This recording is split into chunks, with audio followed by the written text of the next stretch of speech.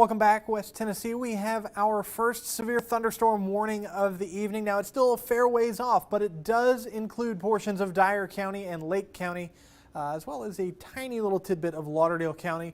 We'll take you a trip around the area and show you what's going on right now. Right now, 80 degrees out in Dyersburg. It still feels very, very stormy outside. Dew points up to 73 in Dyersburg. Very, very high moisture content today. Severe thunderstorm risk.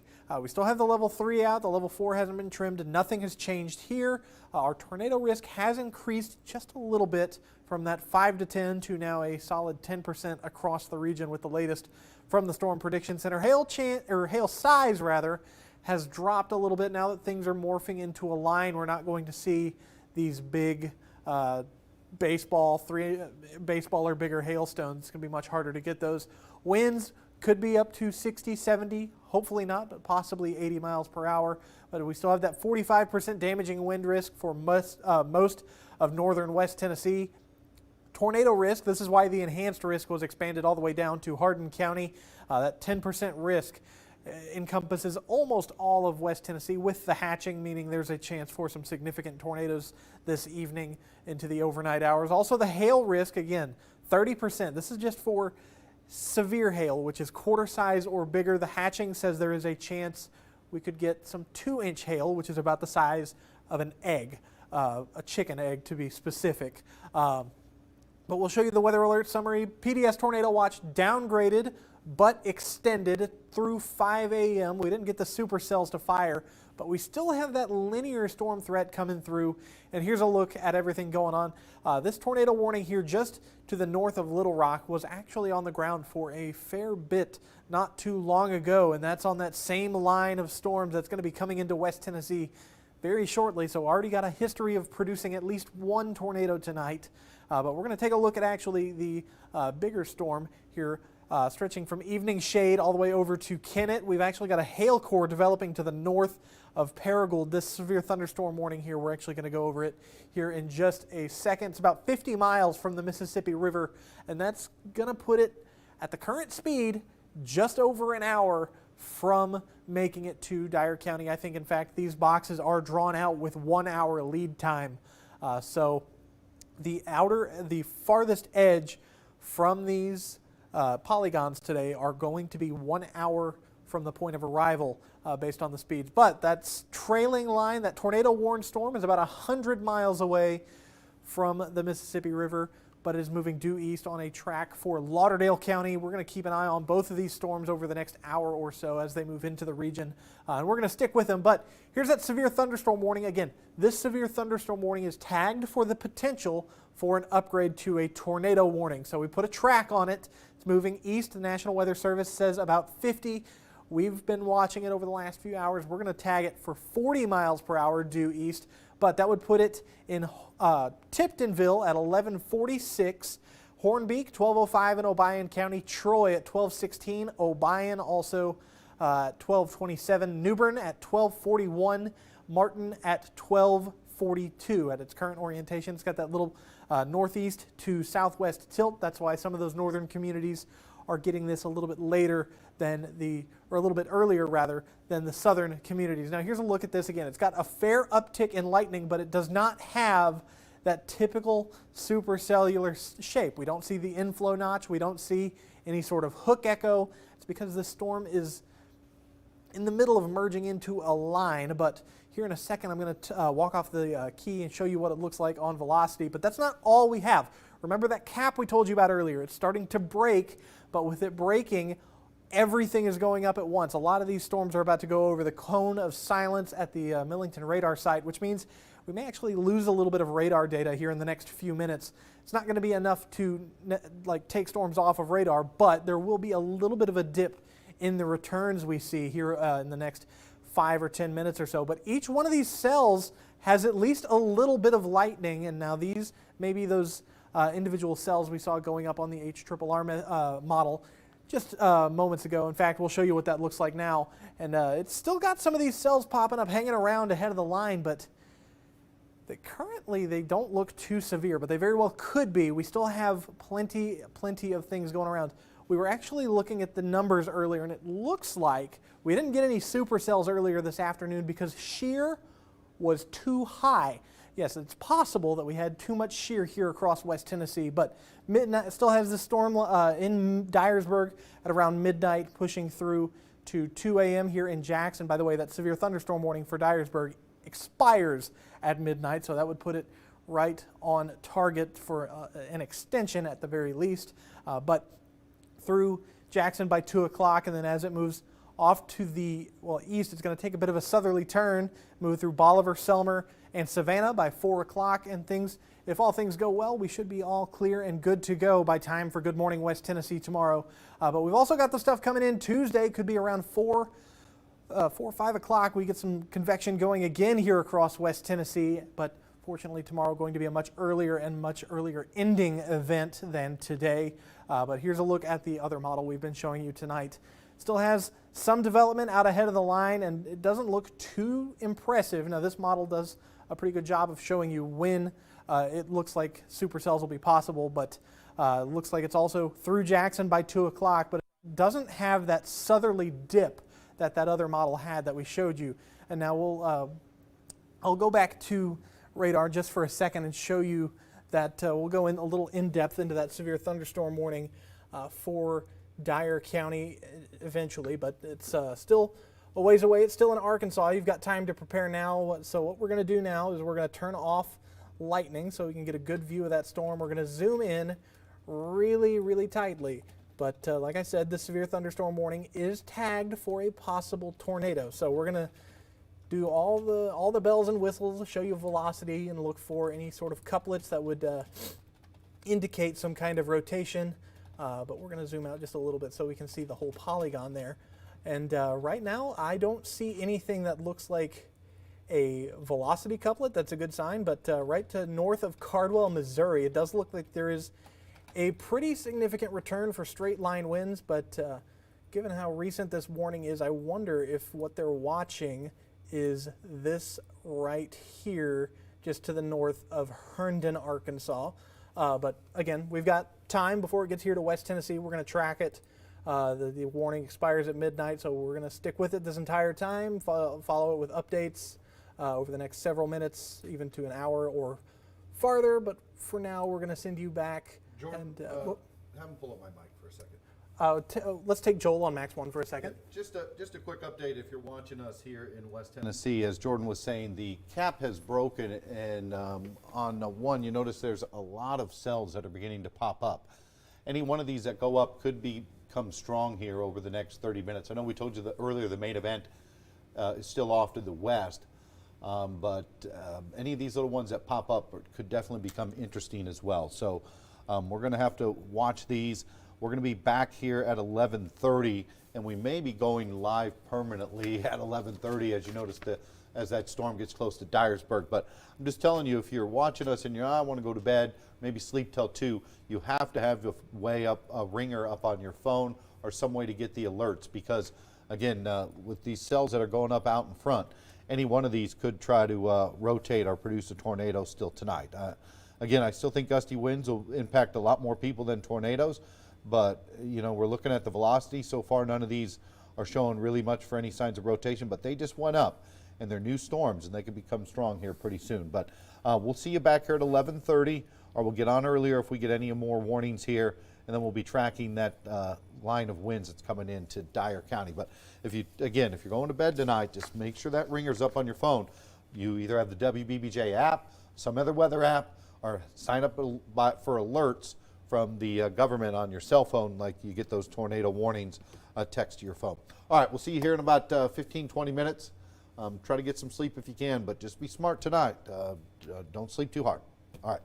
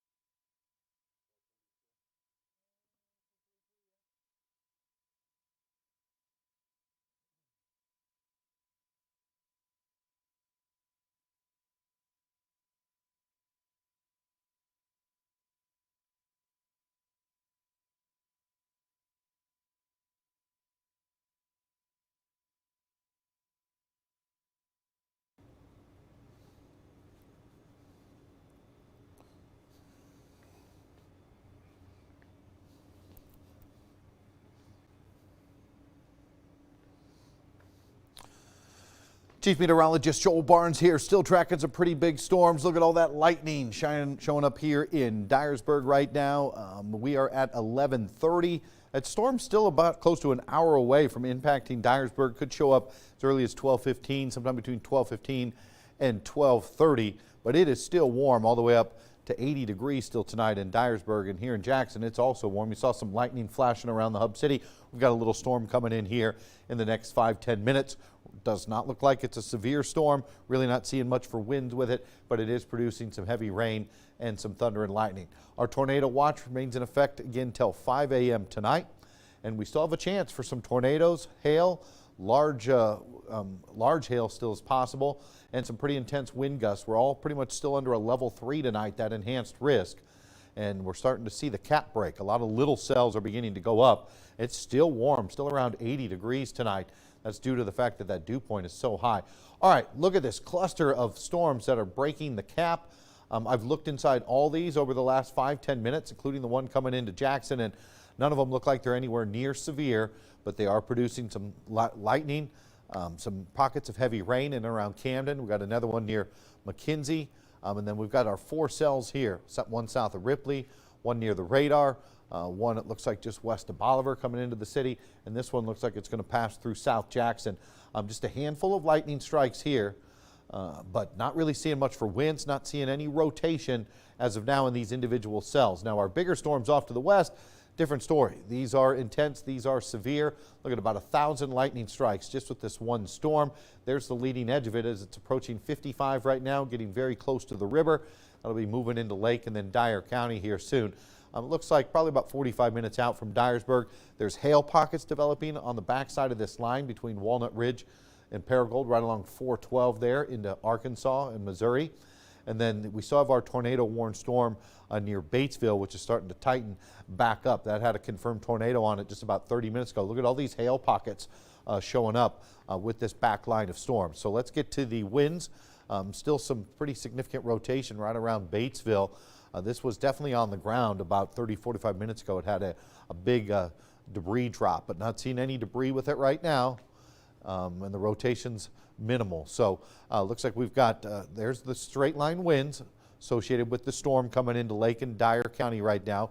Not seeing anything that looks like a tornado, but those are probably 60-mile-an-hour wind gusts, especially with those bright colors. There's a look at the timing, sometime between 12:15 and 12:30 coming into Dyersburg. Ridgely maybe a little earlier than that. It'll be crossing the river here real soon. So let's kind of zoom things out. This is our potent line. We've got the one rotating storm. We've got the straight line wind storm along the leading edge here past Kennett now. And then here in West Tennessee, we've got our little cluster of little storms that are popping up. None of those, though, look like they're going to be severe at this time. We're going to keep a close eye on them, but I still think our main event is on the way. Look at almost 3,000 lightning strikes from Cincinnati down into northern Arkansas tonight. So here's a look at the futurecast. It's got a couple little pop-ups out in front. This is the HRRR right around midnight coming into Tiptonville, 12:15, 12:30 into Dyersburg. And it's got it filling in close to Jackson, Lexington around 2 o'clock. So as the storm line drops on in, that's the main line. Well, again, we got those little isolated smaller cells out in front of it. Could linger till 4, maybe 4:30 a.m. before the storms clear on out in our southern counties. And here's another, this is a look at our IBM model. This one has done the best today, and it's got that little line of little cells we're seeing showing up. Pick that up. And it's got around midnight the big storm coming into Dyersburg, Jackson 1:30, 2 o'clock. But what this model does have is everything clearing out by 3:30, 4 a.m. So that's what we're watching here tonight. Go ahead and pull back up here on the radar because I did see a secondary area of rotation that I saw just pop up, not in West Tennessee, but along that big line. So we've got our tornado warned storm, which we'll go back a couple scans here, and we'll show you when it was on the ground. As it went through right there through Mountain View. See that? South of Mountain View. And then it was still on the ground as it approached Marcella. And then it lifted. And then we'll show you on the debris product how they confirmed this. Besides, law enforcement saw it as well. But see that? That's what we're looking for how to confirm a tornado on radar. See that right there near Hanover? That's a debris ball. And then intensified as it went to the east, and then it kind of lifted. But we think a tornado passed right through between West Richwoods and Hanover, just south of Mountain View there, into Arkansas. So back to what is happening right now. Getting some winds there. That's some rotation but it looks pretty broad, straight line winds, but that one's got a new severe thunderstorm warning on it as well. So it's following in that main line. So, but our first storm to show up is this guy, about to cross the river right now into Dyersburg. And look at the rotation inside all those cells. Remember the one I was showing you in Jackson? It really looks like there's no winds at all. We're about to find out because that little cell's about to come into Jackson right now. Let me go back and pull up the Jackson. There's the Jackson cell. So it looks like we may have a little bit of hail trying to develop there near Tune. So that one's our strongest one so far. You notice the lightning kicked up in the last 5 minutes even with this cell. Wasn't doing much a few minutes ago. We'll see if we got any hail showing up with that guy yet. So no hail detection, but that's because it just started. And then we'll go ahead and pull up velocity, make sure it didn't start to rotate in the last minute as well. So yeah, really when we look at it as velocity, you notice how we don't see those bright colors, nothing that jumps or stands out with any of these cells out in front of the front. All right, Jordan knows a lot, being from Dyer County and Dyersburg, and he's been taking a close eye on that cell. Jordan, go ahead. Well, good news is it doesn't look too terribly impressive on radar. We did put a track on it. Does look to maintain a pace of around 12:33 for arrival in Dyersburg. I would put it in some bigger cities. I would put it near Hornbeak shortly before, just because the storm has a little bit of a northwest to southeast or northeast to southwest orientation rather.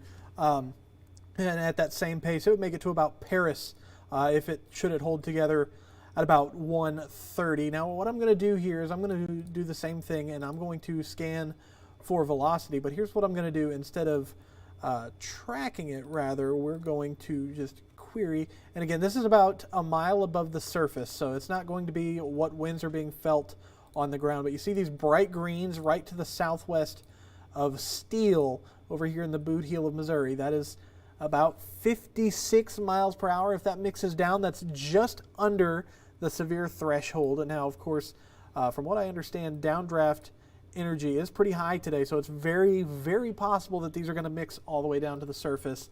That's why we do have the 45% chance for damaging winds across West Tennessee today. But again, right now, we're still about 45 minutes to an hour away from this getting into Dyersburg. We'll take you a look outside at this storm with our Dyersburg camera. It's going to take a few seconds for it to pop up, but this is looking from the Dyersburg Hospital, pointed pretty close to due northwest. When it pops up, you'll see the Dyersburg State, I believe it's their softball building, where right by the Dyer County Health Department. We can go to one while we're waiting on that camera to pop up. And it's going to be, we're not going to see a whole lot yet because, again, the storm's still about 30, 45 miles away and 45 minutes out. But it is a good view towards that direction. You'll see a little bit of what's to come, at least with lightning, because like we've been saying, there is a lot of lightning with this system. And tell them to switch over to yeah, one. I don't know let's take Max 1. Dyersburg camera's giving us some issues right now. I'm going to fidget with this. We'll get it to come up, and then we'll go to it here, Jordan. We just don't want to sit there on the black camera. We'll get back to Jordan as soon as he gets that camera up. That cell's getting a little stronger, the one north of Hickory Valley. So we've got this little weak one in Lexington right now, but this storm is getting more lightning strikes by the minute. It really didn't have much about 10 minutes ago, but it's starting to get an uptick in lightning as it tracks up to the northeast. And real quick, a tracker on that. There's a look at when that could be coming into Meaden, Henderson Beach. Well, again, that's not severe warned, but it's starting to get pretty strong with a lot of lightning. All right, Jordan's got Dyersburg camera pulled up now on 2. Yeah, we've got some pretty intense lightning here, and this is not pointed right at the storm, but it is pretty close, about as close as we can get. This isn't one of the cameras we have control over, but like I said, right there on the right hand, very far right hand of your screen. Some of you, if you have a smaller screen, may not be able to see it. That blue building, that's the Dyersburg State softball building. But we're overlooking from the hospital here. Off to the right of your screen is going to be the health department. But there is a ton of lightning with these storms coming across the river into West Tennessee. So not only are we going to have to deal with hazards of maybe a potential localized flash flood, maybe a brief spin-up tornado, maybe some damaging winds in excess of 60 miles per hour. This is the kind of lightning we warn you about when we say when thunder roars, go indoors, because we're looking somewhere in the ballpark of 500 to 1,000 lightning strikes in this cluster that's about to move into the area. Definitely pretty intense there, Jordan. Back on one, again, we're really starting to keep an eye on this storm right now because it's currently in our viewing area. It looks like it's going to be tracking up near Lexington, Henderson. You look like you're in the path of this one. Again, not seeing anything too impressive when we're looking at the velocity as far as the winds to say, you know, there's a bunch of rotation or anything, but so we'll definitely keep an eye on it. I'm trying to see if any things showing up yet on the hail product on that one, because it looked like there was some, yeah, so it looks like a tiny bit of hail showing up there with that one near Tune. We'll see if that gets any bigger as it gets closer to Meaden. Jordan, anything from the National Weather Service on these storms that are locally in West Tennessee right now? Have you seen? All right, I can check I will. I have not seen anything since the last update to the severe thunderstorm warning, and that was just yeah, to trim 20 minutes ago. Trim a county Yeah, out of I see Arkansas. that. We do have a hail return up to about 5,000 feet on that storm just to the west of Tune. I took a 3D slice of it. Looks like there may be some small hail. Mixing on in. But nothing too close to severe limits just yet. That's good. All right, back on one. We'll let Jordan get some more graphics set up. Downtown Jackson right now. We'll walk off onto the weather wall here. Downtown Jackson, starting to see some lightning showing up here or there. We're currently it's still 80 degrees as we approach midnight. So just kind of how rare of a setup this is. That's why we were very concerned earlier that the cap was going to break and we would get massive supercells and tornadoes. That's why the National Weather Service issued that PDS tornado watch. And I'll be honest with you, I've been doing this a long time. This is the first time I've seen a PDS tornado watch get issued where there wasn't at least tornado warned storms, and we didn't have any storms at all. So very, very rare cap that was set up. Definitely skunked the National Weather or the Storm Prediction Center meteorologist there. So maybe they were missing some data. Maybe they didn't have enough balloons that they usually have to send up to get extra information on the atmosphere, but they definitely missed that cap today. 10% chance, though, still for each county tonight to have a tornado. I know that's not great, but if you look at that's all of our counties, it means more likely than not we're probably going to have a touchdown somewhere tonight. Just don't think they're going to be long-tracked EF3s or greater like we had the potential for earlier today if they would have broke the cap. But a lot of explosion here over the last hour. That cap broke, and a lot of these storms now are firing on up. We've got a cluster there near Camden, a couple more over here, looks like over near McKinsey, and then we've got these little cells, 5 of them that have popped up here, one in Meaden, another one down through Bolivar, this one in Lexington over through Scotts Hill. Not doing a lot, just a handful of lightning strikes.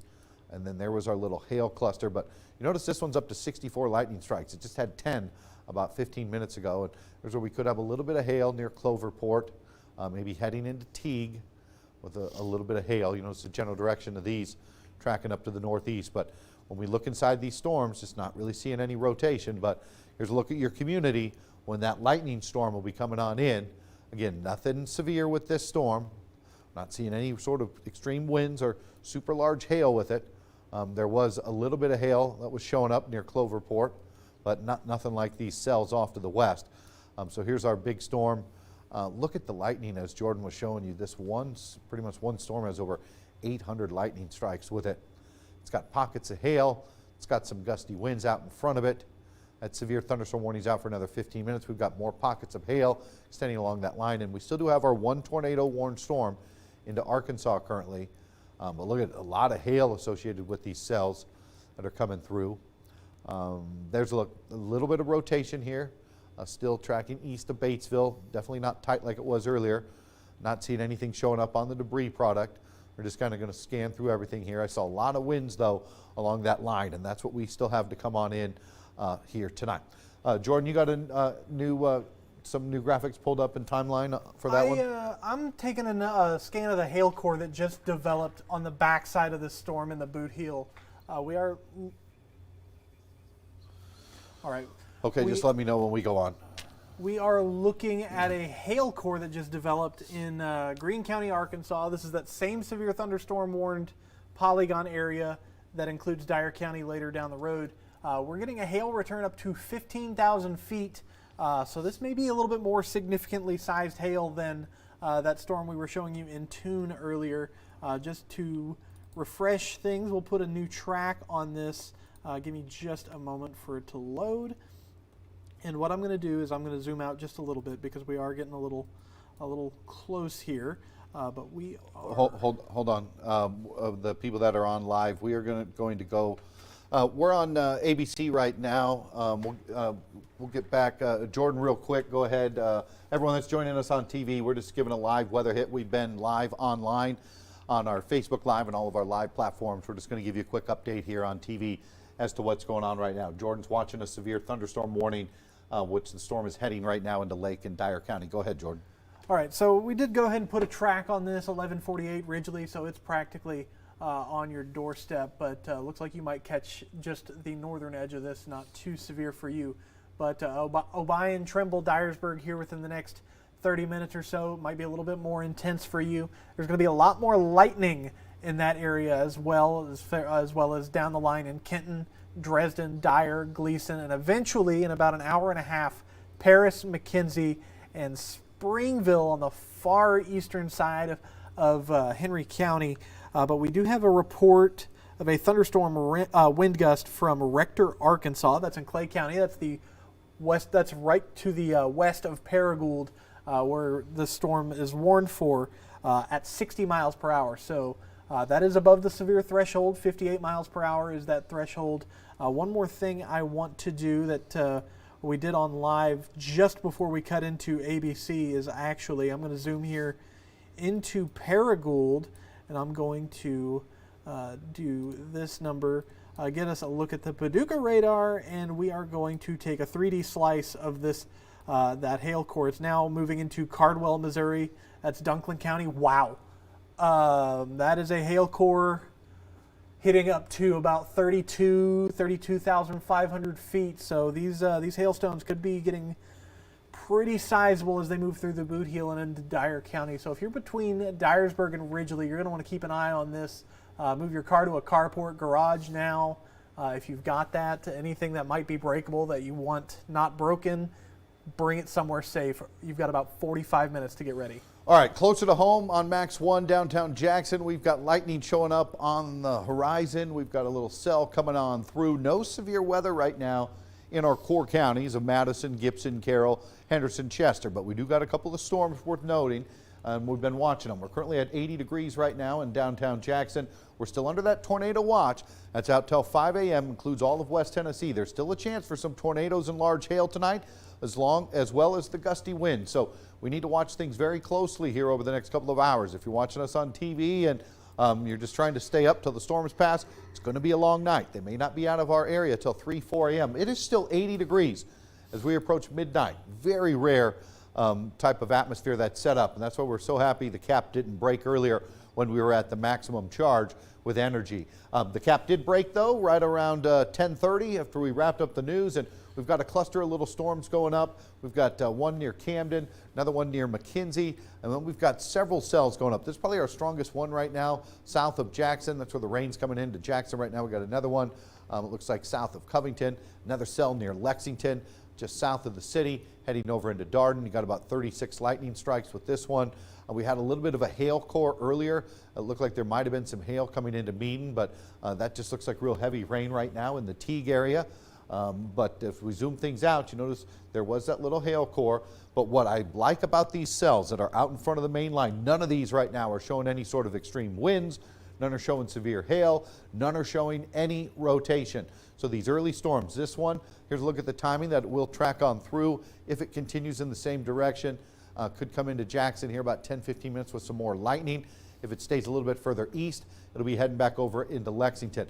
But again, none of these storms out in front of the main line right now are severe.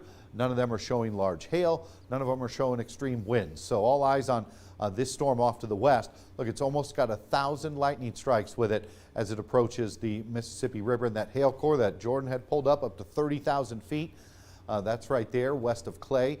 And then we've got another hail core near Sedgwick. We did have a confirmed tornado earlier with this storm that I'm showing you here over into Arkansas, but it looks like that now is still producing some hail. These blue colors are the hail colors, but it looks like it's really lost some of its rotation, and it's just got a severe thunderstorm warning on it right now. But there are still pockets of rotation on this back cell. It had a big chunk of debris flying around about an hour ago with it. Our storm out front here coming into Dyersburg, that looks like it's got some gusty winds on the way on 155. Kind of want to zoom things out here. This is what I wanted to see. So this is all still have to come through tonight. There are hail pockets showing up. There are severe thunderstorm warnings, but as of now, it's all turning into a line like we thought would happen. If it turns into a line and not those individual storms, that'll cut down on the tornado threat tonight, but it's not going to stop the storms from coming. They're still going to be producing some strong winds as they come on by, as they approach the Mississippi River. We'll zoom things out here one more time. Look at this explosive line of lightning. This all still has to come on in, and it's going to get awful stormy here in the next few hours. Things are going to get worse over the next hour or two before they get better, probably not until around the time the sun comes up. Jordan, what do you got on our severe warning storm here one more time before we get off TV, and we'll just stick back online for a little bit. Go ahead. All right, so National Weather Service says there is going to be a new severe thunderstorm warning coming out for the activity in northeast Arkansas and the Boot Heel. I imagine they're going to draw, it's going to overlap with the current warning, and they're going to draw a second polygon that just extends a little bit farther south to include this activity back to the west, where the majority of this lightning is from Paragould points west back towards Walnut Ridge, just to the north of Jonesboro. They haven't drawn out that polygon yet. They haven't issued it. I'm sure it's coming. They've already said it's coming, but we're still going to keep an eye on things over here in Missouri and Arkansas, because this is really the first close thing. But we'll give you another slice of this hail core just to the east of Cardwell. Again, this is the one that scanned up to about 32,500 feet. Good news is it's come down. There's a bit of a broken core. There's maybe some stones suspended there around 15,000 feet, but most of it looks to have come down to somewhere between 4,000 and 5,000 feet, maybe as high as 6,000 feet. We can draw a new track on this as well. It is drawn out for about 50 miles per hour, so that's what we're going to draw it for. Let me zoom out just a little bit farther. Then we'll get you some updated timings here, drawing off the leading edge of this, moving due east at about, we'll just go out to the Tennessee River. It's going to put it in Dyersburg at 12:11, so it has sped up just a touch. But New Bern around 12:17, Mason Hall, there's that new warning. We'll get you some of these timings, and then we'll query that new warning for you. That does actually almost bring it all the way to Jackson. Trenton by 12:55, Gleason 109, McKenzie 119, Huntingdon 136, Brewston at 148, Camden at 159. So let's get the new information on this warning really quickly, and then I'll let you have it back, Joel. Right now, this is a severe thunderstorm warning for, it's a huge polygon. They put out a large lead time on this. But for us here in West Tennessee, this includes Crockett, Dyer, Gibson, Lauderdale, Haywood, and northwestern Madison. They've actually got this tagged at moving 65 miles per hour due east. We'll track 65? That over. 65? I don't think that's right. I think 65 is a little fast. We've been watching it all night around 30 to 40. Right. It's a baseline severe thunderstorm warning, so 60 mile per hour winds and quarter size hail. This warning does not have the tornado possible tag on it like the original warning did. So I suppose that is at least a good news on that front. So Joel, yeah, it looks like it'll be about an hour till it gets into Humboldt. You can go back over to 1. There's a look at the track. And there's a look at the timing with that. So if it continues off to the east around Humboldt around 1 a.m., looks like Trenton maybe a little bit earlier than that. So that's the big storm we've been watching all night. But again, we're also watching this little cluster of storms popping up down here between Jackson and Bolivar. It looks like there could be some hail trying to fill on in to that Bolivar storm. Up north, these have kind of fizzled out, the one east of Camden. We're going to stay on, by the way, on ABC here till around midnight. And then if you want to continue to watch our weather coverage, go to our live platforms, Facebook Live, YouTube, our live feed on our website, either one of our apps. There's many ways you can get our live weather coverage. But we're going to stick around for about 4 more minutes, midnight, and then we'll head back to regular TV programming. And we'll break in occasionally on TV. If you're watching something on TV, you want to do that. You can also watch the weather on your phone while you watch ABC as well. So there's a look at our storm down to the south of Jackson. This one's getting pretty intense as well. Looks like it just flashed a little hail core there north of Parsons, but this one's got about 65 strikes. This also a strong storm now moving through Meaden. Lots of lightning in and around Pinson. This is coming into Henderson in the next 5 minutes or so. Not really seeing much currently for hail, at least in that part of the storm, but I did flash up what I thought was some hail maybe just to the south. So we'll see if that is showing up now. Okay, so that's already gone. So that the hail that popped up right there looks like that's pretty much gone now. So that's good. Looks like just some heavy rain as it's heading now. Luray, it'll be knocking on the door here. It's also going to be coming in to Lexington. So here's the timing of that second cell. It's going to pretty much follow the tail of the first one coming into Lexington here about 20-25 minutes, as it may be a little earlier than that depending on the speed. I think some of these are moving faster out in front of the line than the main line. Again, we had that little bit of hail reported down near Tune, nothing near severe there. So this is pretty much what we're watching for severe weather. Is look at this massive storm. Over 1,000 lightning strikes. This is a explosive cell as it's beginning to drop southward. I haven't moved this in about the last 30 minutes because everything had been moving pretty much due west. But you notice it's also slowly dropping southward now as it's cutting real close to Dyersburg. So that's going to be knocking on the door here in Dyersburg, it looks like, in about 15 minutes. But look at all the hail associated with that.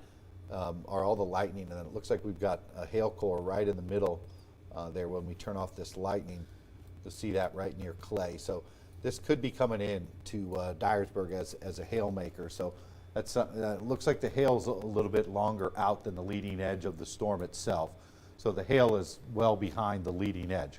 We also got another hail pocket there near Herndon along 412, and then we've got tornado warning issued again. That's a brand new one, right, Jordan? Yeah, that just came out. That's a Little Rock office county, but we can still query it just to get a speed and a timing on it. So this is a radar indicated tornado warning for located 13 miles east of Batesville, and we'll go ahead and take a quick look at the velocity on that. Again, broad, definitely not as scary as it looked earlier, but right there, yeah, you can see there was definitely some rotation heading into, I don't know if that's Dota or Dada, but as far as how far it is away, though, from the Mississippi, it's still a ways. So this storm is still 2 hours out. It's moving east at 30. I'd almost wonder, I guess, if that's about 2.5 to 3 hours out. Yeah, 2 hours till it crosses the Mississippi, so I don't think that's something we need to be super concerned about at the moment. But this is what we're watching. We're going to head back to regular programming on TV. Again, if you want to continue to follow our severe weather coverage, we're going to continue to talk about these storms online. Again, Facebook Live, wbbjtv.com/live, YouTube channel, Roku, many ways to follow us online. But we're going to head back to regular programming on TV right now. All right, Jordan, you want to take over for a minute? I'm going to use the restroom real quick and get something to go right ahead. Okay? Yeah, we'll take care of things here. But first things first, good news is we don't really have anything moving into West Tennessee right now that is currently severe.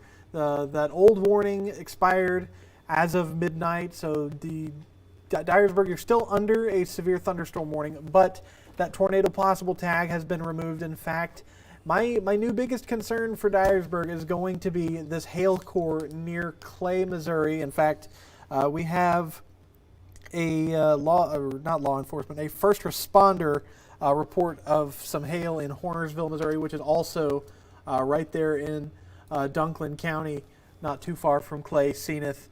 But that is going to be some pea-sized hail, and we have a new severe thunderstorm warning coming in for Henderson County. That's going to be one of these two storms, I believe. It's the eastern storm here. Decatur and Henderson are now under a severe thunderstorm warning. We have a tornado possible tag on this. So what we're going to do real quick is we're going to pop up velocity and see if we can find that couplet to see where they're seeing a possible tornado or possible circulation to be concerned about a tornado. But good news, that's not in a great spot. We'll try the Camden radar, and it's at that it's at the edge of its range of both Nashville, Memphis, and Camden. So it's in a bit of a gap. We'll have to use everything we've got to sneak a peek at this, but we can scroll it back maybe a scan or two back before it crosses into that purple. That purple color you see is where it's the effective edge of, or it's one of the ranges of the radar where it will start to scan a little less accurately from that far out. But again, we're going to keep an eye on this over the next few minutes. It is a base thunderstorm warning, 60-mile-per-hour winds and quarter-size hail, but they did add that tornado possible tag on it. Joel, do you have any? Yeah, I mean, you can see a little bit of rotation south of Darden, between Darden and Scotts Hill. It just showed up south of Lexington a couple of scans ago. A little bit of rotation as it's tracking on through, and it's a long ways away from the radar, so definitely better to be safe than sorry on that one. So, okay. Just let me know when we're on. We're going to head back on TV and just stay on ABC and cover this since we got a new severe thunderstorm warning. So if you're watching us online, if you don't have a way you want to watch it on a big screen, we're on ABC right now. So you can go ahead and turn it on to ABC. All right, brand new severe thunderstorm warning. It also looks like it's got hail in it, Jordan. I think that's more than the wind. You notice the hail scan came kind of out of nowhere here. That's definitely some hail on the way through Dixie Mills, Garrett. It's going to come right into Parsons and Decaturville. So right at Middleburg, Decaturville Road and heading into 641. I think that's close to, it's getting close to the river. They're over at Perryville Marina. I think it'll go real close to Perryville Marina with that hail core as it comes on by. And then it looks like there's again, we're kind of right on see how we're in between two radars there going back and forth. But there's definitely a little bit of rotation here with it. Went right through Shady Hill heading into Garrett. So again, it's just a severe thunderstorm warning right now, but it could drop a tornado. So Parsons, Decaturville, you need to stick with us here for a few more scans on it. Jordan, do you want to do a hail slice on that one? Yeah, sure, we can do a hail slice on this. So here's what we're rocking with. I would say that's some pretty big hail if I had to squander a guess at this. Let me grab the camera real quick and pan this up. I know you can't see it all the way, but we'll zoom out. And there's that scan. It's a 40,000 foot storm, which is pretty tall for this time of year, but also that hail core is going up about 25,000 feet. So it's a pretty strong updrafts here tonight. So we're going to keep an eye on that. That hail core, it could, it says quarter, but it would not surprise me if we see an upgrade to $half, maybe even ping pong ball sized hail with this. It's in a really tough spot to scan, being in the kind of the gap where both Memphis, or not just both, Memphis, Nashville, and Fort Campbell all struggle to see that little area of Henderson and Decatur County. But we're going to head on ABC in just a few seconds, so give us a second. All right, we're going to, let's head over to 1. Chief Meteorologist Joel Barnes here. We're back on ABC because we got a severe thunderstorm warning that definitely has some hail and a little bit of rotation that is now over near the Parsons area. That's the first cell that's been warned out in front of the main line.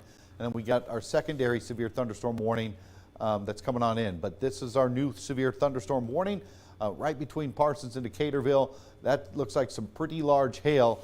Jordan's going to do a slice in the middle of that storm here in a minute just to show you how high up the hail goes inside that storm, which is heading into Dixie Mills between Parsons and Decaturville, probably going to approach the river somewhere around the Perryville Marina area.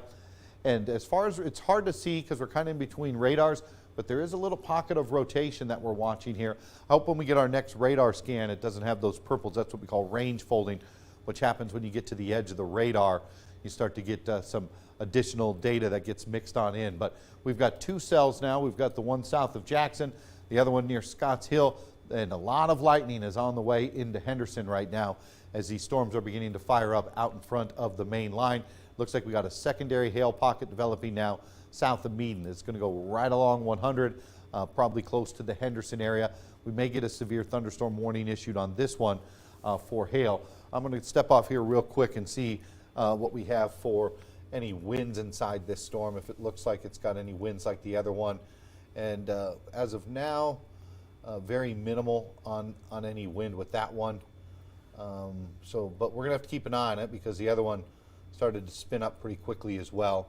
Real quick, Jordan, how on two, doesn't look up to, earlier it was up to 30,000 feet. Yeah, it was up to almost 30,000 feet. It's come down to about 15,000 now. So maybe the hail size spiked for just a second and then came back down, but still, hail up to 15,000 feet is nothing to scoff at. These storms are going to be particularly intense tonight.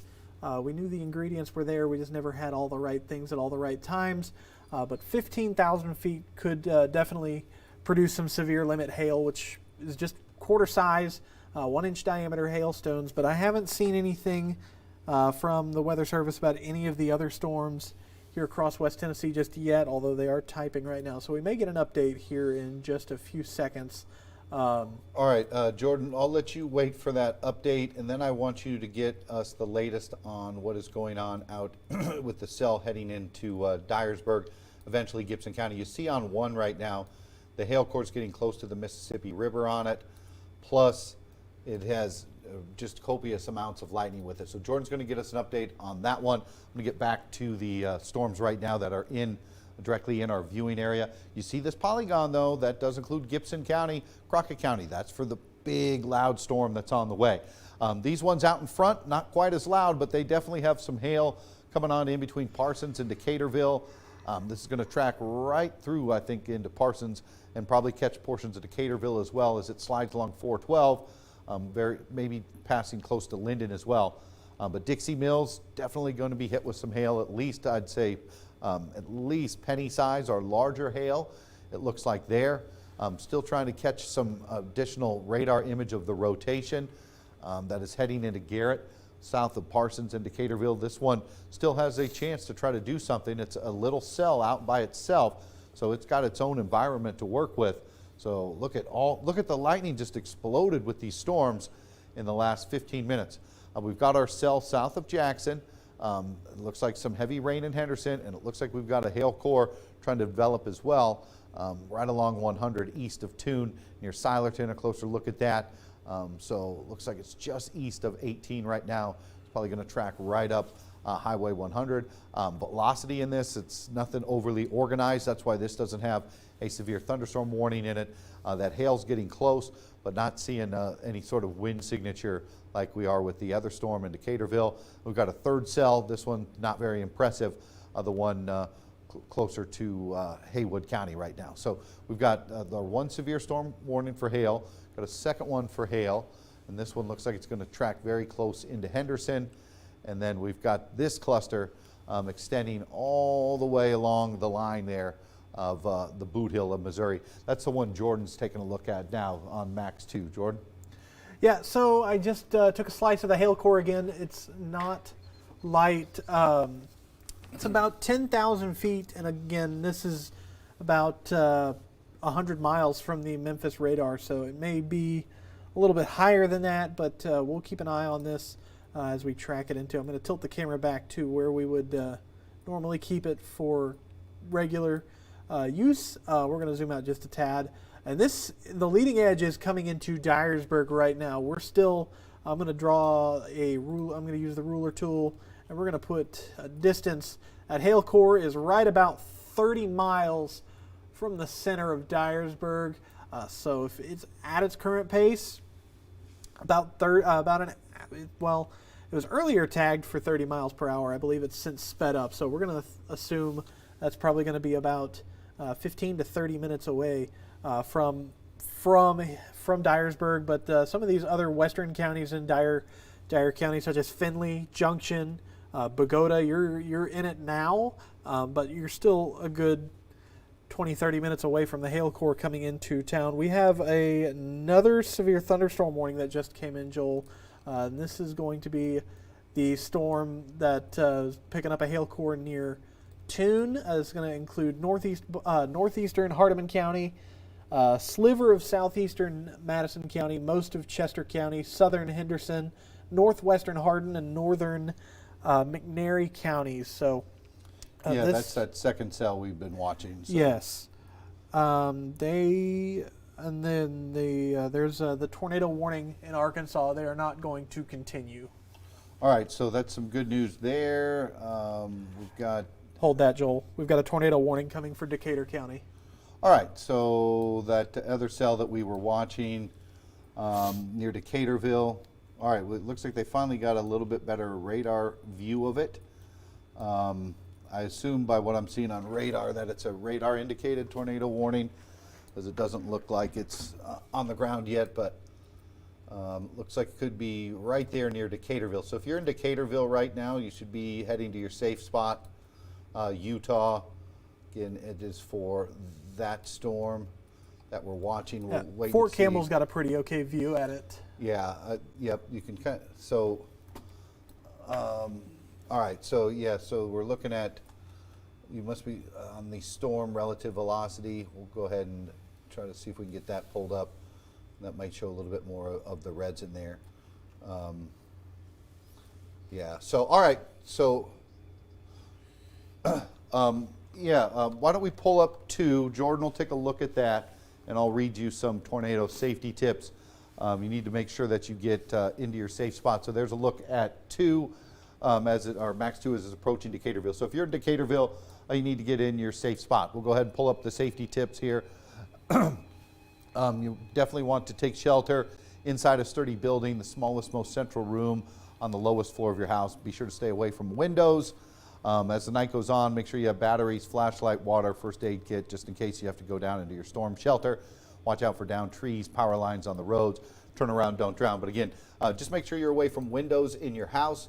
You're going to want to seek, again, be on the lowest floor is also important, and try to put as many walls from you as you can from Mother Nature's wrath of the tornadoes. So again, on max 1, we got the polygon pulled up, and then on max 2, Jordan's got the velocity. So Jordan, what are you seeing there on 2 with the velocity with that? I'm seeing a strong inflow. Now, the outflow is not nearly as strong, which usually is a sign that this is tightening up. But what I want to do is query, and we'll give you an idea of how strong this is, what we call gate-to-gate shear. So to do that, I'm going to have to turn off the warning polygon for a second. And we'll hit the query button, and we'll zoom in to where we have red touching green. So it's 61 away from the radar into the storm, and 14, so that's about 75 miles per hour. And this is, again, I'm using the Fort Campbell, Kentucky radar. It's got the best look at this. So this, again, is going to be one of those scans that's pretty high into the atmosphere, but still, that is tight enough mid-level rotation that I would personally not stray away from issuing this warning, especially considering this is the edge of their forecast area. So we're looking at a very small polygon here, but definitely Largo, Decaturville, Utah, Gumdale, it's going to miss you to the north, but still I would go ahead and head into the safe space. Parsons and Bustletown, you might be at risk of bigger hail, but there's also a sliver of Henderson County involved in this polygon, but the rotation is out of Henderson County. So if you're in Henderson County and hear the sirens going off, you are okay for right now. We're still going to watch that second storm off to the west for you. Yeah, here's the second storm that was warned. It definitely has a hail core on it. That is this one right now. That does include Henderson, Finger. It looks like it's struggling to highlight that. But so there's a look at the warning. Does include Lexington, Sardis, Finger, and that looks like some pretty large hail in Silerton as it's coming by. So it looks like we've got some pretty big hail on the way to the Henderson area. Inside that storm, there's another look at it. The hail core there as it approaches Hickory Corners. So that's our new warning that just came out.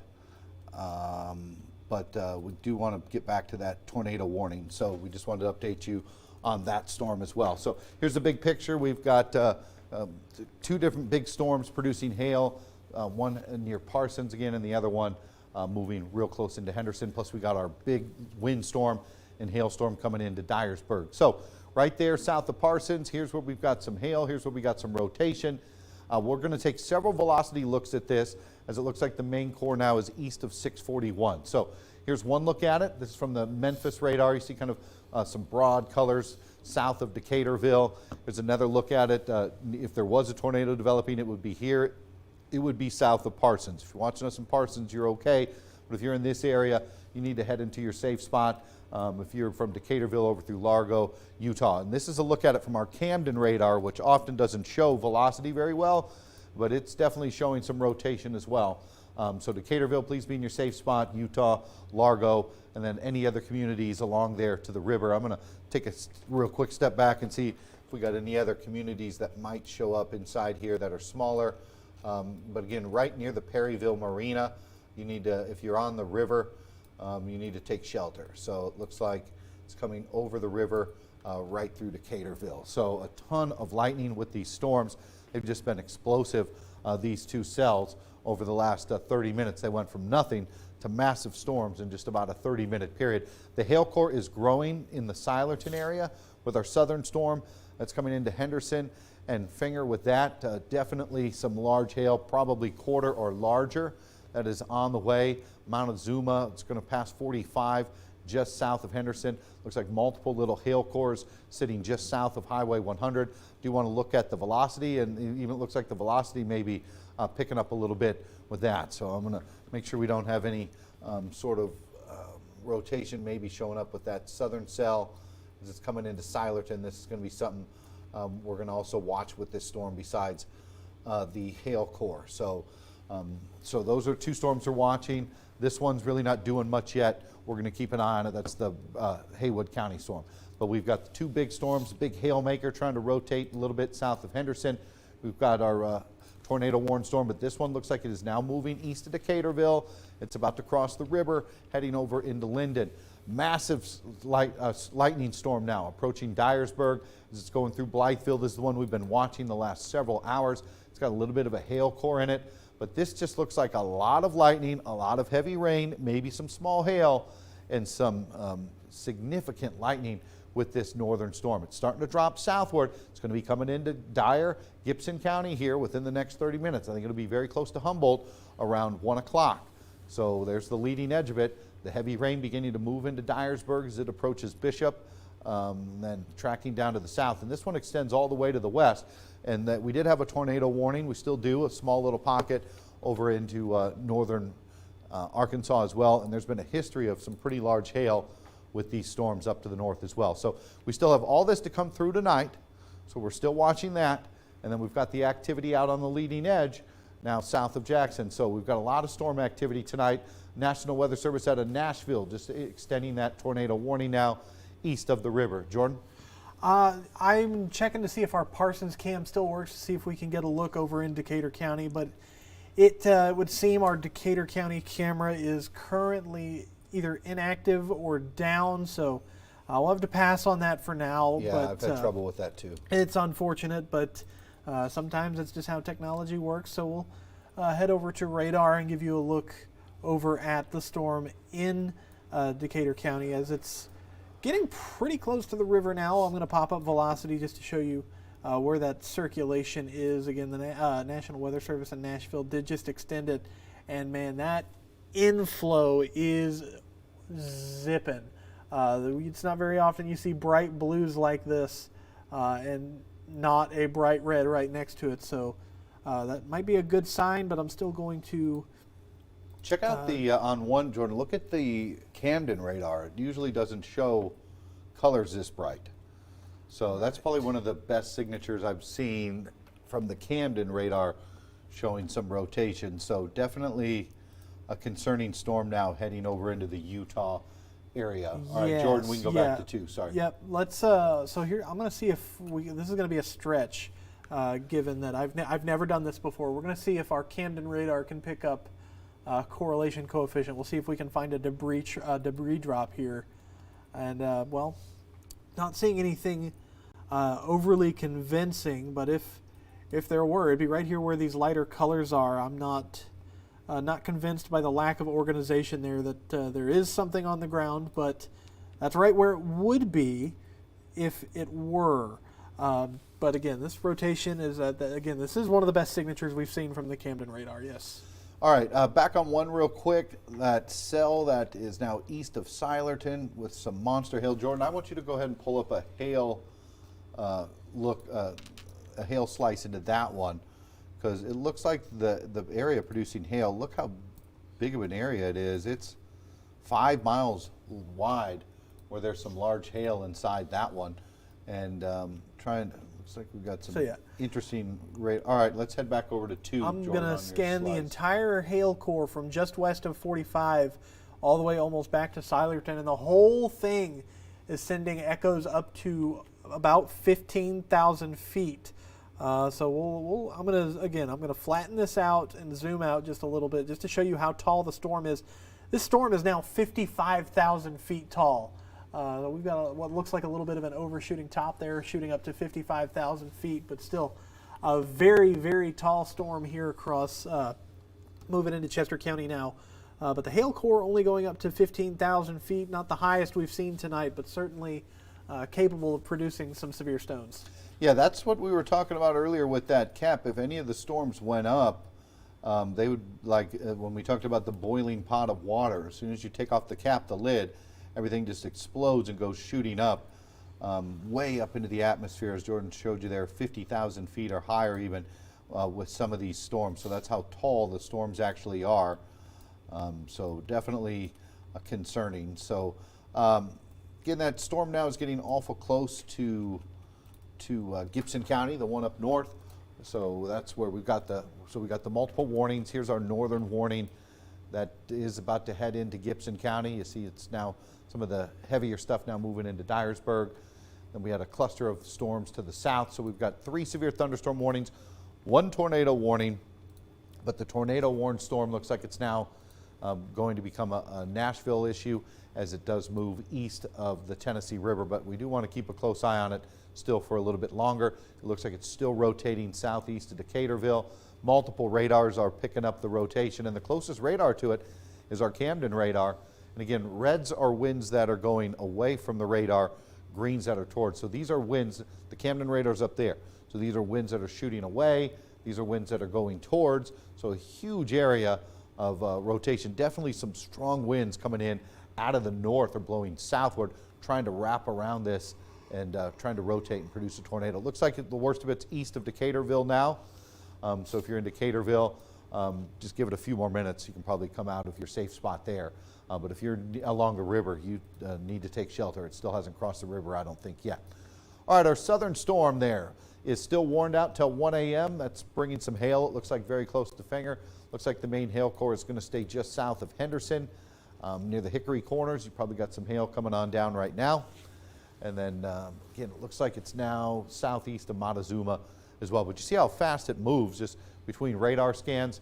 I know this looks like, wow, that's a lot of bright colors, right? But they're all pretty much the same direction. There's a little bit of broad rotation that I've started to pick up on here west of Henderson. So it's something that we'll be watching. Definitely not enough for a tornado warning right now, but we'll take a look at it over the next couple of scans. We also got, again, this storm starting to get a little bit of a lightning uptick. The one south of Woodland. Looks like that one could be heading into Meaden, but that large hail there south of Henderson, rotation there heading into Linden, and here's our monster storm. Look at the lightning strikes just in this one little image, almost 700 strikes. Good news is the hail core has kind of dissipated. That was what was there. Looks like maybe some smaller hail, and the most intense rain or maybe some small hail is coming into Dyersburg right now. Jordan's going to take a quick look at that here in a minute.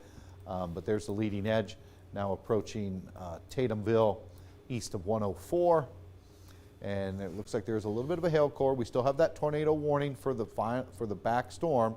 Looks like they're going to let that cancel and then reissue possibly a severe thunderstorm warning.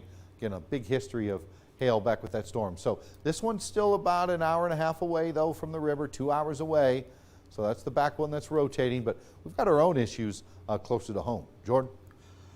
So we do have a report of a wall cloud from southern Decatur from a HazCam in Bath Springs, Tennessee. We don't have access to that camera here at Wbbj, but somebody did share a screenshot to the National Weather Service of that wall cloud. Also to that new tornado warning over in eastern Arkansas, there is a potential, they mentioned a potential debris drop over toward Swifton, and there, we'll draw it out for you real quick. It's a little elongated, but this is the area they're talking about. Yes, they just upgraded it to a confirmed tornado just the southwest of Cache with that debris drop. So yeah, there's currently a tornado on the ground, and this is Craighead County, Arkansas. Yes, Craighead County, Arkansas, moving toward Poinsett County, a little bit of a southeasterly track. Yes. Yeah. So yeah, that's a pretty intense looking cell. That's the one that had a confirmed tornado on it earlier. That is out until 1 a.m. As Jordan was showing you there on Max 2, that is just an incredible debris tracker there. We want to pull up 2 again so you can see that. And Jordan, go back a couple of scans to show people how it kind of just pops out of nowhere. So it's only been 2 scans. So here's one scan, the next scan, and there it is right over Highway 67. It's a little bit of a blip right there. So there's the first one. There's the first signature of a debris drop, and here was the most recent scan, which is a little more dispersed, which may be a sign that it either weakened or completely dissipated, and there's still dust aloft from it. But that's about as clear as it gets.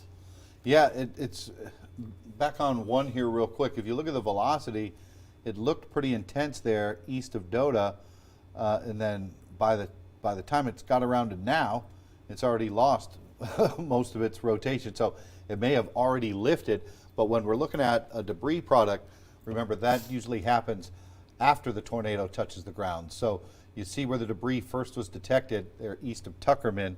So that probably should have been confirmed, you know, maybe 10 minutes ago. There's a clear debris ball right there east of Tuckerman. Then you can see the debris a little bit better, but it looks like it's, again, already gone. So again, real quick spin up there, but they're probably going to keep the confirmed tag on it at least for a few more scans. But we could talk about that storm a long time. It's a neat storm meteorological, but it's not impacting anybody locally right now. So we're going to get back to... Since we're going back to West Tennessee, I do have a report from Decatur County Emergency Management that we have a spotter confirmed funnel cloud, but no touchdown. Okay, that's with our storm that was just south of Parsons. But notice how close this storm's getting, right? Okay, that's the confirmed tornado. There's the river. So it looks like it's about an hour out. So it's going to be close to around 1:30. That may be coming close to Covington. And you notice if it keeps the general direction, it might be an issue for us here in Jackson coming in sometime after 2 o'clock in the morning. So again, we've got a lot to watch here over the next couple of hours. So let's get back to the original tornado warned storm south of Parsons. That is now, looks like it's just east of the river.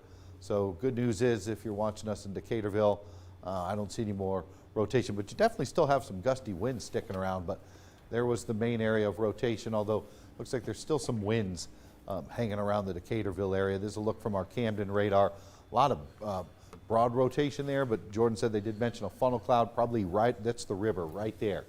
So it's crossing the river right through, I think that's where Perryville Marina is. I know a lot of people in Jackson put their boats in at Perryville Marina. They got hit real bad with that ice storm out there. So there's a look at all the lightning. Things have just exploded here over the last 30 minutes. All right, our second severe warned cell, really that hail core really hasn't moved much over the last 15 minutes. It's kind of hanging out here near Hickory Corners, near McNary and Finger. So there we just got a brand new scan. It still didn't move much. I think the reason it's struggling to move is because it's running into that other storm. So it's trying to push that other storm out of the way, and it's slowed it down some. Not seeing any sort of signature here showing rotation inside that storm. And then this other one south of Brownsville, not doing much. Jordan, what are you seeing? I'm not seeing anything new that needs to be mentioned. We do have a storm chaser video of that confirmed tornado over in Arkansas, but again, that's not impacting West Tennessee. It is a little rope tornado, but again, confirmed on the ground. It may not be on the ground now, but this is that same storm that produced a confirmed tornado near Batesville earlier. So again, this part of the storm has shown that it's cyclically rotating, acting like a little bit of an embedded supercell. So again, we're going to watch that over the next few hours, but we'll give you a little bit about what's going on here in West Tennessee. It does look like the hail core coming into Dyer County has come down a lot, if not entirely. Maybe just some heavy rain there south. It'd be right on top of downtown Dyersburg right now. New Bern looks to be getting into that heaviest. Tornado warning for Dyer, Gibson, and Crockett County. Okay. All so right, let's do this. So let's go ahead and pull up the velocity on that. What are they? What did they? They literally just popped that before they sent it in Weather Service chat. Yeah. All right. On one, there's a little bit of rotation there between Dyersburg and Bishop, but that warning is going off for people in Trenton right now. So if you're just tuning into Trenton, that looks radar indicated. Little bit of rotation. So, all right. So we'll see what it does. There's definitely no tornado on the ground with it right now, but there is some pretty intense rotation. So go ahead and read you the information on that. That's a new tornado warning that's just out till 1:15. Crockett, Dyer, Gibson does include, as you see there, it does include Trenton. It's located near Dyersburg, moving east at 35 miles an hour. So if we're going at 35 miles an hour with this storm, go out here, by the time it gets into Trenton, will be about 105. So there's a look at the timing on our new tornado warning. That is tracking, again, to the east-southeast. So just outside of Dyersburg, Jordan, on that one, if you want to take a quick so for my Dyersburg people, this is going to be away from the camera. The camera's pointed northwest right now. This is going to be the exit to get off 412 to go to Trenton or to wrap around back to downtown. That's where this rotation is currently. It's right where there's a BP gas station right at this exit. So it's the East Court Street exit, 104, whatever you want to call it, to go to downtown Dyersburg or Trenton. And again, this is going to be moving east. So this is going to track pretty much right along Highway 104. So Rehoboth, Tatumville, eventually into Gibson County. This is going to go south of Neboville, south of Yorkville. Again, this is not confirmed on the ground yet. We are going to keep an eye on this. It's still a little, well, it actually looks better on the regular velocity rather than storm velocity. We've got a solid couplet there. Let me turn the warning off because there is a little bit of a fill there, so you can see the colors not so muted there. But again, right by that BP gas station on 104 in Dyersburg, just to the east of downtown is where this circulation is the tightest. All right, Jordan's going to get some more information on that. So here is a look at that storm. So it will eventually, if it continues in the same direction, be coming into Gibson County. Humboldt, you are not in the polygon right now, but you are in Trenton and Brazil. So there's definitely an intensification with this storm. That's extremely heavy rain that you see there in Dyersburg, if not some small hail. Here's a couple velocity looks at it. It's starting to get more intense. Unfortunately, it looks like it's just east of Bishop, south of 104 here, as Jordan was saying. But the last couple radar scans, it has tightened up, folks. See where the reds and the greens are coming together here. If you're watching us in Dyersburg, this is not going to be a threat for you as it is moving away, but this could become a bigger deal as it moves over into Gibson County within the next, I would say, 10, 15 minutes or so. So hopefully we start to lose some of the rotation on this, but the last couple radar scans definitely showing a lot more rotation than it did even when we first jumped in on this tornado warning there. So there's a storm that we're going to watch. Let me go ahead and get a tracker on that. And then, so I think I already had one drawn. Yeah, here we go. So here's the tracker for timing on it. So there's a look at Tatumville, Brazil, Frog Jump, Trenton around 105 if it continues in the same general direction. So you're watching us downwind of this storm. Now's the time to start maybe waking up, maybe getting the kids up. You probably wait if you're in Trenton. We'll see what happens. It's still, again, you got about 30 minutes or so maybe till it gets to Trenton. But if you're in some of these closer communities, that Jordan's going to take a closer look and talk about all the communities that are really close to this, now's the time to get going. Jordan? So yeah, not just Bishop, Vire, Roellen. Is another. That's probably the biggest of these small communities out there in eastern Dyer County. Rehoboth, again, another one of those bigger communities. Tatumville should be south of you, but still get in your safe spot. This is going to come uncomfortably close to you, as well as the folks over in Neboville. We'll zoom in a little closer just to see if anything procs, but no. This is going to cross Riverside Yorkville Road, which eventually becomes State Route 188 just to the north of Eaton, but we're still several minutes from that right now. Our concern is going to be, looks like it's actually taking a more southerly track along 104 there, so to the south of Roellen and Rehoboth, east of Bishop, north of Tigert and Stokes, but still getting your safe space. This is going to come uncomfortably close to you. And I'm going to pull up correlation coefficient just because we do have a velocity couplet there, and I don't see anything that screams debris, that screams even dust being lifted. Again, this is not in a populated area. Fortunately, there are very few homes, very few roads out here. This is kind of the middle of nowhere. If you've driven 412, you know it's mostly farmland, and then you've got the river. The Forked-Deer River is actually, this circulation is actually on top of the Forked-Deer River right now. All right, Jordan's going to keep an eye on that. I do want to update you quickly on the storm that is south of Henderson in and around Fenger. That still's got some pretty intense hail with that, just south of Sweet Lips. That'll be heading into Enville, Milledgeville, and Hinkle here pretty soon. So we'll take a quick look at the winds inside this one just to make sure we're not missing any rotation with it. There is some, but it's very broad. Not seeing those bright, those greens showing up really yet. There's a little bit maybe in and around Finger, but definitely not concerned at this point for a tornado with that storm. We've got an additional third storm that's going up that we might need to start watching here as it's also starting to intensify near Hillville. That'll be tracking off to the east. And then our tornado warn storm now looks like it's moving across the river, that one that had the funnel cloud over near Linden. So back up here to the north to our tornado warn storm. Again, as it moves on in, it's beginning to move into western Gibson County with this cell. Very heavy rain right along this leading pocket here east of Dyersburg. Look inside that storm, and we're starting to see the colors getting even brighter. So this is starting to tighten up a little bit more. Going to be very close to you folks in Stokes as it comes on through. And the center rotation, especially if you live south of Tatumville or south of 104, definitely need to be in your safe spot as it's going to come spinning through. Again, no sign of a tornado on the ground yet, but it's starting to definitely look like it could try to produce a tornado here at any minute. Here's a look at coming off the timing basically as it tracks off to the east. Trenton close to 105. Eaton, you're going to be very close to the center of rotation as well.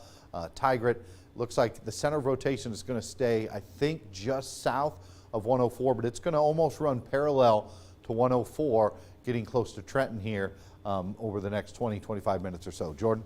So we've got a quarter-size hail report from 1 mile southeast of Dyersburg. So That would be in line with the hail core for our storm that is currently tornado warned. I'm trying to get our Dyersburg camera to come up.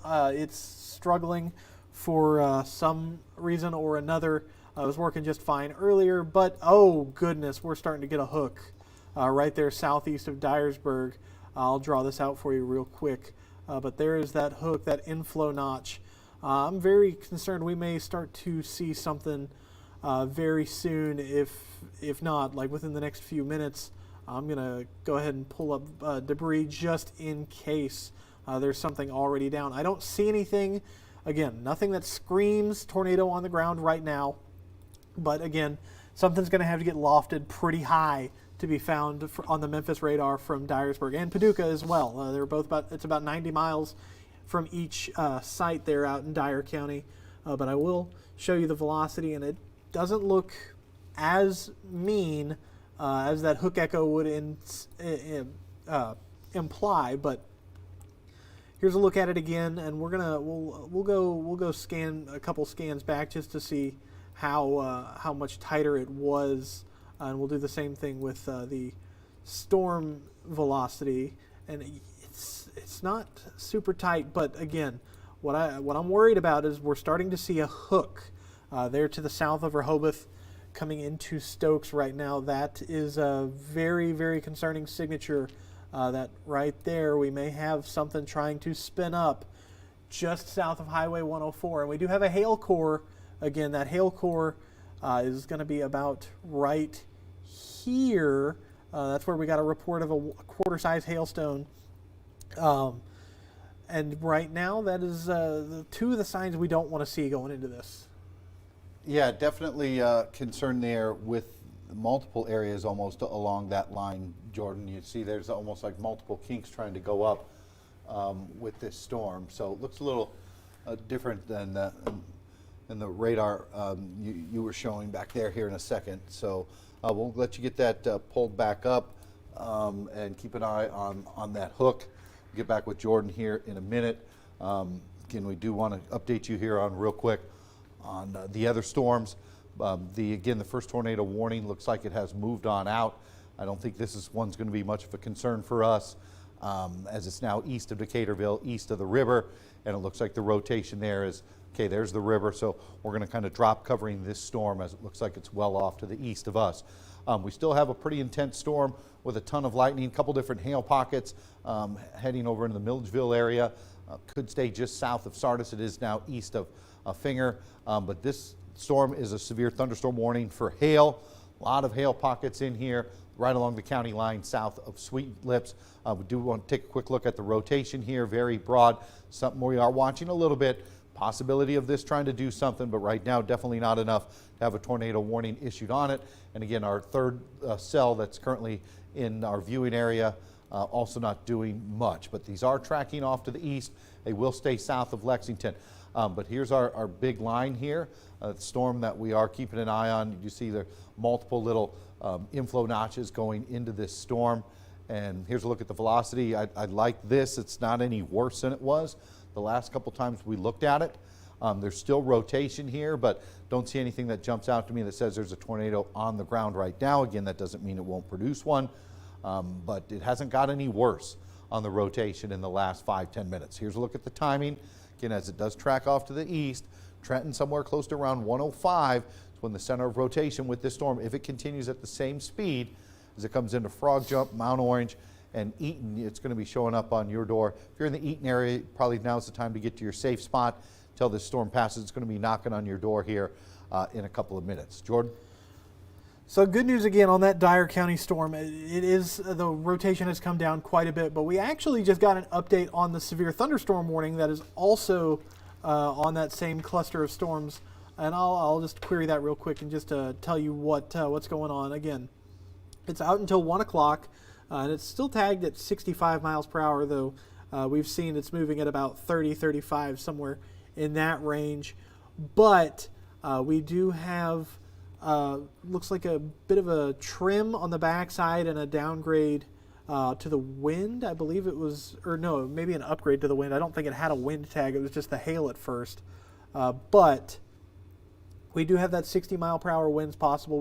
We actually have confirmed quarter-sized hail with this, but off to the southwest of Dyersburg doesn't look as intense. I think the better ingredients are getting eaten up by the trailing stuff there over into Mississippi County, Arkansas. Yeah, this is, I mean, you got the tornado warning with it, but look at this whole storm itself, this line that's extending now from Martin all the way over into central Arkansas, north of Little Rock. So that is just one long line of intense thunderstorms. And look at the lightning, 3,000 strikes of lightning in the last 10 minutes associated with those two storms. And notice we got our two out in front as well that we are watching, the one producing some hail, and then it looks like the other one is now again out of our viewing area. So we're no longer going to follow that storm. So we'll get that one off of our playlist. And let's get back up here to the top.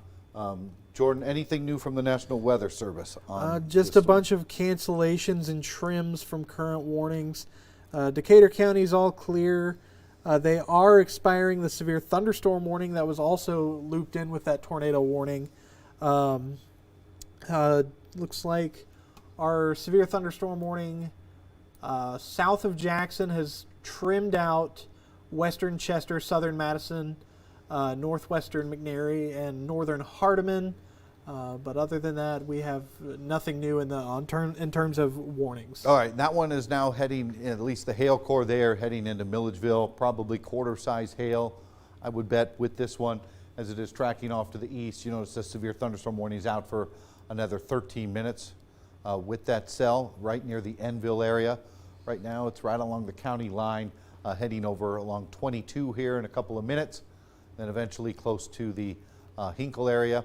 That's it for getting other communities to pop up. So just Enville's about the only location currently being hit with that, although it looks like it's real close coming downstream.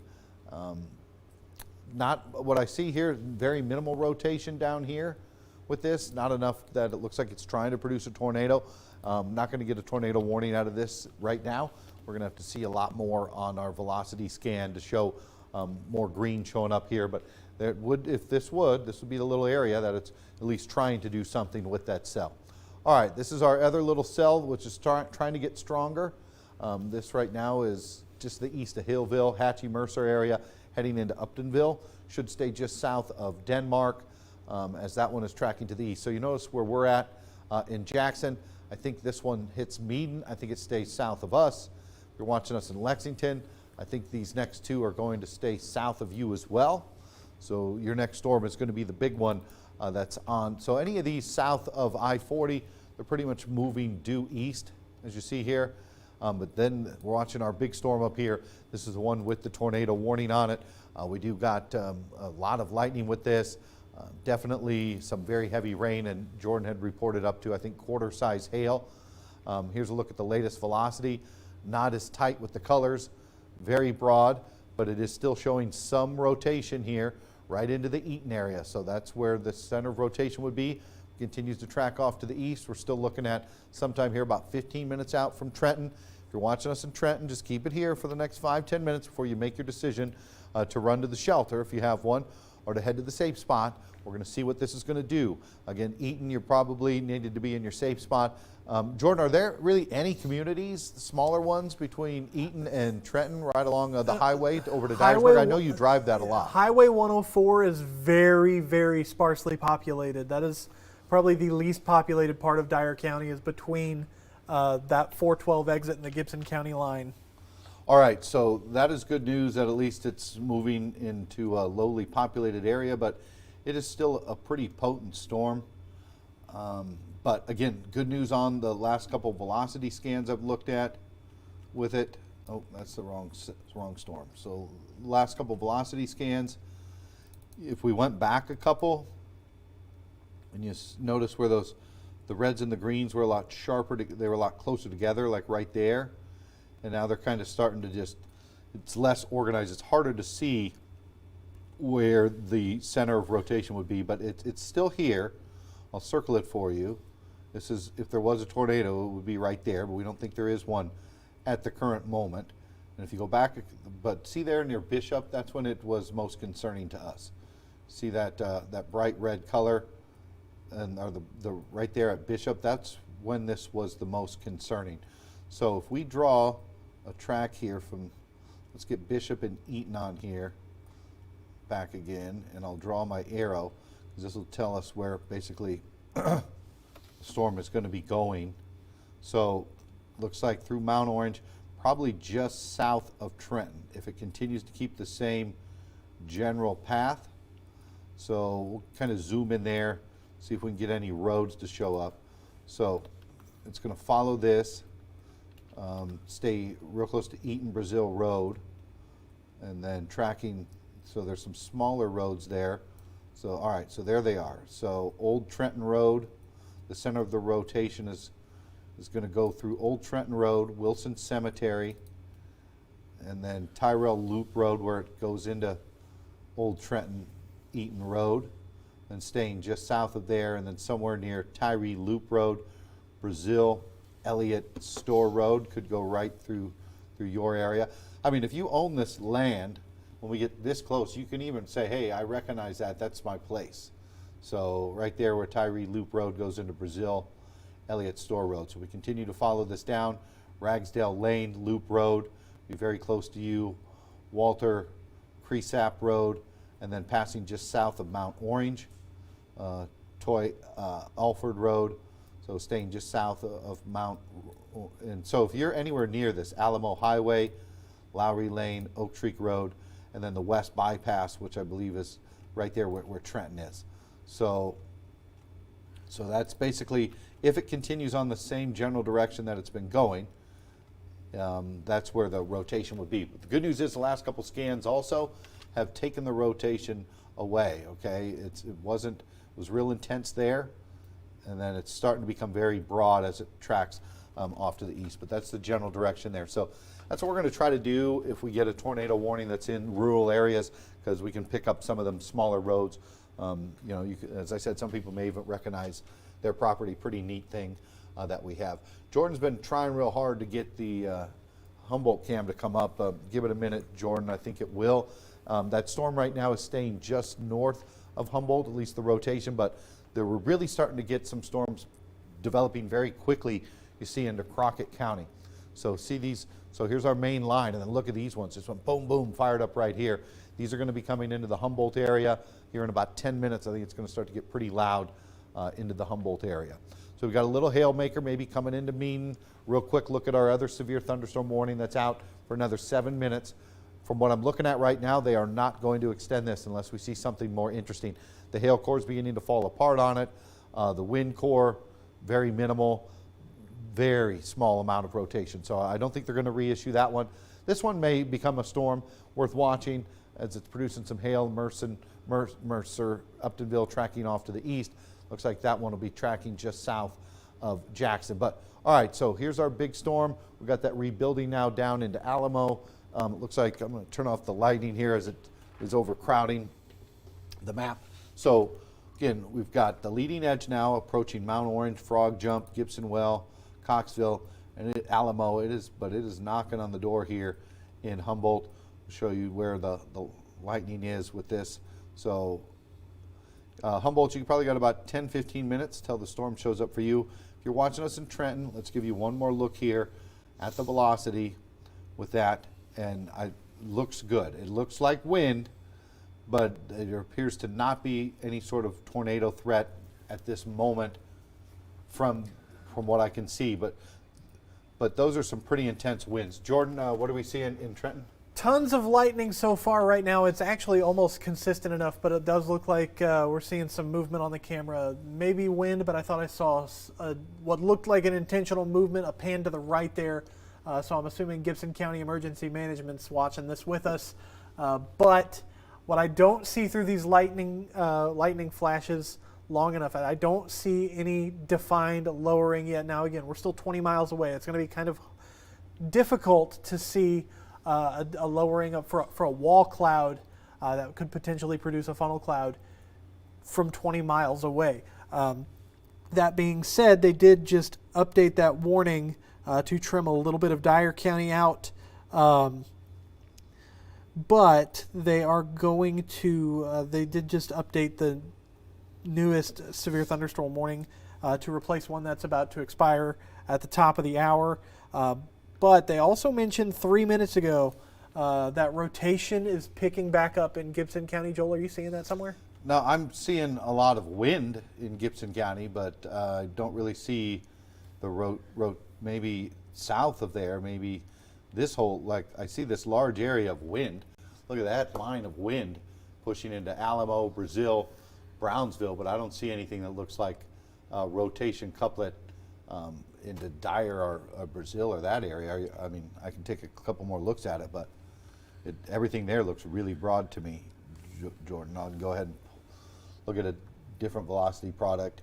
I mean, maybe right there, but that's still very broad, south of 104 heading into Mount Orange. I wouldn't say that's anywhere near as impressive as it was back near Bishop. You can look at the difference.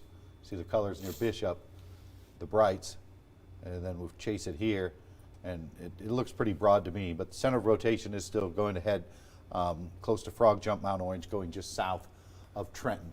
So again, if that camera should be pointing to the west, southwest maybe, of Trenton there, if they're going to see some sort of lowering. I don't know which direction this is looking. I can tell you with confidence that this camera is overlooking the Gibson County Fairgrounds there in Trenton. But as for which direction it's pointing, I don't personally know. All right, but I assume the person that's you said you saw it moved, right? I think I saw when it first loaded up. I think I saw an intentional pan to the right. Okay, so obviously they would know where southwest is, the person that's controlling that. So that's where, if there was some sort of rotation, I think that's what we would see. So the National Weather Service said, okay, I'm looking down to 12:56. When did they say the rotation? That message came in at 12:52. Yeah, 12:52. So that was 5 minutes ago. They said that the rotation was picking back up. So that means it'd be something they saw earlier than 12:52. So it'd be right around 12:50. Yeah, maybe that scan right there, east of Eaton. But then again, it brought it back. They're panning it now. Yeah. So all right, so they're moving the camera. So that little, I think I saw some sort of what appeared to be right there, almost in the middle of the screen. Right in the middle of the screen Yep. there. Yeah. So that's worth watching. That's the leading edge of that storm as it is coming into Trenton right now. So I think where they had it was pretty good. Maybe back to the right, but again, I don't exactly know where southwest is with that. So Jordan, keep watching that camera here for a minute. Let's get a quick radar update, then we'll get back to the camera as the storm gets a little closer to Trenton. So again, this is what we're watching. I'm interested to see here what they're going to do in 2 minutes with our severe thunderstorm warning that is down near Morris Chapel. I think this warning they're going to allow to expire. Looks like we've even lost some radar data there. I was going to show you what was left of that storm, but looks like we've lost some data. That's the only rotation I'm seeing with it on the very far backside west of 22. This other storm that we've been watching for a while, it's got a couple different little hail cores currently, but that's nowhere near severe. That's the one heading in to Meaden. Let me see if I can get that radar to pull back up here real quick. Our tornado warning is canceled. Oh, the tornado warning for Dyer, Crockett, and Gibson. They just canceled it. All right. So, yeah, as I said, I wasn't seeing a lot of rotation on the radar. I'm glad that they agreed with us on that one. So, but it's still a dangerous storm.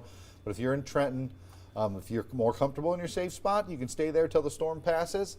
But there is no tornado warning out for you at the current moment. Sorry, it looks sloppy. I'm just trying to reset some of these graphics because the storms are moving so quickly. So that little area. All right, we're going to just pull up the Trenton camera anyway, and I'll reset these graphics on one. Jordan, what are you seeing? Yeah, so while the tornado warning is canceled, we're still seeing some pretty intense lightning, maybe some still severe conditions around.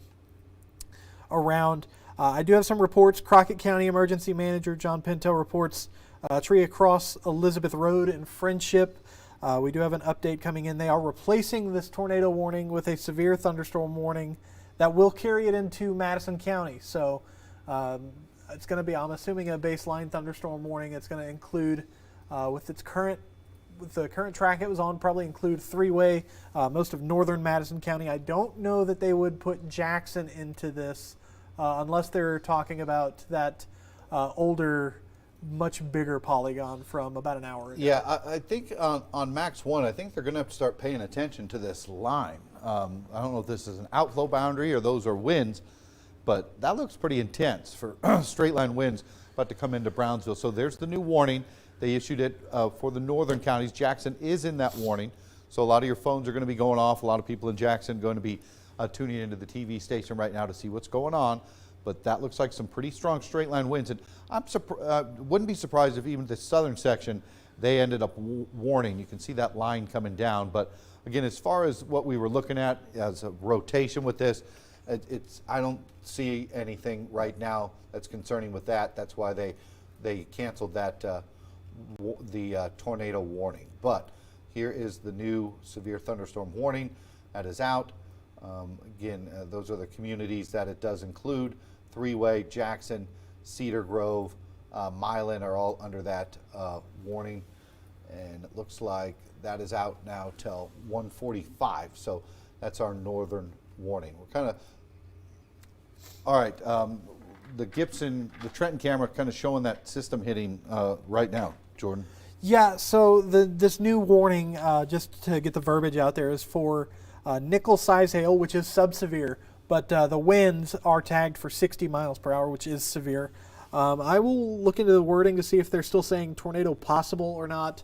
I'm assuming that it does not say currently that there is a tornado possible, but it does look like we may have some small hail hitting our Trenton camera right now. I can't tell if that is rain or hail, but given that it's not sticking to the camera, given that not all of this is sticking to the camera, I have to assume that at least some of this is some small hail, and this camera is swaying pretty heavily. So I'm going to hit this. This button is going to tell us the conditions like it would during a weathercast for you, and it's saying winds out of the south-southwest around 17. I would almost wonder if they're a little bit higher than that. But the lightning, you can really see the lightning. This lightning is intense with this storm, and most of the storms we're going to see tonight are going to have a ton of lightning. All right, a ton of lightning and definitely some winds, it looks like, are on the way into the Jackson area. It looks like the severe thunderstorm warning for the cell that we've been watching the last hour or so, this one down here, doesn't look like they reissued it as we thought. They allowed it to expire. There is still some heavy rain, not seeing any hail still, but there's some very heavy rain still approaching the Saltillo area. And if we look at velocity, there's a couple little isolated areas, maybe of some 30, 40 mile an hour winds. Don't see any severe winds with that, but maybe some borderline rotation. We'll keep an eye on that, but that's, again, crossing the river and heading away from us. So we've also been watching this cell for a while. There's the one coming into Meaden. Does not look like a severe storm. No rotation with that. But here's our severe thunderstorm warning sitting up here to the north. Some gusty winds heading into Humboldt right now. We've got some winds on the way to Milan. And this does, again, include Jackson and Lexington under this new severe warning. But Humboldt, I'm telling you, this is going to be a loud, this is going to wake you up. This is going to wake up the kids. Lots of lightning on the way coming on into southern Gibson County right now. Also approaching Alamo is going to be very loud. It's probably going to be a little windy. Good news is we're not seeing any rotation right now with that cell. Now, extending up here into Gleason, heading through Bradford. We'll track it all the way down right into Humboldt right now. Things are going to start to pick up. Gadsden, Bells, and then if we look at the actual winds inside here, there's some isolated little kinks along this line. But it looks pretty much like straight line winds that are going to be coming on in. But we need to watch a couple of these locations quickly or closely for a potential spin up. Anything in Trenton right now, that looks sub-severe. But this is gusty winds. You can see this line of wind. It's pushing down, getting close to Humboldt right now, three-way. This is coming into Jackson probably here in about, I'd say, sometime close to 115, 120. That gusty wind line is going to come into Jackson. So there, a little bit of rotation, very broad up near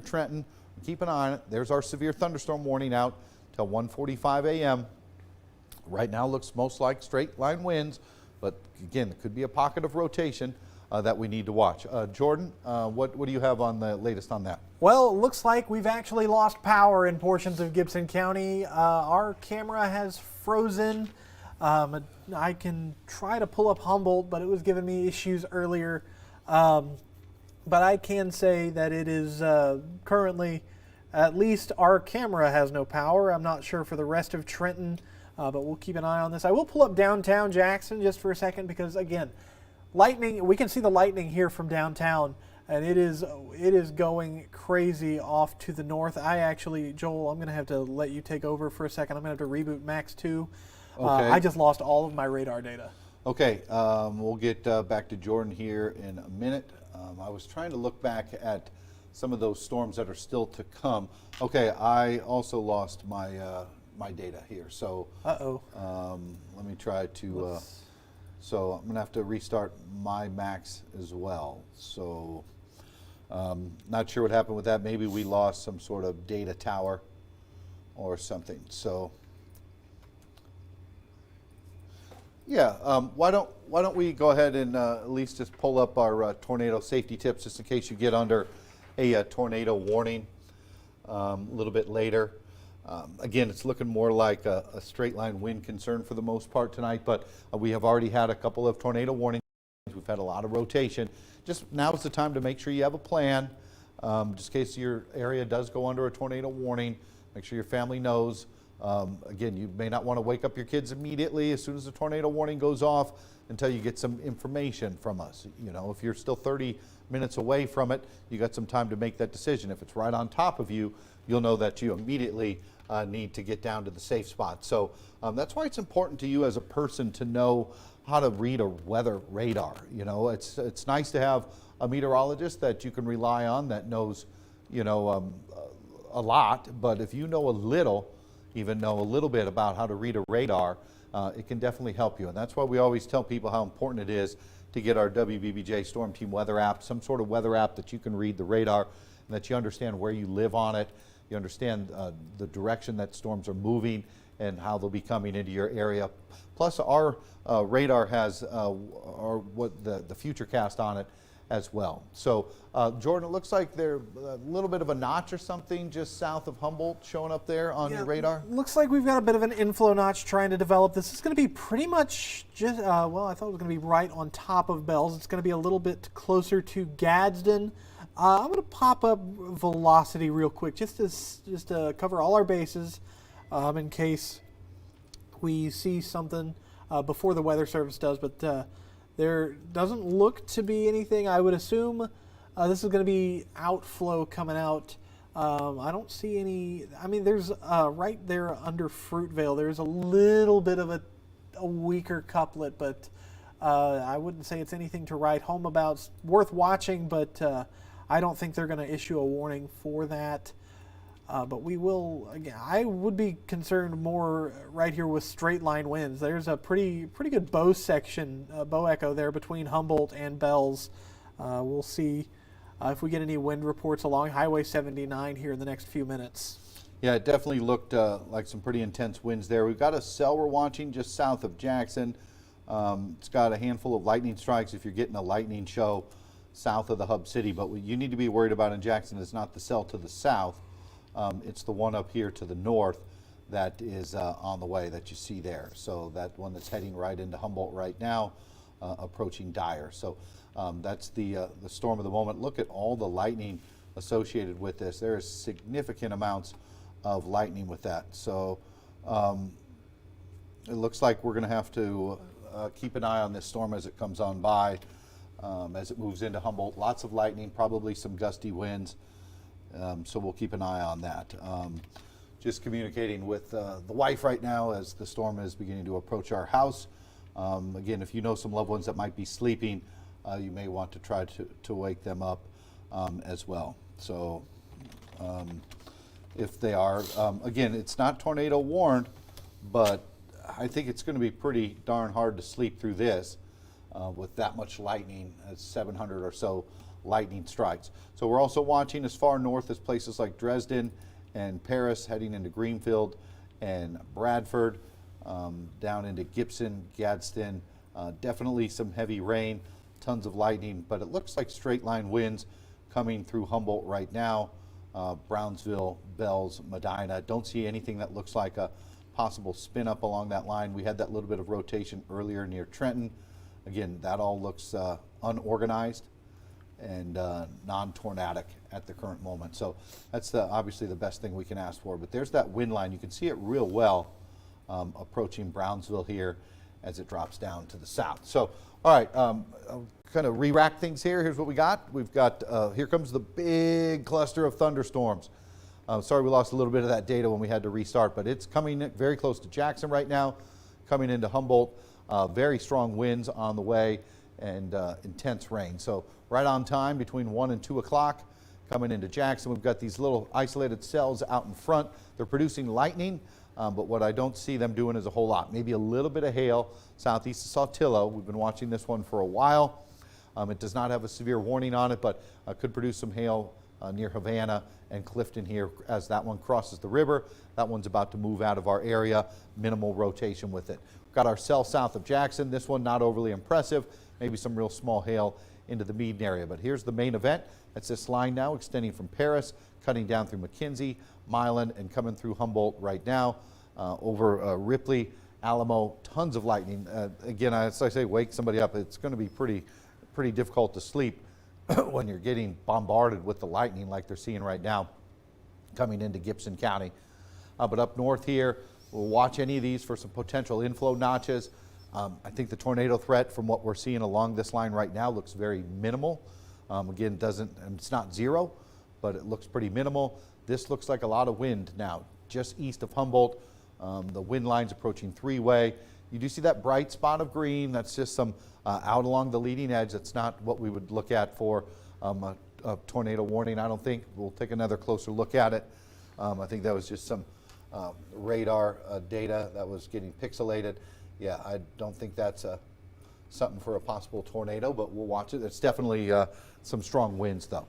So the winds are going through Brownsville right now, approaching Huntersville, and here we are in Jackson as these winds are beginning to drop into Madison County. So I think we got about 10 minutes till the strongest winds from this system come right into Jackson. So there's a look at the wind line on the way. But as we've been saying all night, somewhere between midnight and 2 a.m., looks like it's going to be right around 1, the big storm coming into Jackson. There's our severe thunderstorm warning. Again, this is all winds that's going to be coming on by. If we do get an additional warning, I think it'll be south for that other area of rotation that I was showing you. We've still got a lot to come tonight, though. This is all on the back side. Dyersburg, you've seen the worst of the storms, but you're still getting rain. But I did want to extend this out. So there's our tornado warned storm tonight. Just got a new update on it, and it's a severe thunderstorm warning. So they think the rotation's minimal now on this Truman storm, but that looks like a nasty pocket of hail there with that. There was a lot of rotation earlier, but again, they've replaced it. Looks like the tornado warning with the severe thunderstorm warning. Not seeing anything where it should be on the debris tracker. There's been a period of hail along this whole cluster. That's the stuff that looks like snow. That's small hail as it's tracking on in. So there's our new storm coming into, or our new warning coming into Covington. They did not extend the tornado warning, but they extended a severe thunderstorm warning for wind. That looks like that one will be on the way even into southern Madison County, dropping south of Jackson. All right, Jordan, what do you got? I'm looking at the downtown Jackson camera just to take a look into that northern storm that's coming into town. But also we can rotate this to the south. Now we're not going to be able to go due south because there is a tower that's going to block our view once we get to the right of the City Hall and the courthouse. But we can look off to the south there and see we've got lightning on both sides of Jackson coming in. And also have another report from Crockett County Emergency Management. We've got a large tree down blocking the roadway at the intersection of State Highway 188 and Friendship Eaton Road. I don't know exactly where that is off the top of my head, but we can pull that up on radar, cross-reference it with some data real quick just to show you what possibly would have happened there near. We'll zoom into Friendship Eaton area over here. So this that yellow line moving through the middle of your screen, that's Highway 188. So we're going to turn radar off for a second and zoom in all the way to Friendship Eaton Road and 188. Actually, I think I'm too far north. Give me just a moment. We'll come back to that later.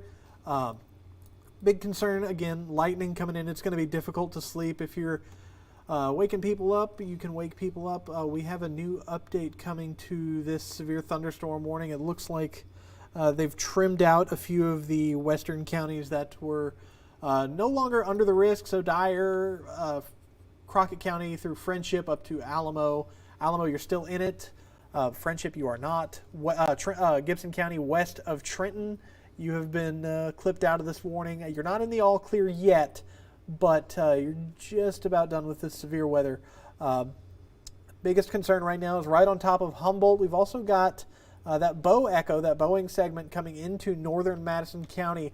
It's going to be just to the north of 412, where we're seeing probably the strongest winds that's been tracking along Highway 412 pretty much since that tornado warning was issued back in Dyer County, all those about an hour ago. But we are going to flash velocity real quick just to make sure. Again, there is a little bit of a notch there. It's not a textbook inflow notch, but it is an inflow notch. And wow, light blue. That's just radar error. Okay, it's radar error. I was going to say if that's real, that's going to pack a punch coming into Jackson. But it looks like both storm relative velocity and radar relative velocity are both having some technical difficulties. Yeah, that's just a bad radar scan. It goes all the way out. So we'll have to wait for the next scan to be for sure with that.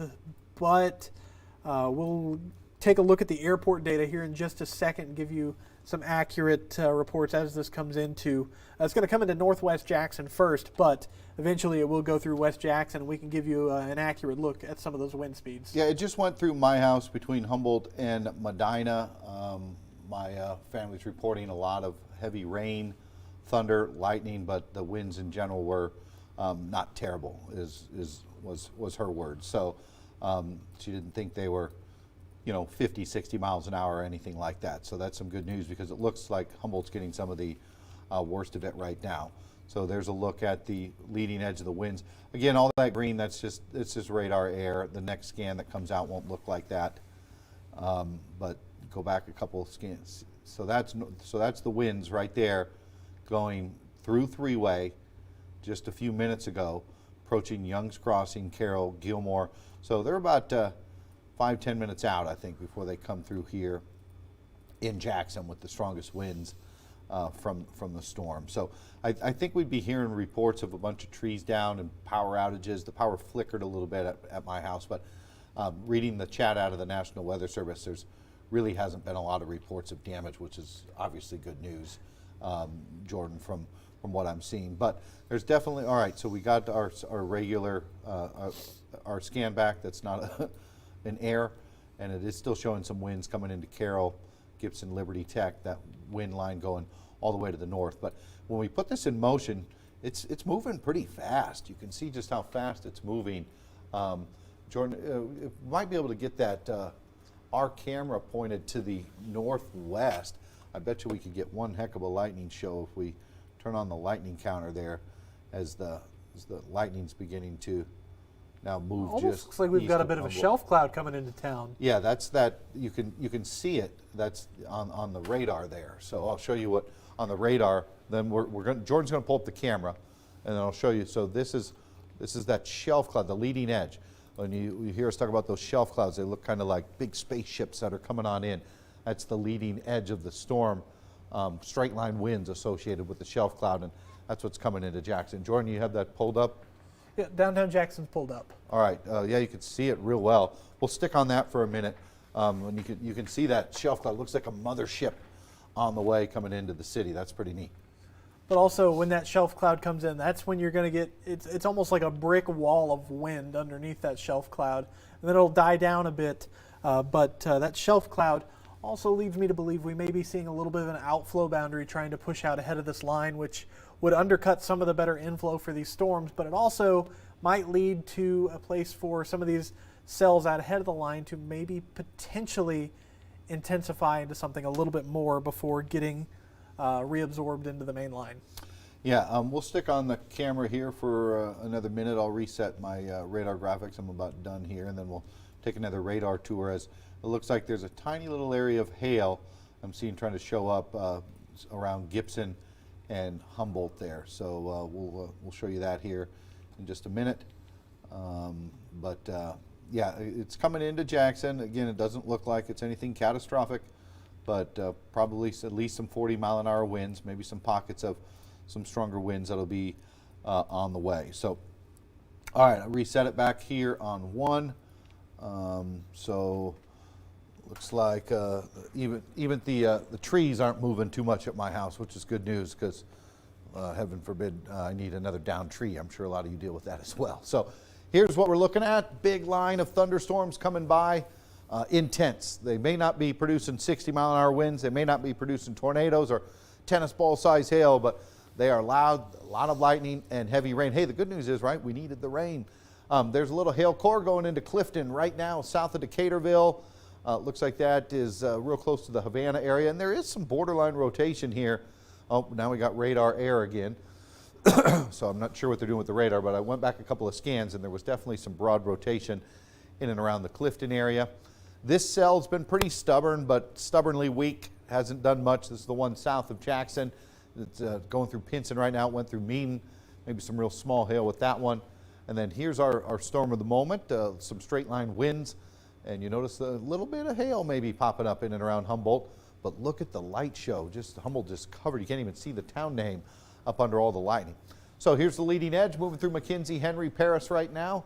So it's tracking into Carroll County, extending all the way down. Again, Humboldt, Gibson. This looks like a couple little areas of maybe some small hail. For us to expect anything bigger than pea size, you're going to want to see those growing. But a couple little small pockets, very heavy rain at least. Drop things down here to Jackson. Here's our line coming through. Again, we're not sure what they're doing with the radar, but I can definitely pick out where that main line is. Anytime you see this this is nothing. This is radar air. I know we train you to look for the bright reds and the greens, right? The bright blues and the bright reds. And you say, look at that, it's a big tornado. Yeah, just sometimes if you looked at radars enough, you can sometimes pick up which is a mistake. Somehow we're getting some funky data from the radar. See how it's different? That's normal, and then you get that bright green shows up. That's just an issue with the radar not putting out correct data. But we got about 5 minutes to the lines here in Jackson. Getting our severe thunderstorm warnings out till 1:45 a.m. We've still got a lot to go though still tonight. We've got heavy rain pounding Alamo, Ripley. We've got that new severe thunderstorm warning piling up there. We've got it's heading into the Covington area. That's definitely a hail core sitting east of Truman. That's the one that's had already twice produced tornadoes that have touched down with it, but looks like it's really lost its rotation as well. Don't see anything. Looks like that might be dropping a tornado anytime soon again, which is good. But it has been producing hail as well, all the way back through Pleasant Plains. That storm's had a long history of producing hail. So here it is. Got to come through Covington, South Jackson. We've still got to go through Bolivar, McNairy, Hardin County. We've got a lot to get to still tonight. If you're up north, Obion, Weakley, Henry County, your severe weather threat's over. Jordan, let's check out that camera as it gets closer. You can see the wall of rain coming, folks. It is big. I'm just going to draw. You may not be able to see it at home, but I'm going to draw. It's not radar, so you can't draw on it. It's actually the edge of the rain shaft. Jordan, go ahead and stand on the wall. Yeah. We'll go over here and point it out to you real quick. The edge of that rain shaft, well, it was over here, but as it's moving closer and closer, that edge of the rain shaft is actually now east of North Highland. So it is coming. We are going to see some heavy rain here in the hub city here in the next few minutes. And in fact, right here inside that rain shaft is where you're going to see the biggest light show from the lightning, because that is where we're going to see, that's where all that inflow, all that updraft, everything that the thunderstorm is going to be behind that leading edge. And it's going to be pretty intense once that shelf cloud passes over your location. We're looking at some particularly, not necessarily extremely severe, but it will be a little intense, it'll be a bumpy ride over the next few minutes as this passes through us here in the hub city. But now you can see that wall of rain It's coming in. It's not quite to the city limits yet, I don't think, but we'll take a look back over at radar real quick. I'll pull up the Jackson radar for me real quick, Joel, and we'll take a look. Yeah, And that is, yeah, go ahead. That is coming into North Jackson right now. If we hop over to Storm Tracker 7 Max radar just for a second, we are looking. We can go ahead and pull up Max 1. Yeah, take Max 1 for a second. Yeah, that is that wall of rain you were just seeing. But as our downtown camera is going to be right just to the north of where 45 and the bypass split off. But this is what you're looking at when we were pointing off that direction. Lightning's turned off, but you're looking almost due north into this hail core. This is what you're looking at, the direction the camera was pointed at. So a lot of lightning, just 216 lightning strikes over the last several minutes. So ton of lightning. We maybe even have a hail core coming into three-way right there at the 45 east-west split between three-way Humboldt and Medina, right there on top of the recycling plant.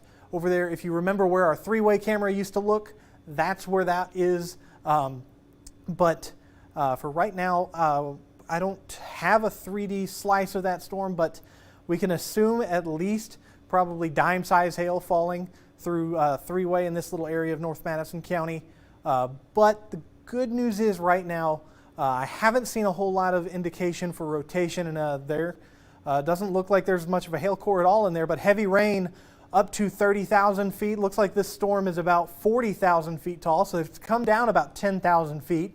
That's another good sign, a sign that instability is lessening a little bit, so it's the cap is starting to shut again, but it's going to be a long process. We still got a few hours to go before we're completely in the clear. Heavy rain up to 30,000 feet again, but we are going to be in for it here in Jackson in just a few minutes. That heavy rain, in fact, that might even be, that's 412 at some point. Once it crosses Highland, it eventually merges and becomes North Parkway. So we are looking at a pretty heavy rainfall, and this is moving almost north to south.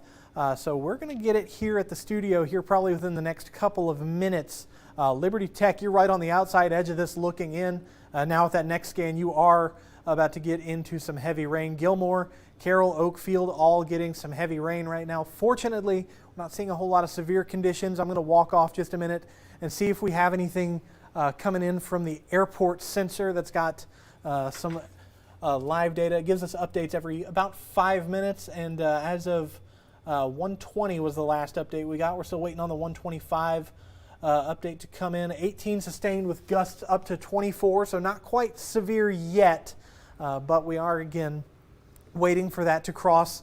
Of course, the airport is down in West Jackson along Highway 70. It's not quite down there yet, but it is getting close. Highway 70 between Huntersville and here in the city limits of Jackson. That airport is about right here. You can see the runway right there along Highway 70. It's almost here, but we're not quite in it yet. And again, now that things are starting to move to the south, we are going to see a pretty quick change from nothing to everything here in Jackson. Again, we are here over here in East Jackson. We're not quite getting it. We can hear the thunder here at the studio, but we are not getting anything. Looks like, are you seeing anything in terms of rotation? I'm not seeing anything too impressive. Just looking, I mean, that's the main wind line, and we really didn't even hear much. We didn't hear much of anything. So these upper level winds, they're not quite mixing all the way down to the surface, which is a good sign, but we've seen in the past back towards Crockett, Dyer, Gibson County, we've had some wind reports come in. Fortunately, not as many as they could have been, but we did have that 45% chance for damaging winds. Fortunately, it didn't have any hatching on it, so we weren't expecting 70 or 80 outright, but they were possible today. Still some lightning building in, but we're going to take a look over down towards, again, Westover. We don't have anything here at the studio yet. At least I don't hear anything, but down here, West Forest, we're just off of Forest Street here. I don't hear anything here, so we're still waiting. But as this is coming down, it's now the Hardy Street, you're in the rain now. Westwood Avenue, you're in it. Grand, you're almost in it. But here at East Forest, Point South, you are about to be in some rain pretty soon. Now, downtown Jackson, I don't know how they consider it, but when I'm doing reporting stories, I consider downtown Jackson south of Dedrick Street. Downtown Jackson, you're still clear. You still got a couple of minutes to get inside before you get soaked with some heavy rains here in the next few minutes. But it does look like we are going to see that heavy rain move in here in just a minute. Joel, do you want to take back over for a sec? Sure, bud. Good job, Jordan. That was really interesting. So we're still watching, again, the heavy rain coming on in from the north. Here is a look at the big situation, and we got a lot to go still tonight. By the way, Mo Shamel fans, I think he's on his way. Maybe he can beat the thunderstorm. Here's a look at the line of thunderstorms extending right now, approaching Camden, Jackson, Covington. So again, the intense stuff's coming by. The good news is I do not believe, besides the one severe thunderstorm warning, and again, everything we've had for reports inside that warning box has been sub-severe. I don't see any sort of rotation showing tornadoes, but these are still loud thunderstorms tonight. They're still pretty intense, still probably going to wake you up. But again, east of the river, that's a storm we were watching. That one's now, the last time I'll be showing that, as it's now moving away from us. It's going to be a Nashville issue. We've got this little cell that's really fell apart. It's probably getting hit with some of those outflow winds. There's that little small pocket of maybe some hail up into northern Madison County. You've seen the worst of it in Humboldt. You've seen the worst of it in Milan, but love that good soaking rain that we're getting. But here's, the big story. Look at the lightning's just impressive. And again, there's our little bit of hail trying to mix in Cedar Grove, north of Jackson. The hail core is inside the severe thunderstorm warning. You can see that polygon the National Weather Service drew.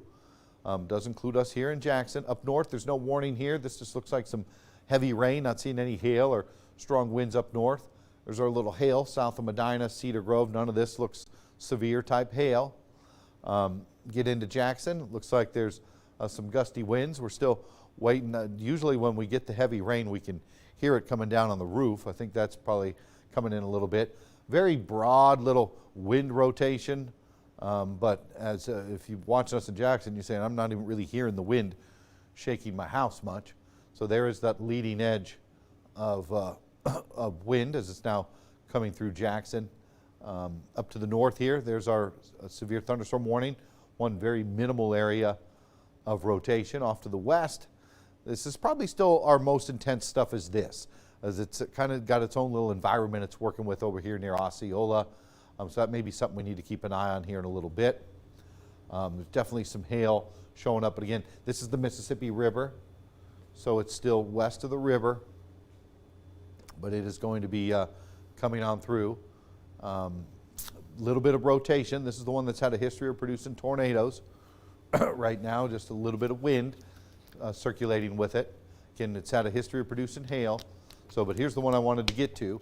So there's our probably our biggest storm right now, and it's still got to come into an area that really hasn't seen a whole lot. So as it drops southward, could be an issue for McNairy, Hardin County. I know you're watching us, Hardin, McNairy, Hardeman County. You said, oh, it's been a boring night. We haven't had anything. Well, you still got some stuff coming, as we said. The watch is out till 5 a.m.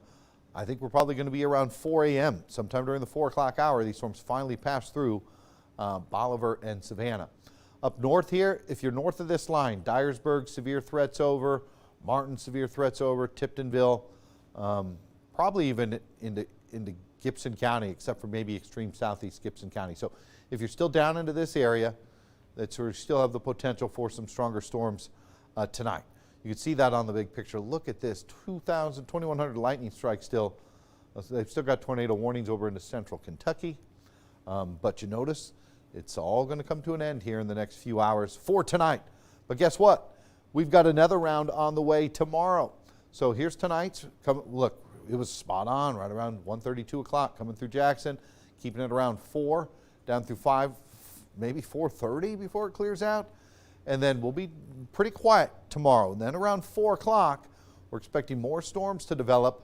Could come in a couple different rounds. We've got that first one coming by, and then maybe potentially one more as the cold front itself comes by overnight into Wednesday morning. Here's another Futurecast's opinion. So it's got the stuff down south of us by 2. It has everything out by 4. I think it may linger a little bit longer than that. As far as tomorrow, getting back up into the 80s, and then it's a little later. It doesn't really have anything till 6. So I'd say things could start to get interesting around 4 tomorrow. I'd say between probably 4 and midnight is when we'll be dealing with our storm chances. Probably 4 to 10 p.m. for the worst of it. Sometime during then, we're going to get some more gusty windstorms tomorrow. Tornado threat is lower tomorrow than it was today. So there's a look at tomorrow's forecast. Get some rain in the morning, and this really doesn't have anything coming in until after 6 here in Jackson. It could be a little earlier than that. Let's head back to our downtown Jackson camera and let us know, Jordan, what you saw. It's starting to get a little hazy. It looks like we're getting really close to that wall of rain moving into downtown Jackson. Lightning starting to pick up a little bit again. I haven't seen anything from the airport yet that would scream severe wind to me. But meteorologist Mo Shamel just walked in. You see anything crazy on your way in? Rocked the car a little bit on the way here. Yeah, we certainly had some gusts around 45, maybe pushing almost 50, but 45, maybe 50 miles per hour, but nothing severe. But it's enough to get your attention, certainly. So I'm assuming we're under a severe thunderstorm warning now. I didn't really look at radar. You forgot your umbrella, Mo. Yeah, exactly. I'm all wet. I'm going to be drying off before I try to get on air here. But we'll be tagging Mo in here in a little bit. We'll let him dry off first. Oh, I guess we do. You kind of see Mo off there in the distance. Oh, hey. Got the whole team. Jordan, turn around, and got 3 of us in here right now. It'll go down to 2 here in a bit. All right, I'm going to head back to the weather wall. You can pull me up on 1 here. Hey, thanks for joining us tonight. As I said earlier, kind of a crazy day being under that PDS tornado watch. As I said, I've been doing weather a long time, and I've never once in my life seen a PDS tornado watch where you didn't have any severe weather, let alone no storms at all. And the main thing was that cap was just very impressive. Somehow they missed it. I don't know if they just didn't have enough soundings. Soundings are when they send up the balloons. I know there's been some issue with them maybe not having as many balloons as they've had in the past. I don't know if that impacted them missing out on that cap, but we also get data from airplanes that fly in and relay that information. So somehow it got missed. That cap was too strong to get the storms to bust. And I'm so happy it did, as when they issued that PDS tornado watch, Jordan and I were kind of looking at each other like, not really sure that we see that that's going to happen. But usually when you're under one of those, you get multiple long track tornadoes. So I'm sure glad that we didn't get that. We dodged a bullet. Thank you for everybody that was saying your prayers. They definitely worked this time. All right, we'll zoom things out here. Again, that cell in Clifton's not doing much at all. Just some showers along 100 near Henderson. None of that looks to be a big issue. We still do have our severe thunderstorm warning out a little bit longer. Does include us here in Jackson. They may extend it just by the simple fact that it's an intense storm and there's still a couple isolated pockets of hail. I'm starting to hear the heavy rain coming on down here now finally. But it doesn't, the reds are not very red. This is the real heavy stuff. When you get into the maroon colors, you get the purples like you're seeing over there near Cedar Grove. Then extending up, none of this is severe, southeast of Paris. So that's what we got. Heavy rain coming down right now. I don't see anything on the radar. Have had no reports of any sort of severe winds, severe hail. Sometimes the radar can only tell you so much, especially when you get so far away from it. Because remember, the radar isn't looking at your house on the ground. Radar is several thousand feet up into the air, and often things can change from falling from 5,000 feet down to the sky. Obviously, we missed that again today when we had that cap, which is usually around 7,000 to 10,000 feet in the atmosphere here in West Tennessee. That warm section, which just it blocked all the warm air from rising. The warm air was rising, and then it hit that cap and just kind of just sat there. And for big thunderstorms to get going, you got to get particles going 20, 30, 40, 50,000 feet up into the air where they get into the more unstable air, closer to the surface. You often hear us talk about sometimes about an inversion. It's also something that a cap can lead to as inversion, where it can really happens often in Denver, where you blow your forecasted temperature by about 10 to 15 degrees because you didn't see the inversion that's set up. All right, I can give you all the weather lessons. We can keep going through the radar, but this is the stuff that has me most concerned, but it hasn't even crossed the Mississippi yet, okay? So this is our strongest storm. That's the one that's got the severe thunderstorm warning on it. None of this out through Brownsville's much, but this has had the history. This is the one that's produced 2 tornadoes already, but as it gets closer to the Mississippi River, it looks like it's lost a lot of its rotation. Still some interesting greens that we've got to keep an eye on. But I think as it gets closer to the main line that's moving through, all the other storms around it, I think, are going to help block it from rotating again. It's kind of got to get out on its own if it wants to, again, produce a tornado or some large hail like it has multiple different times. So here's that, but you notice it's kind of in the line here. So these other ones might be worth watching too, because it's always been the tail end of this line that's tried to rotate the most. The ones out in front have typically been the straight line winds, but it's the tail storms. One's got a warning on it that have had the history of trying to rotate, and this one again itself produced 2 tornadoes a couple hours ago when it was near Batesville, but now it's kind of getting eaten up along the main line, which is again the worst of it coming through Jackson, and it doesn't seem to be that bad. So it looks like they've extended a severe thunderstorm warning, so I'm going to go ahead and take a look at that. Looks like we've got a couple new warnings of the severe variety. So we'll go ahead and get in here and take a look at that. So pull off the watch box, pull off the satellite. I'm just going to drop the radar and the lightning so I can pull that new one up. So here's the new warning. Looks like that one's out now till 2:15 for Chester, Decatur. Includes Lexington, Huntington, Camden, Parsons, Brewston, New Johnsonville, Decaturville, Sardis, Blue Goose. That has a chance for 60-mile-an-hour winds and nickel-size hail with that. Our other warning was this one. So those are the 2 warnings. This one expires in 4 minutes. The Jackson warning does. So,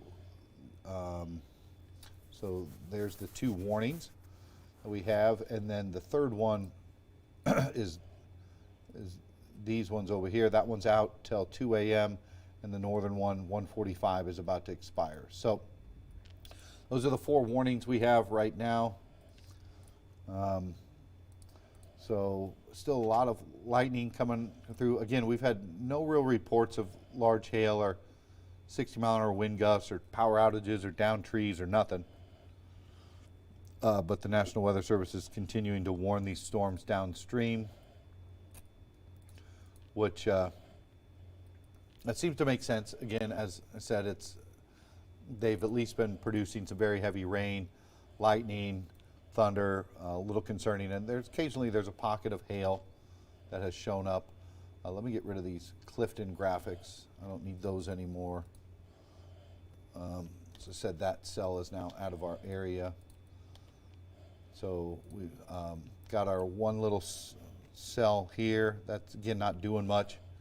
Henderson over through Parsons. And then there's our little hail core. You see that south of Cedar Grove, Luray. That's where our most intense lightning is. So that's the most intense area right now that we're watching. All this up north, I'm not impressed with any of that.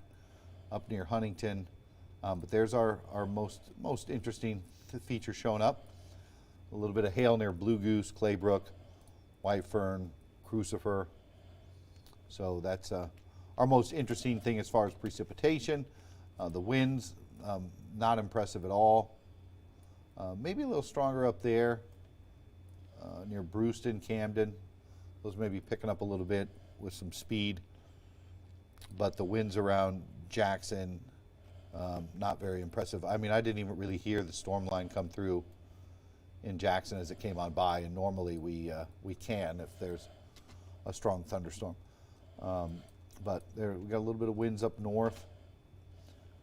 We'll see if we can put this in motion. So you kind of see the wind line there, but it's even hard to pick up now on the radar as it's weakened significantly over the last 30 minutes or so. But we still got the severe thunderstorm warnings. Again, this one on the backside is definitely worth watching. That's the one heading into Golden Lake, Osceola, right along the river. That's the one with the history of producing, it had at least 2 touchdown tornadoes with it earlier. We'll get the information on that severe warning. Again, that's out till 2 a.m. So that's one of our warnings. And we'll still keep a look at the velocity because, as I said, it did produce a tornado a little over an hour ago, and then there was another one even 2 hours ago from that. So there's a big picture. do want to highlight that new warning again that I missed. The National Weather Service, I'm reading in the chat from them. And so basically they said this was about 10 minutes ago. They said the storms are pretty much congealed into a line. Expectations for the line to gradually move south and east, developing new storms. Moderate instability remains. So they're not expecting tornadoes. They can't 100% rule them out, but it seems to be a quick spin up, if anything at all. And now outflow has undercut the majority of the convection within the last 10-15 minutes. So that's going to even limit basically the spin up tornadoes, I think, with the bulk shear being more out of the west. Anyway, what it means is things are starting to get a little better. They did issue that downstream warning to the Tennessee River. So we are picking up some wind and rain right now here in Jackson. Mo, whenever you're ready to chime in, just let me know. Okay, I was just setting up the graphic here. Okay. Mo Chamel's in the building, everybody. A treat for those of you that stay up late. For those of you that get up and watch him in the morning, it's going to be a long day for you, and probably Mo too. So Yeah, it's going to be a pretty long day overall. We get to do this all again this afternoon. Yeah. At least when I went to bed. I'm not sure how things have changed. It looks like probably sometime between 4 p.m. and midnight, Mo. I think everything's out by midnight tomorrow. So at least the models right now are looking better for today. That's encouraging.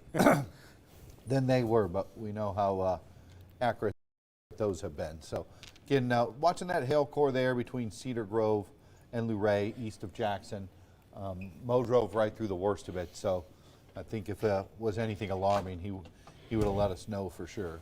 Absolutely. Now, power was flickering here and there, but that was just due to some, power lines getting blown around a little bit there.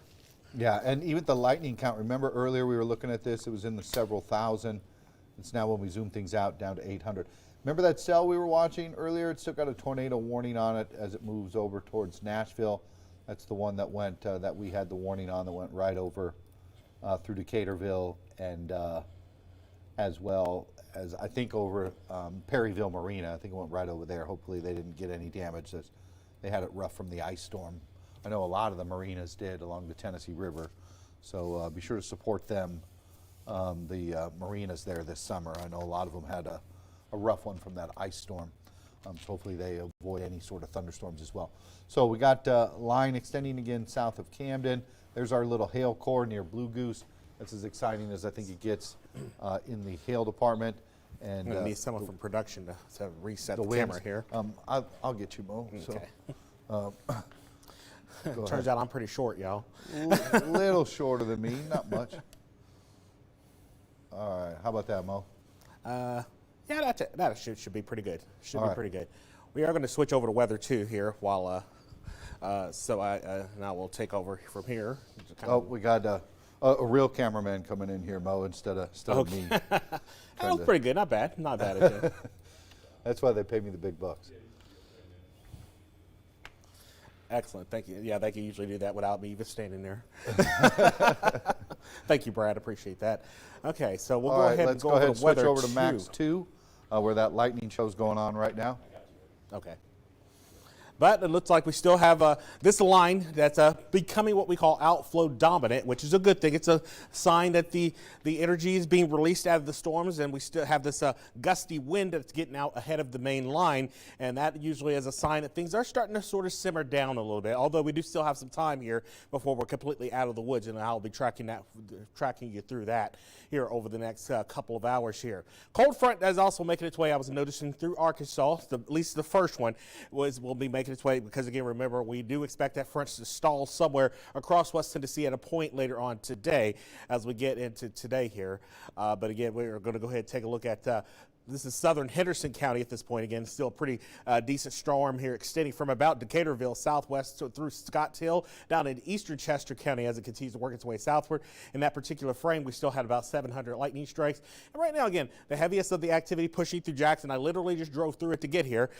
So again, we had some gusts that were pushing about 40, 45 miles an hour. I could tell my little car was getting jolted around there just a little bit as I was driving through the storm. This is out towards the western Henderson County, towards Blue Goose here.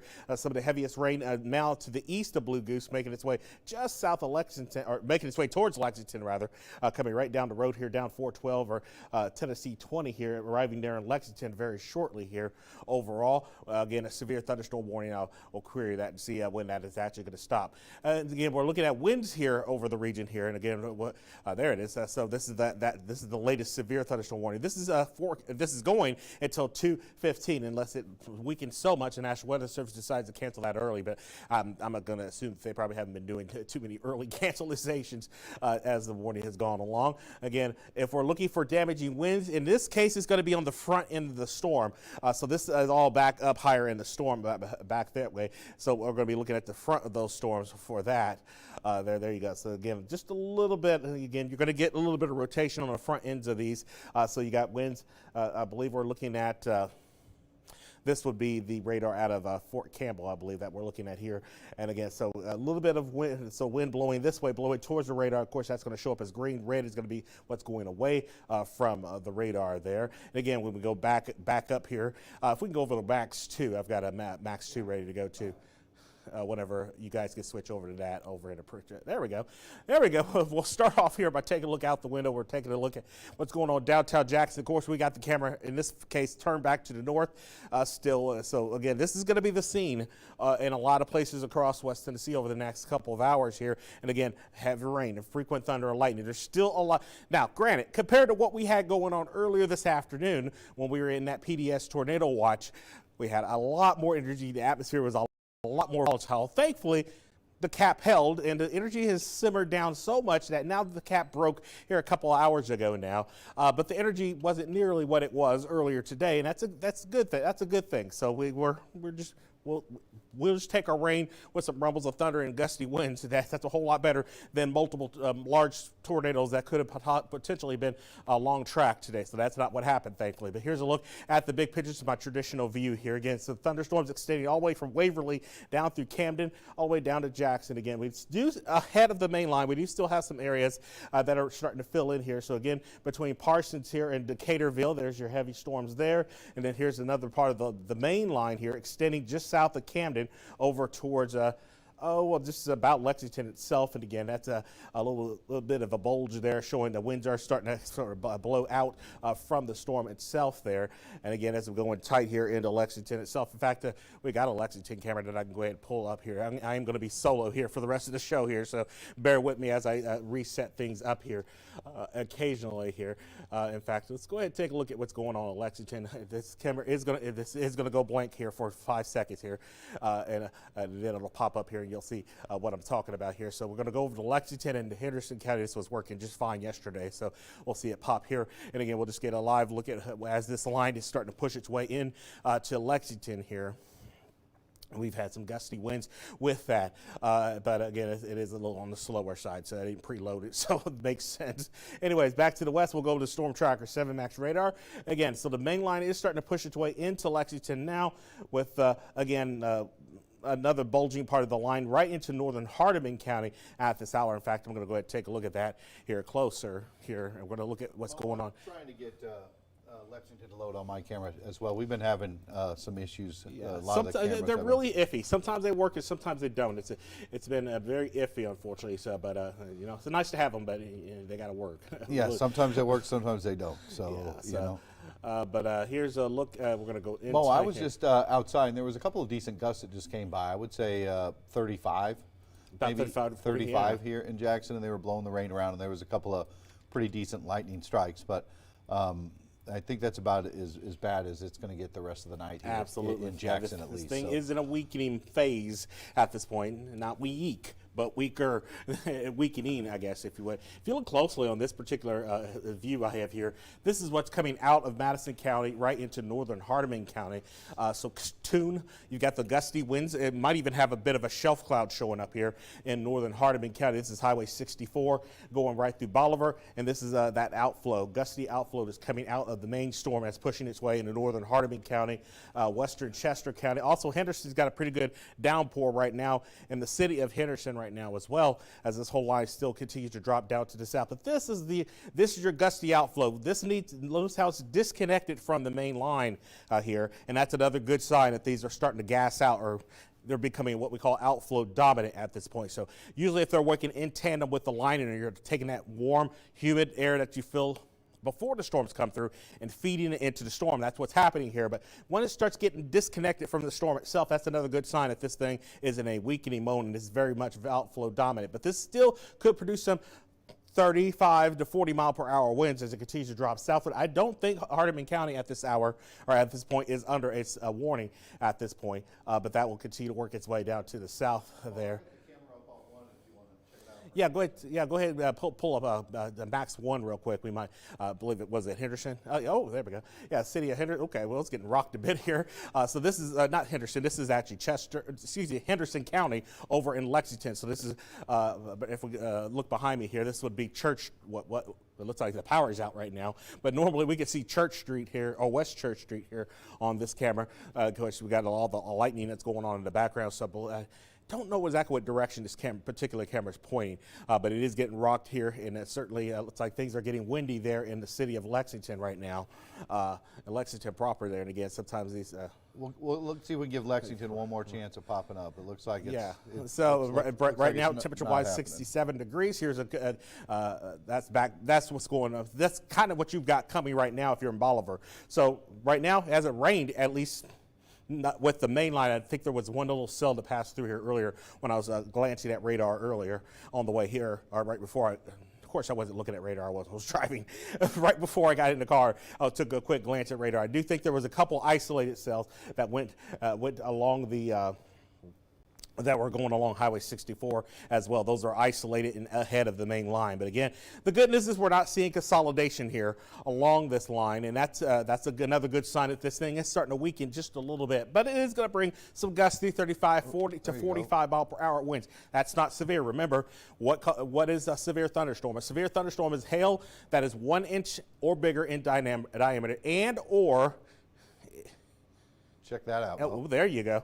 Now it's raining. Oh, there it is. So that's what's coming into Lexington right now. That's what we saw on radar just a second ago. So the rain is whipping along with some of that. That's about what it was like on my drive here. So again, you're going to get rocked up a little bit here. This is not necessarily severe, but it is getting pretty close here between gusts between 45, almost 50 miles per hour. But a severe thunderstorm by definition is 58 miles per hour or better. And of course, or if you have 1 inch diameter hail or better as well. But this one is at the very least producing some very gusty winds. It's very volatile there in Lexington right now. So just sort of hunker down, let the line come on through here, and that'll continue to work its way down to the south there. Well, in fact, we're going to go take a look at radar just so you kind of. We'll switch between what we're seeing there on the camera there and what you're seeing on radar there in Henderson County right now. So again, we're looking, I'm going to zoom in just a little bit so you can get an idea of where we are here. So if you can switch back to Max 2. So again, this particular camera, again, was looking back towards West Church Street there. So here's Lexington, and there's your main strip there. And again, it's a Natchez Trace Drive, road rather. And again, heaviest of that rain now working its way right down. I think 412 is also Church Street, if I'm not mistaken. Haven't been to Lexington in a hot minute. So again, that's what we're seeing here. That's working its way here. Maybe a little bit of a notch here. But notice this is a little bit more solid, though, compared to what we were looking at coming into northern Hardeman County there as well. So let's do our due diligence. Just make sure I'm not seeing anything trying to develop here. And we're going to take a look, and we're going to flip that over to velocity just to have an idea of, we're going to look at storm relative velocity. Okay. So if I was seeing a little bit more green, I'd be a little bit more concerned, but there might be a little bit of a little bit of turning here. It's not particularly strong. So what you've got here, I'll show you. So here's Penn Oak Elementary School. You've got green here indicating wind blowing back into the storm here with the wind bulging. Notice the bulge here south of and just southwest of Lexington.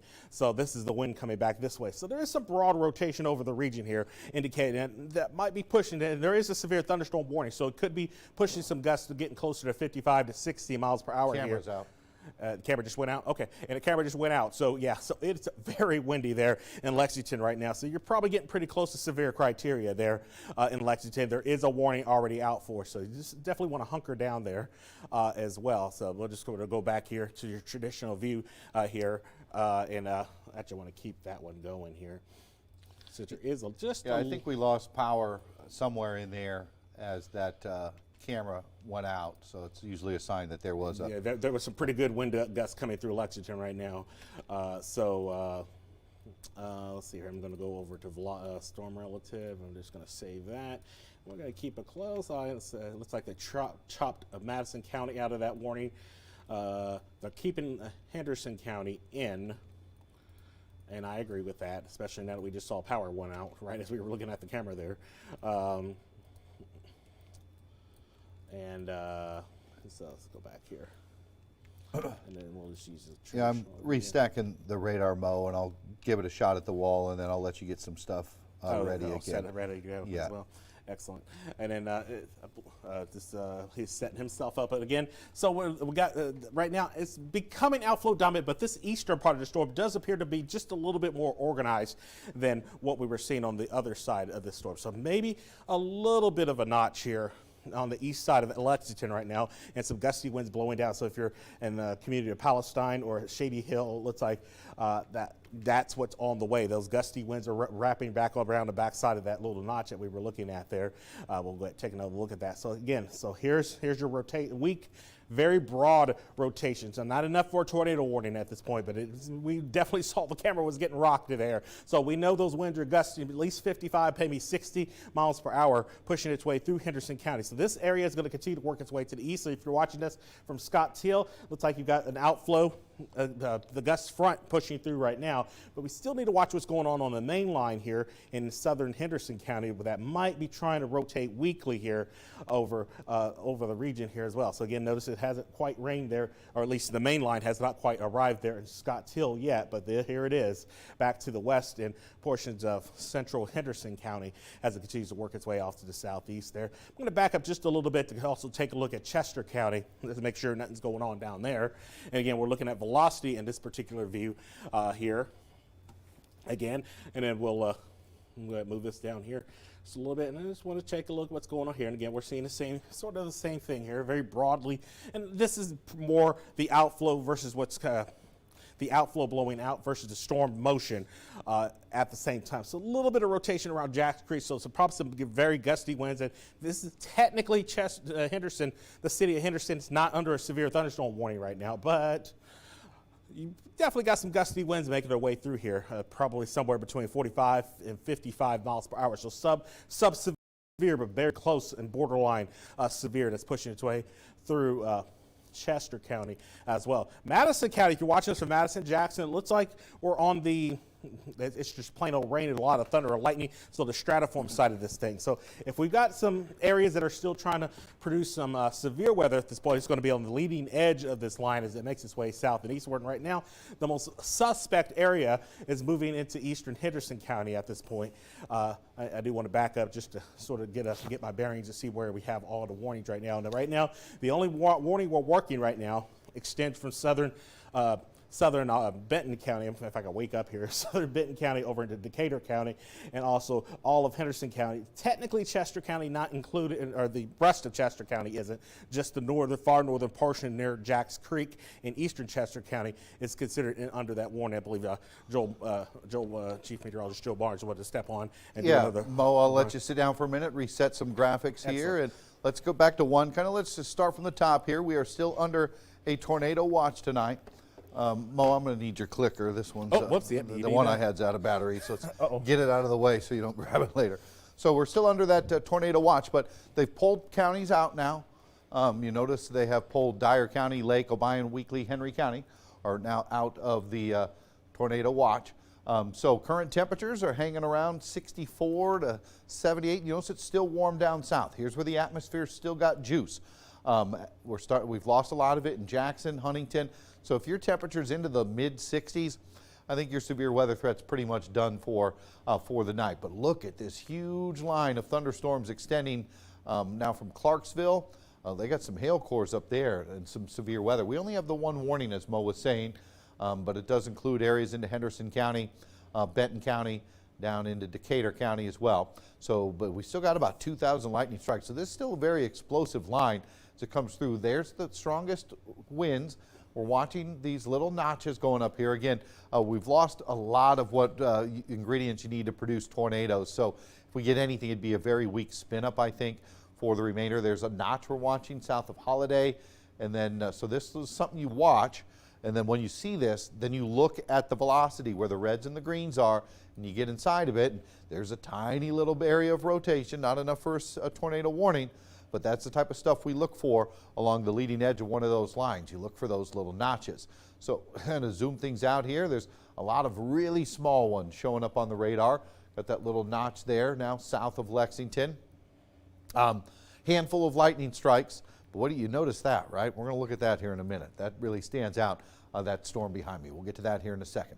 But again, a couple little notches here south of Lexington approaching Scotts Hill. But then we turn around and we look at the velocity inside, and this is all very unorganized. But when you do see reds, greens, there's probably some 40-mile-an-hour wind gusts, maybe a couple a little higher. But I don't see anything that jumps out saying we've got some rotation, potential spin-up tornado, really missing anything like that. But the colors are still pretty bright, meaning there's probably still some pretty gusty winds along the leading edge. So we extend things down. So there's our warning that includes Lexington, see Camden, Holiday, Parsons. We're no longer under a warning in Jackson, Gibson County. Nowhere in Gibson County are you under a warning. I think your severe threat is over if you're watching us in Gibson County as well. But this is what we're going to have to watch the next couple of hours. This is one that Mo's going to be focusing on as we get closer to 3 in the morning. It's that cell, which is beginning to cross the river right now. Definitely has some hail in it as it is approaching the Mississippi just south of Golden Lake. It's got a severe thunderstorm warning on it till 2:45. You notice some of the communities that are in that warning. Atoka, Covington, you're right on the edge, and that could continue into Mason, possibly moving over into Hardin, and McNairy County here over the next hour or two. Wind signature is very minimal as far as rotation, but it looks like it's got some gusty straight line winds that are moving over the river right now. So here's the big picture. We're watching this cell here, which is going to slowly track down to the southeast. I think it's coming into Hardin, McNairy, and Hardin County later.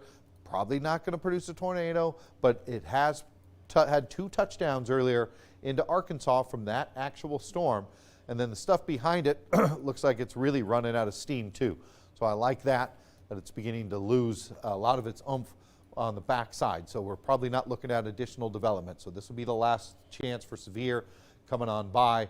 And then this line, again, extending now into Hardin, looks like Chester, or down through Henderson County, and then pushing into Hardin, McNairy. So we've also got a tornado warning. Now this cell, this is the one that we had a warning on earlier that went right through Decaturville area.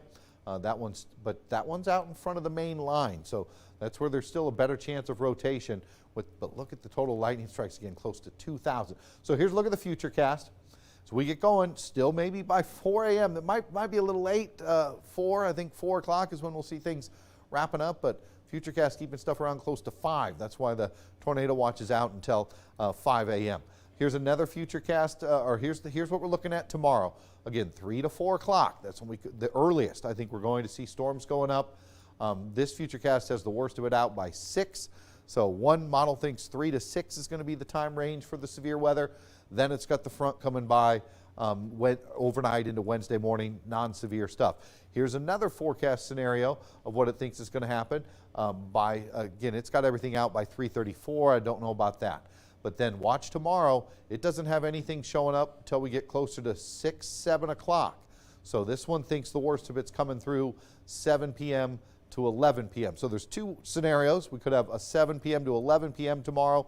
We could have a 3 p.m. to 7 p.m. So I'd say sometime between 3 and 11 p.m., That's when we're looking at the chance for more severe thunderstorms tomorrow, probably with gusty winds being the main threat. Both scenarios, though, have us drying out by Wednesday morning. Then we're going to be much cooler behind the front as we get going into the day on Wednesday. So we'll go ahead and pull up the radar here one more time. Take a look at a couple of them areas that have been showing some stronger winds coming on down. We'll start here with the big picture of West Tennessee. And all right, so there we go. So if you are up here, Gibson County, you're done with the severe threat. Carroll County, you're done. So you may get a couple of stray lightning strikes, but main people that need to stay weather aware where that storm is coming down into, I'd say, southern Haywood still. Maybe extreme southern Madison might get in on the act for another 20 minutes. But it's going to be Hardeman, McNary, Hardin County that have the worst of it still to come by. If you want to go to sleep, you can. Again, just make sure you turn up your alerts just in case. It's not likely, but if there is a tornado warning, you have a way that your phone will alert you to the warning so that you can wake up just in case.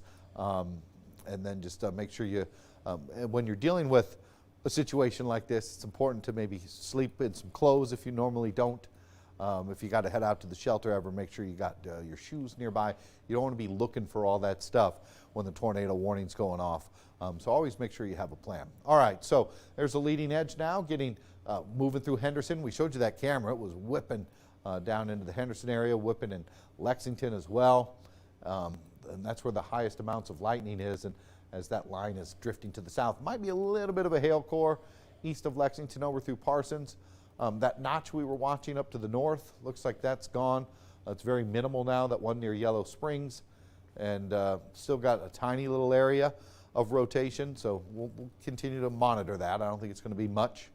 Then let's get back down south here. It's very heavy rain coming down right now in Henderson again. There's a little hail core, maybe really small hail east of Lexington. So got storms still.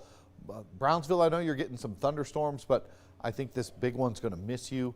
That's this guy. Look at all that lightning. That is an ugly looking storm. Again, we'll get back to that one here in a minute.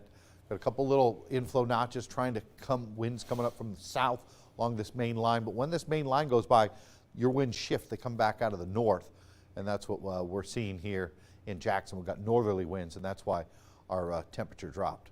So again, very broad little wind structure showing up, nothing that looks like rotation where it's going to try to produce a tornado.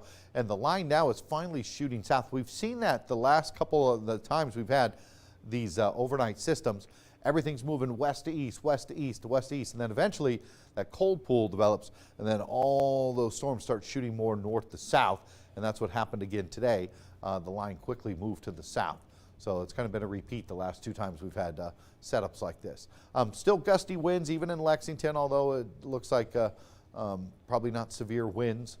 That's an outflow boundary you see there near Bolivar. You see that showing up. That's some gusty winds coming into Bolivar. That'll be approaching Selmer here soon. It's out in front of the thunderstorm. And then this is the guy that we're watching now east of Joyner, still right along the river. This is the most intense storm in the Mid-South right now. Probably hail southeast of Golden Lake. It's now crossing the river. That's the Mississippi River. You can see it pretty well. It's heading into the Drummonds area. Should stay north of Memphis. But this one storm itself has 400 lightning strikes. Not seeing any wind signature, showing that it's still rotating, trying to produce a tornado. So that's some good news there. Again, here's what we still have to come on by.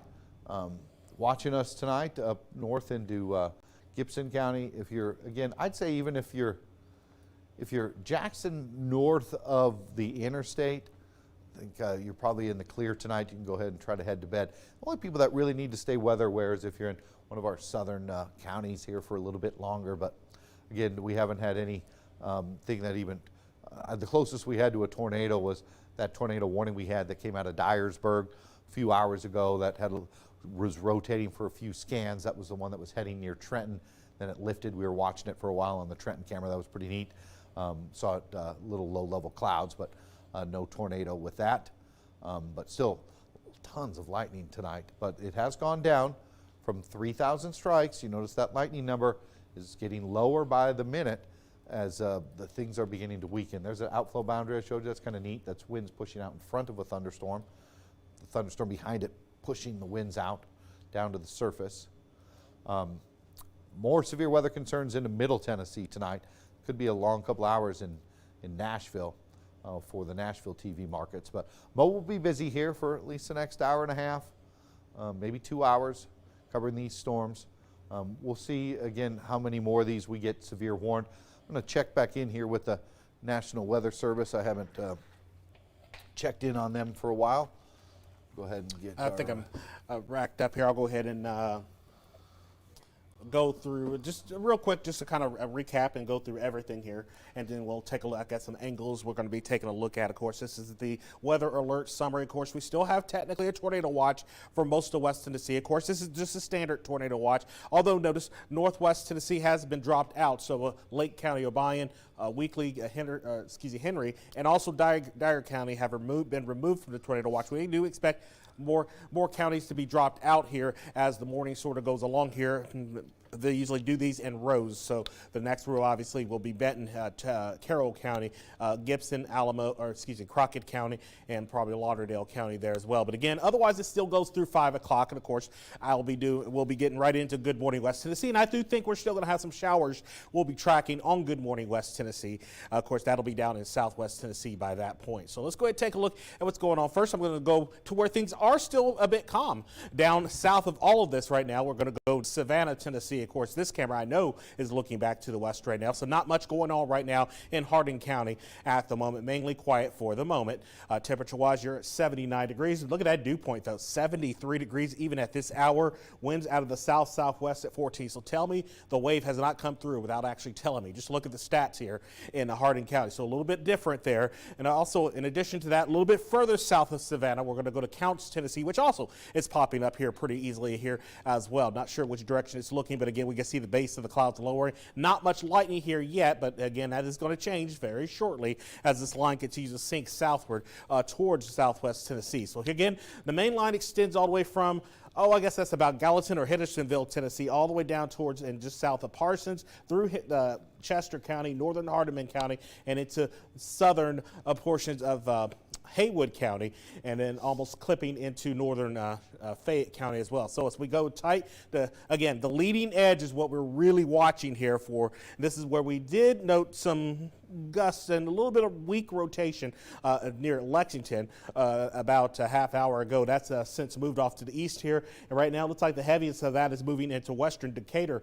County. In fact, let's take a look at the velocity here again. Here's what we're looking at. So winds in this right now, this is I'm trying to think this is the Memphis side. Yeah, this is coming out of Memphis. So again, so winds are still blowing in 2 different directions here still, but I'm still not really seeing that area of pink that we were seeing earlier here in Lexington. But nevertheless, I do think you've probably got some near severe or sub-severe winds. I think they dropped that warning. They did, Mo. Did they allow that to drop? Yeah, it's expired. The only warning right now is over into it's over in Lauderdale. in the middle of Tennessee. Okay, yeah, the one that's on the okay. I apologize.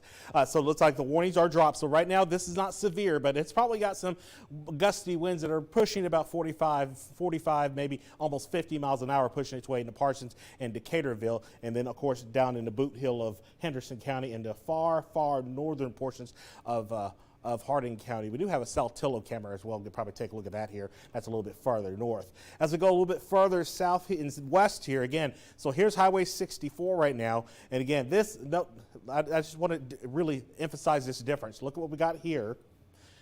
And then let's go back and look at the rest of the line. Notice what's missing. Notice we don't have that solid area of red anymore, so this is not organized at all as it continues to sink to the south here. So this is a good sign. It's very much weakening. And in addition to that, remember we were looking at that little thing here? That's the outflow gust. So right now, if you're in Selmer, you probably got a good shelf cloud coming in. So that's probably what's pushing into Selmer right now, and just pushed south of Bolivar. So these are some gusty winds still, probably still between 30 and 35 miles an hour. This is outflow that's moving away from the storm, so they continue to weaken there. So if we look at it from a velocity standpoint, again, you can still see that wind shift right here making its way through the rest of Hardeman County and down towards Selmer there.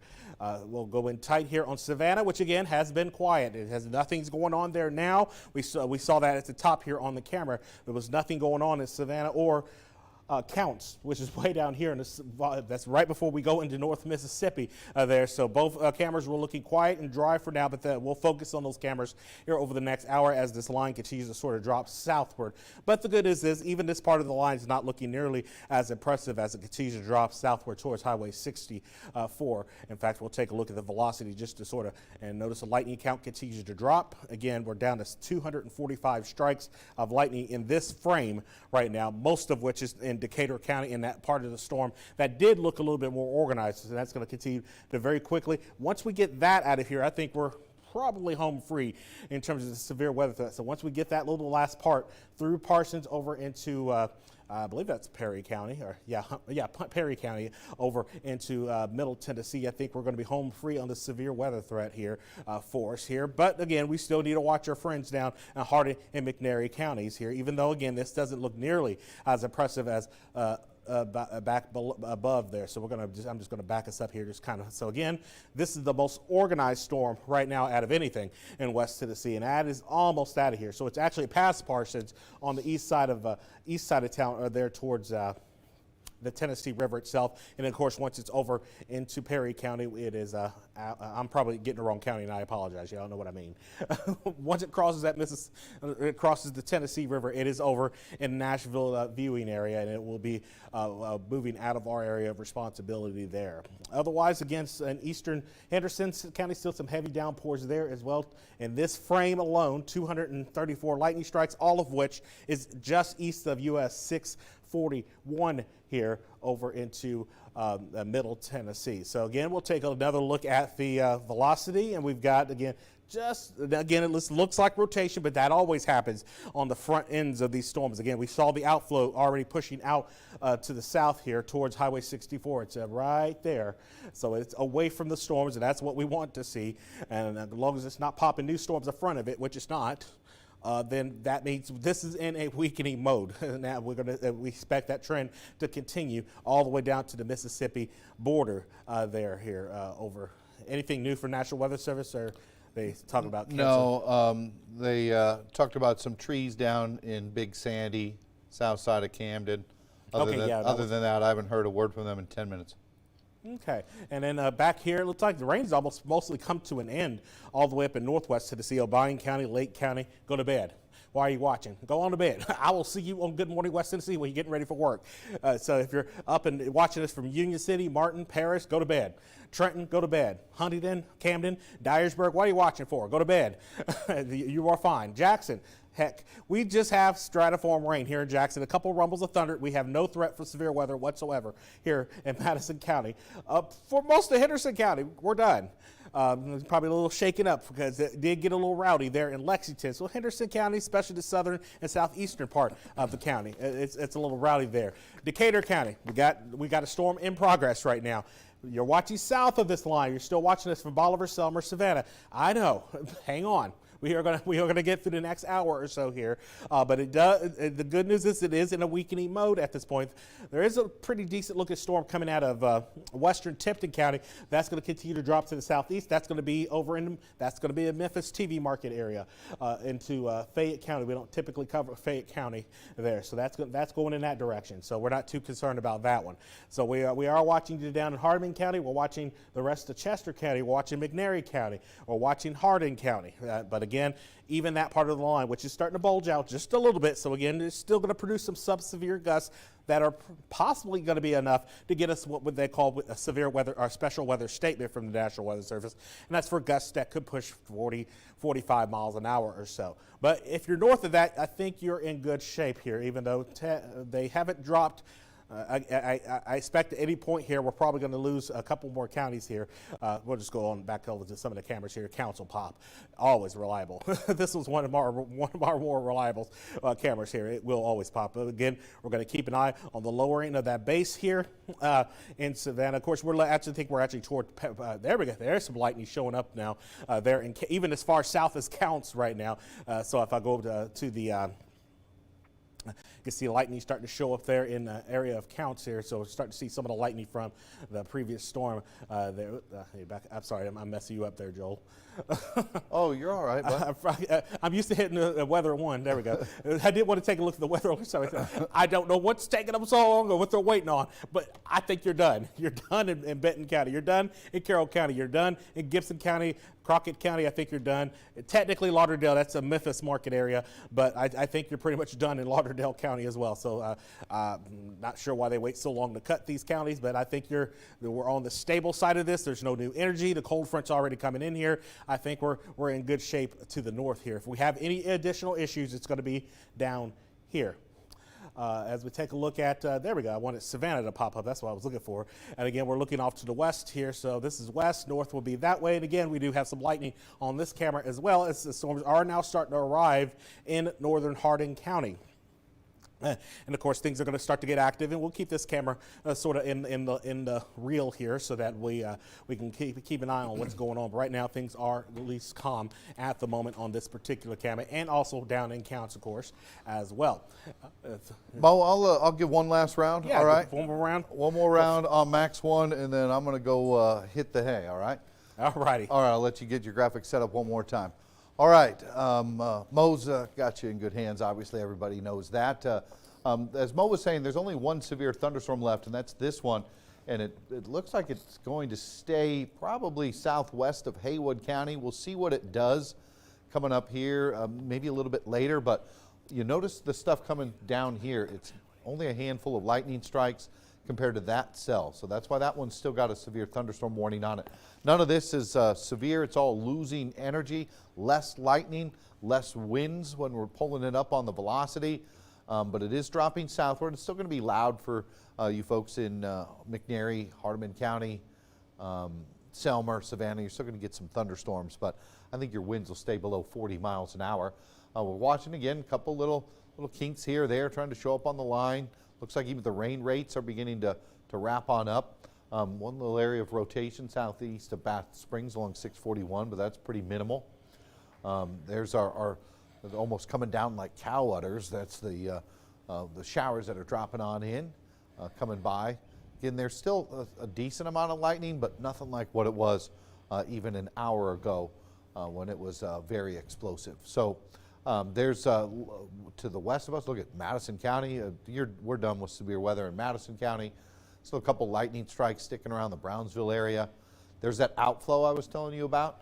See it blowing down towards Hickory Valley, approaching Middleton. Selmer, you probably got a little bit of winds coming by right now, nothing too bad. That's the outflow before the rain itself shows up. And then, as I said, this is our only severe storm that did produce a couple tornadoes earlier, but it's not rotating at all right now. But it does have a little bit of a hail core as it's coming on into Millington, Bartlett. But look how it's dropping south so fast. All day it was going straight west to east, or all night. And we were expecting it to eventually move into our area, but the last 30 minutes, it's really been cut off, and it looks like it's going to go down even into Shelby County. So it may miss our general counties that we cover anyway. So that's our only severe thunderstorm warning. So Mo might even be able to take a little bit of a break here. We'll see. It's a boss's call. But there's no more severe thunderstorm warnings technically in our counties. There's one again here north of Memphis with some pretty intense hail coming on down. But if you're watching us in Selmer, Savannah, very unlikely you're going to have a severe thunderstorm warning issued from what we're seeing. Everything is weakening, losing strength, losing energy, losing wind speed as it drops down to the south. And look at the lightning counter. Remember earlier at this view it had 3,000. It had 1,450 the last time I looked at it. Now we're down to 850. So significant decrease in storm energy over the last 30 minutes. So real good news there. Big picture here, we're still under a tornado watch. Again, these are where the watches are issued. This actual graph doesn't show the counties that have been pulled off. It keeps them on until the watch time expires. But still some severe weather concerns in the middle Tennessee tonight. Nashville is finally under a severe thunderstorm warning. Futurecast still, I think it's off by a little bit. It still thinks it'll linger till 6. That's not happening. I think they'll be gone by 4. But again, I think our severe threat's pretty wrapped up. This Futurecast thinks everything's done in the next hour. That would be nice. probably too fast, the other one too slow as it comes on by. But we're going to continue to watch things tonight, or this morning, I guess now. It's no longer tonight. I guess it is for me. Still occasionally seeing some lightning strikes showing up into the Jackson area. But this is what we have to look forward to. I think just some non-severe thunderstorms tracking down into Chester, Hardeman, McNairy, Hardin County over the next couple of hours. I do have the Saltillo camera pulled up here on Weather 2. This one is rocking, so that outflow is now starting to arrive in northern Hardin County. So this is the Saltillo camera. We don't have a whole lot of lights in this particular view, but that lightning is very active here. As you can see here, everyone you can see the camera. This one little light is kind of shaking around there with the wind, but we are seeing plenty of lightning on this shot. And of course, this is the outflow that's pushing out of Henderson County and out of Decatur County right into northern Hardin County. So again, it is starting to get a little windy now there in the Saltillo area. So we'll go ahead and take a look at counts also. Again, this is on the southern end of the county. Of course, not nearly as active here, but again, looks like we're probably looking north on the right-hand side of the camera. And again, you can see some of the lightning working its way in that camera as well. We'll go ahead and take a look at Storm Tracker 7 Max Radar. So what we're seeing, Saltillo, of course, is right up here in the northern part of the county, and that's what's pushing into northern Hardin County. Again, that's probably our most organized storm right now, and that's not saying much compared to what we had going on earlier. Again, the most severe storm, our strongest, closest to severe rather, storm is the one moving out of Decatur County now, just crossing the Tennessee River at this hour. In fact, let's go in just a little tighter here. Again, that storm moving over towards Linden, extending down into Hardin County. I'm going to move this down. Actually, I know I think I got you all covered already. There we go. That's what I wanted. So also, in addition to that, we don't have any cameras in McNairy County, but I can tell you that the outflow is pushing through Selma right now and in the northern portions of the county. So up near the community of Finger and maybe Adamsville, Morris Chapel, places like that, got some gusty winds really pushing through right now. In fact, just to do our due diligence, I am going to go tight here just to sort of pull out some communities. I know these are some smaller communities, so but we are going to go in tight here just a little bit here in northern Hardin or McNairy County. There you go. So community of Finger. We've got Enville, Leapwood, Morris Chapel, also some of the heaviest of the storms pushing through right now. Purdy, Adamsville, also about to get some heavy rain and showers and storms. And again, this is all north of Selma still, but if you're looking north, you're seeing all the lightning still.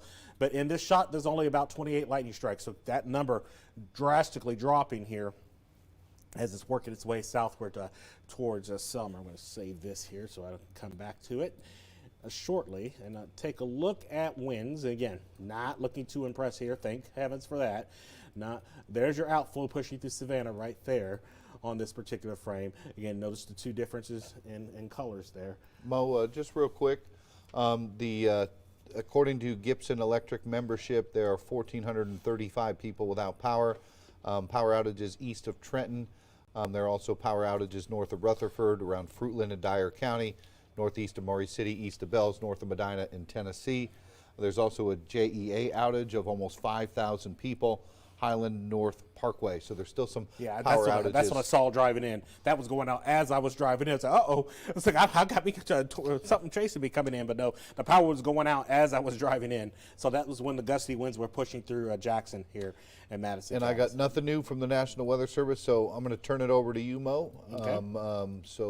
Enjoy your morning, everybody. Thanks for staying up late with Jordan and I covering these storms, and obviously you're in good hands with Mo for the remainder of the morning, and I'll see you in the afternoon. All right. Excellent. And so I'll take over from here, and I'm going to be with you here over the next couple hours. We're going to get this line through West Tennessee and out of here. We're going to make sure everybody is safe and sound. And right now, the only area that's of concern at this point is this one, and that is in Hardin County and McNairy County. And that, again, doesn't look too impressive. What's left of anything that was somewhat organized is just to the north of Clifton. I believe you said there was some rotation that moved towards Clifton at one point, Joel?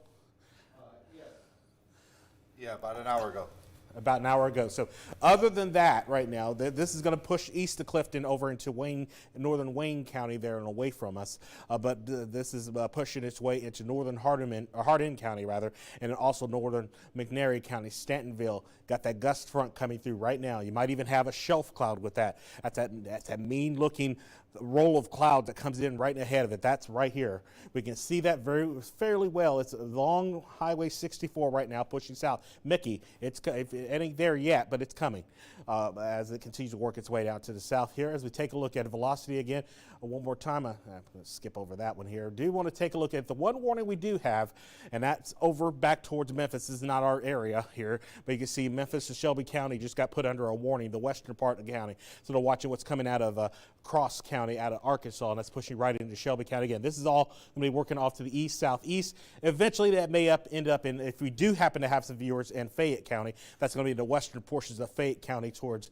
the western portions of the county, and that will be a little bit out of our viewing area. As for Brownsville, again, whoops. Back up here, didn't want to pull that up yet. Brownsville, we still have some heavy rain going on there as well. I know we have some viewers there in southern Haywood County. Again, not looking too impressive. This is maybe looking pretty decent here in Brownsville. I'm going to go in a little tight here just to take another look at that particular part of the storm, just to do our due diligence there in Haywood County. Again, so in this frame right now, in all of Haywood County, there's about 23 strikes in the last 10 minutes, all of which is part of that storm that's in. So some pretty heavy rain falling in Brownsville right now at this hour, between Brownsville, Sunny Hill, and Cocoa there along Highway Interstate 40 there at this point. Some of this might make its way close to far western Madison County, so it's going to be a close one. But again, if this tries to organize, this is going to be our other problem maker if this tries to organize any further than it currently is right now. But right now, since we already had something come through Madison County, a lot of the energy is gone, so it doesn't have much to work with. But we'll certainly keep an eye on that here. I'm just going to sort of do with this here, just kind of look at the trend here. You can see where the earlier stuff pushed through earlier, and then now we got this other cell that's trying to make its way southeast, and then that one, we'll need to watch it for Hardeman County for that one too. I do want to take a look at velocity here. I'm going to save that so I can have something to come back to there as well. Again, nothing looking impressive in terms of the winds there, but there might be maybe some pea-sized hail with that, but that's probably about it. But I'm not seeing anything that jumps out as concerning in Brownsville, other than heavy rain right now that's moving through there right now. As we take a look at Futurecast, again, showing this whole area still dropping southeastward as the rest of the morning goes along here. This stops us at about 3:30, and that's more or less what's happening right now. We got this little segment that might clip into Hardeman County here, and then that'll continue to the south. And again, that's why we're going to keep an eye on y'all down in McNairy County and Harding County. Y'all haven't. There's still just a little bit of energy in North Mississippi, in the southern half especially of Hardeman, and then also in the McNairy and Harding counties as well. And that's going to continue to drop its way into North Mississippi and then eventually out of here. By the time we get probably into the third show of Good Morning West Tennessee, rain should be done for a little bit until things redevelop. And of course, that's when that's going to be the goal today during the show, is we're going to be looking at the potential round for Tuesday as well. Again, we did expect another round. This front's going to sort of stall out, and that's going to set the stage for another round perhaps once we rebuild instability as the morning sort of goes along here. So let's go back. I'm going to go back to the top of the show here. We're going to go take a look at some cameras here. Starting off downtown Jackson here on this view. Which one did you go to? Or was that me? Okay, so downtown Jackson, again, mainly quiet. We just got some stratiform rain, not nearly as lit up in terms of the severe as what we were seeing earlier in terms of all the lightning that we had, but power is out. Let me also take a look at our weather alert summary. Technically still have a tornado watch for our counties along Highway or Interstate 40, even though we'll see how long Memphis is going to wait to take those out. But again, at this point, you're pretty much done in Benton County, Carroll, and Gibson County, Crockett County, you're done. We need to watch it in Haywood, maybe western Madison County, and then definitely our southern counties. We got to make sure this line is out of here first. But north of that, you're in the stable air already, and I think you're done here at this point. So going to go back to Saltillo, Tennessee, northern Harding County again. Just shaking a little bit here. This is a pretty dark location, so it's hard to see anything. I'm mainly looking for lightning here in this shot, but it does appear to be rainy there at the moment. We'll go ahead and go over to counts where the outflow, you might be seeing some of that outflow lowering showing up here on this particular camera here as well, but not nearly as much lightning as what we were seeing just a few minutes ago there. we probably got a pretty good shot on Savannah's camera here. So while you guys take a look at Storm Tracker 7 Max radar, I'll go ahead and get that added back in here, and we'll take a look at the Savannah camera as well, and that'll give us an idea of sort of what's going on there as well. But again, we're going to continue to watch. There it is. And let's go ahead and pull that one up. And we'll go ahead and take a look at our traditional view from Savannah over the Tennessee River here. And it'll pop up here in just a moment. Uh-oh, that's a confirmed tornado there. We'll take a look at that in just a moment. Notice how much more active this shot is now. Again, we're looking off to the west here. Here's Interstate, or Highway 64 rather, over the Tennessee River. Not as much lightning in this shot now at this hour there. And again, traffic is otherwise moving along smoothly there, and I'm waiting on some lightning. There's just not that much there in this shot. We'll come back to that in just a moment. So that's a good sign. A lowering lightning count is another wonderful sign that we want to see tonight. So this is counts, of course, looking at PAC.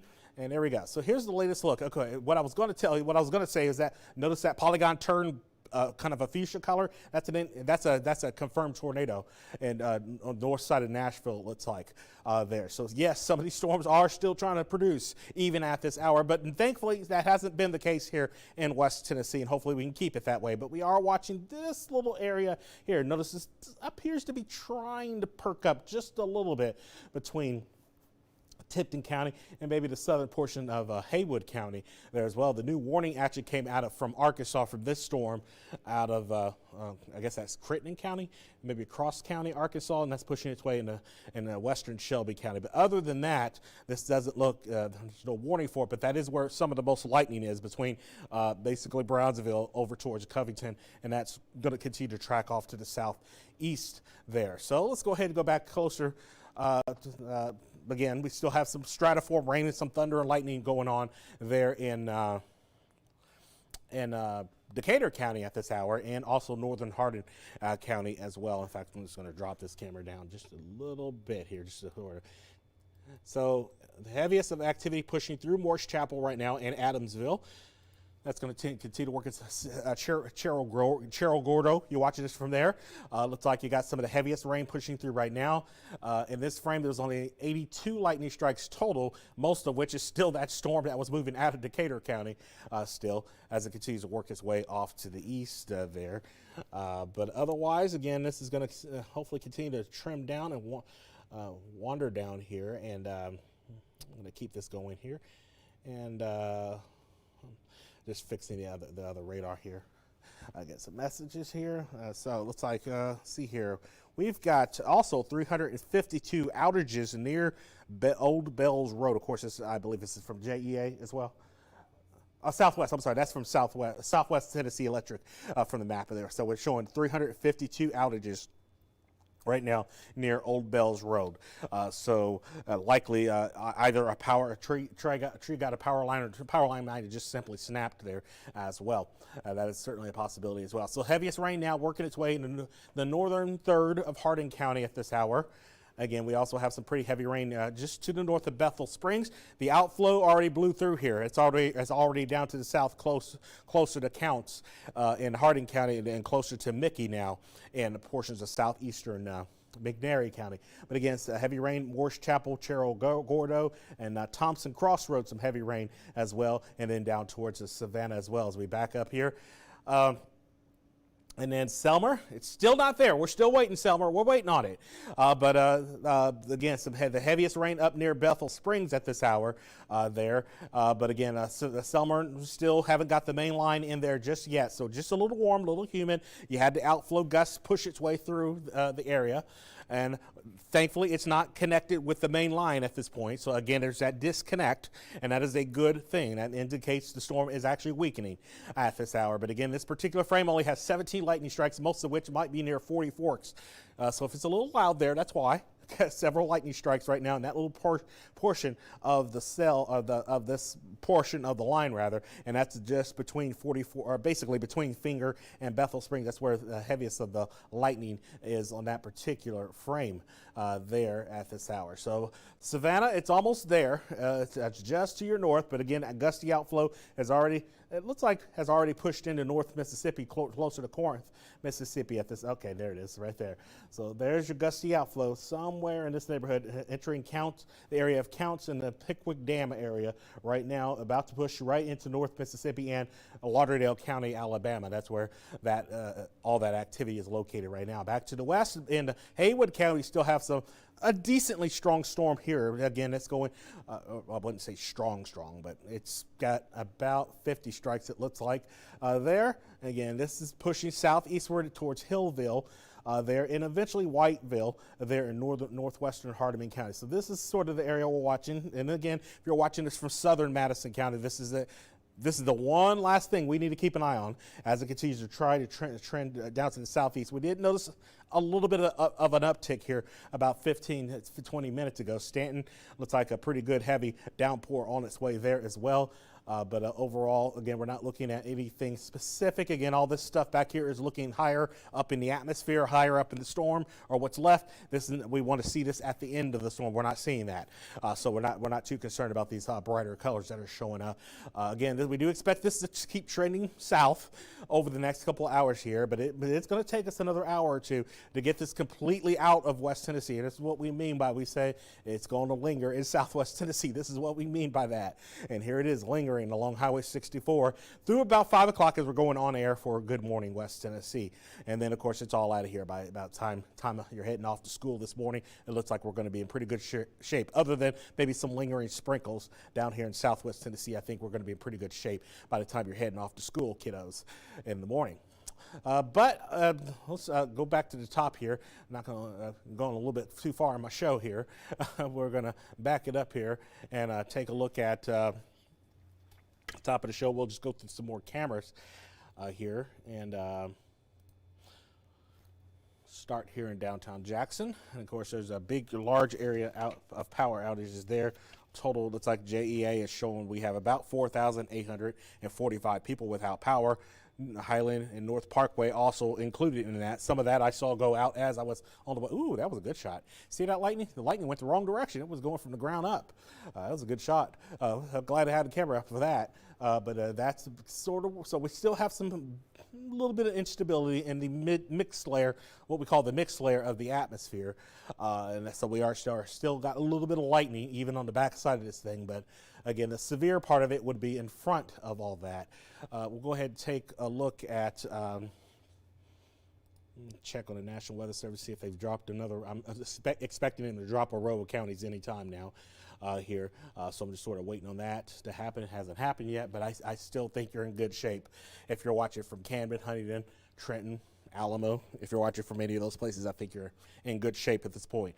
Madison County, we'll wait till we get this last little part that's coming out of central Haywood County that's trying to drop off to the southeast before we give the all clear for the south. Again, so here's counts right now. We'll go ahead and take a look at, Saltillo, Tennessee. This is northern Hardin County. This is where we do have the front of the line here. And then notice the camera's got some rain on it at the moment. We'll see if we pick up any lightning here on this particular shot. There we go. So a little bit of lightning there as well. They're making its way into northern Hardin County. But when we go over to Savannah, things are a little calmer for the moment at least, but that is going to get active again here very shortly. The main line hasn't quite reached you there in Savannah, but it is just off to your north, and it is going to continue to sag southward here. And while that's happening, I am going to take a look at the National Weather Service to see what they're talking about here. In fact, let me get them pulled up on the other computer here while so I can go to that whenever I need it here shortly. And then, again, so that line is starting to push its way into northern portions of Hardin County. Again, the main line is starting to push its way, make its way closer to Savannah, Tennessee there, but not quite there at this hour. So looks like they canceled a severe thunderstorm warning. It looks like that was the part that was okay, so they chopped out the Arkansas part of that warning. But again, we're going to just watch this storm come in live here on Savannah's camera.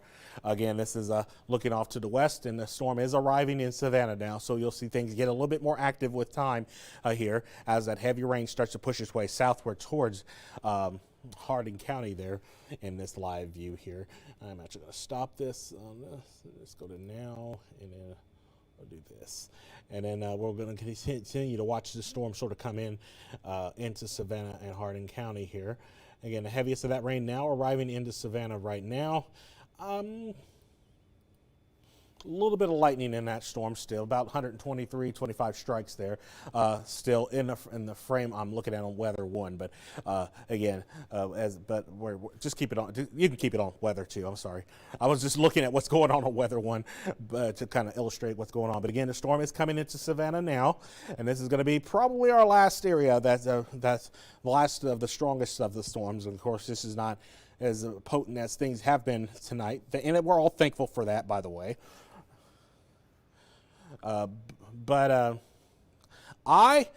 We technically remain in a tornado watch until 5 o'clock, and I'm going to be here I'm going to sort of wrap up here a bit. We're going to keep an eye on what's going on down in the south, and I am watching it in the background, and I will be back on. And should things start to get and look interesting, I'll hop back on. I'm going to have to get the morning show ready to go here and sort of take a look at things here in the background. But again, we're still watching Hardin County and McNairy County for any additional flare-ups. But again, you can see things are mostly calm, at least for the moment, but things are going to start to get active here in Savannah over the next 20 minutes or so as the main line continues to sink its way southward into central portions of Hardin County and also portions of McNairy-Selmer. It is on the way. So we'll go through radar one more time just to show you where everything is located here. Again, first, we'll look in this is over in Counts. Looks like we might lost some power. We could see the factory earlier. It might be the rain there, too, there on that shot. But here's a look at Storm Tracker 7 Max radar. Maybe. As we appear to have lost data on that shot there. Everything didn't disappear, I promise. There's still storms that are pushing their way through there. And again, some of those storms pushing their way southward into northern McNairy County there. We'll go ahead and wrap things up here for now. And again, we're going to keep an eye on any additional warnings as we go about the next couple hours. I'm going to be here all the way, and then, of course, I'll be on for Good Morning West Tennessee as well. But we're going to keep an eye on things. But right now, we don't have any warnings across West Tennessee. We do still technically have a tornado watch, even though I expect some cancellation, maybe a couple rows of that to continue to cancel here shortly. So we will be back should things warrant, if we do end up with a warning anywhere here shortly.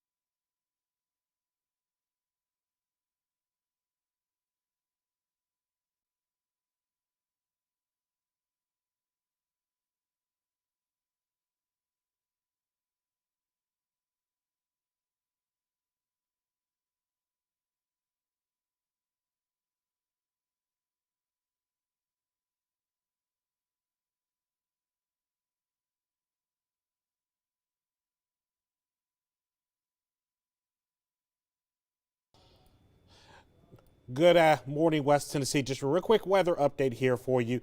We do have a new severe thunderstorm warning, but first we're going to start off on weather one here.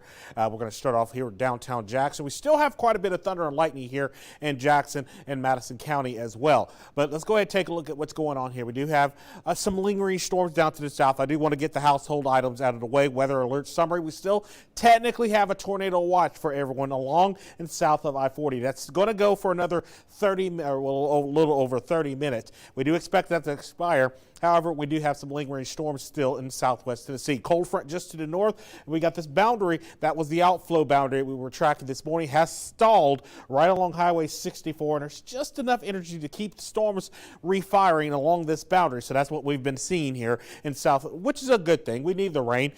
But we do have just a little bit of wind that we're concerned about. A little bit of broad rotation here in northern McNairy County. So again, this is going to be primarily for wind gusts that could push 55 to 60 miles an hour, which is a severe thunderstorm warning. And in addition to that, we got quite a bit of lightning with this, and thunder and lightning as well. So we do have just some broad rotation just to the south of the community of Finger here, right almost along the border between northern McNairy County and southern Chester County. Again, this is south of the city of Henderson, where this is sort of coming together. I am going to move the radar here just a little bit to take a look at another couple of areas here. A little bit of a wind signature showing up just to the northeast of Hornsby as well. Not as impressive as the one up there closer to Finger. But overall, we were watching also an area move its way through Hardeman County. Again, same kind of thing. This was looking a little bit more impressive a couple scans ago, but we did have some pretty gusty winds pushing its way through southern Hardeman County, so we did have a severe thunderstorm warning. Looks like the National Weather Service went ahead and let that one go for now. But this is what we're going to be sort of watching over the next couple hours. Of course, we're going to be going into Good Morning West Tennessee here in about 30 minutes as well. Of course, we're going to be tracking these as we go through the morning here, but I did want to hop on and give you kind of a heads up, especially there in McNairy County. Again, we do still have and remember that air in north Mississippi has been untapped. There hasn't been that many storms there, so this is what's trying to sneak into southwest Tennessee, and the storms are at times taking advantage of that. So that's why I wanted to get on and sort of update you on that situation. But again, we'll just sort of go from the top here. If you're joining us late here, again, a weather alert summer. We still technically have a tornado watch for about 30 more minutes for everybody in yellow. Even though the threat's low, we're still got a little bit of rotation going on along Highway 64 in southwest Tennessee, particularly this area here along Highway 45, particularly between Henderson and Summer. We got a little area of rotation right here. It's broad right now. We want to see these two together, a little bit closer together here in northern McNairy County. And also, this is looking off pretty far east. Notice this little purple color showing up, indicating we're basically hitting the max of the height that we can really see here. So this is looking up pretty high in the atmosphere. But there is a little bit of rotation right along the McNairy and Chester County border as it continues to work its way off to the east. This particular one, I'll go ahead and take a look at the details on that here real quick, so we have that as well. This warning is again for. We're going to go over to technically it's in effect for Madison County as well, even though the severe part of that line is down south of Jackson here. So it does not include Jackson. It's down basically from right along the border there between Chester County. But it's going to go until about 5:15. So we are going to be tracking that on Good Morning West Tennessee here in about 30 minutes as well. But again, I'm going to track this off air here for a bit, and we're going to watch that very carefully, because it's not tornadic yet, but we are in a tornado watch, and there is a little bit of broad rotation going on here. So if you're down the road, in fact, let's go ahead and track that and take a look at some times of arrival on this particular feature, so that we give you an idea of when that could potentially arrive in your location. So let me get a look at the stats real quick, and then I will put a track on that for you. So this is moving east around 30 miles an hour. So it's not moving all that quickly, but it is rotating just a little bit. And I just want to do our due diligence and make sure we are covering that as best we can here. So I'm going to track this area of rotation to the east here at about 30 miles per hour. And that'll give us some times of arrival. So some communities in line to see this some of these strong winds. and a bit of weak rotation. So we're talking the community of Purdy at 436. So very shortly, Leapwood at 440, Enville at about 443, Adamsville at 447, Morris Chapel at 448, Crump, if it holds together, looks like about 454, Five Forks at 459, 501 in Savannah, if this holds together or it tightens up any further than where it is right now. So again, this is something we'll keep an eye on, and I'm going to go ahead and send you back to regular programming. But again, we will be tracking all that on Good Morning West Tennessee unless something gets tighter over the next few minutes here. We'll hop back on and we'll track it for you.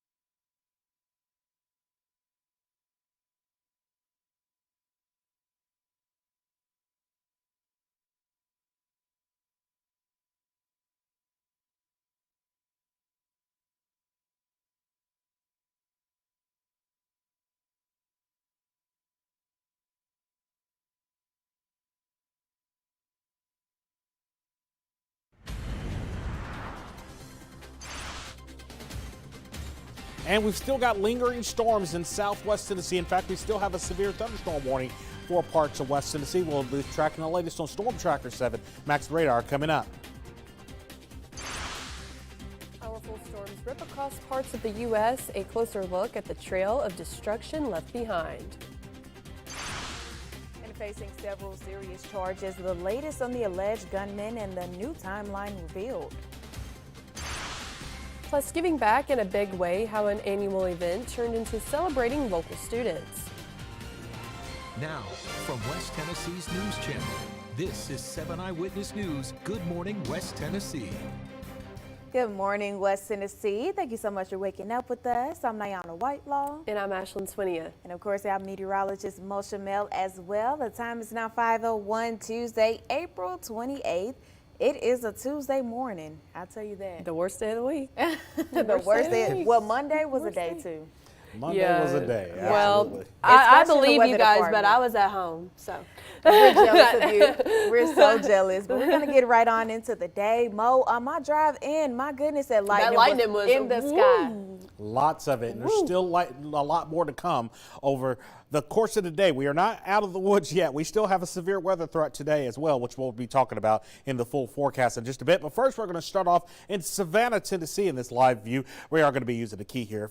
But again, we're looking at Savannah, Tennessee here in the live shot. And because currently you are under a severe thunderstorm warning, which is going to continue for just a bit, we're going to take a look at Storm Tracker 7 Max Radar and what's going on right now. We do have a cold front that's starting to work its way to the south here. It extends from roughly Paducah back to the west here.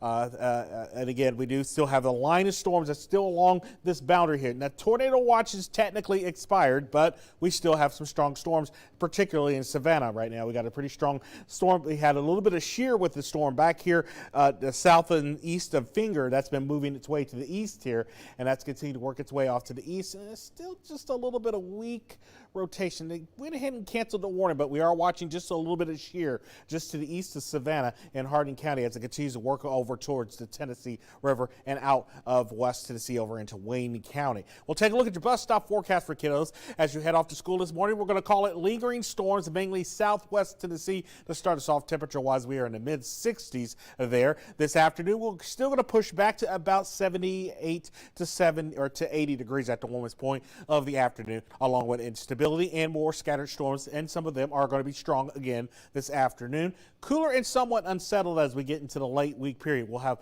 more details on all of it in your full forecast. That's all going to be coming up in just a few minutes. Thank you, Mo. On our top stories and staying with the local weather, we have the latest on local power outages for you. According to the Jackson Energy Authority outage map, 4,850 customers are currently without power. And multiple outages are reported on North Highland Avenue with several traffic lights down. Also experiencing outages are North Parkway, Christmasville Road, and more. Stay with us on air and online as we keep you updated on the latest numbers. And that's not all. According to Gibson Electric Membership Corporation, 1,435 customers, homes, and businesses are without power right now. The largest outages are east of Trenton and Gibson County. That's right. Customers near Dyer County, Murray City, Bells, and more are also affected. Crews have been dispatched. They will restore service as quickly and safely as possible.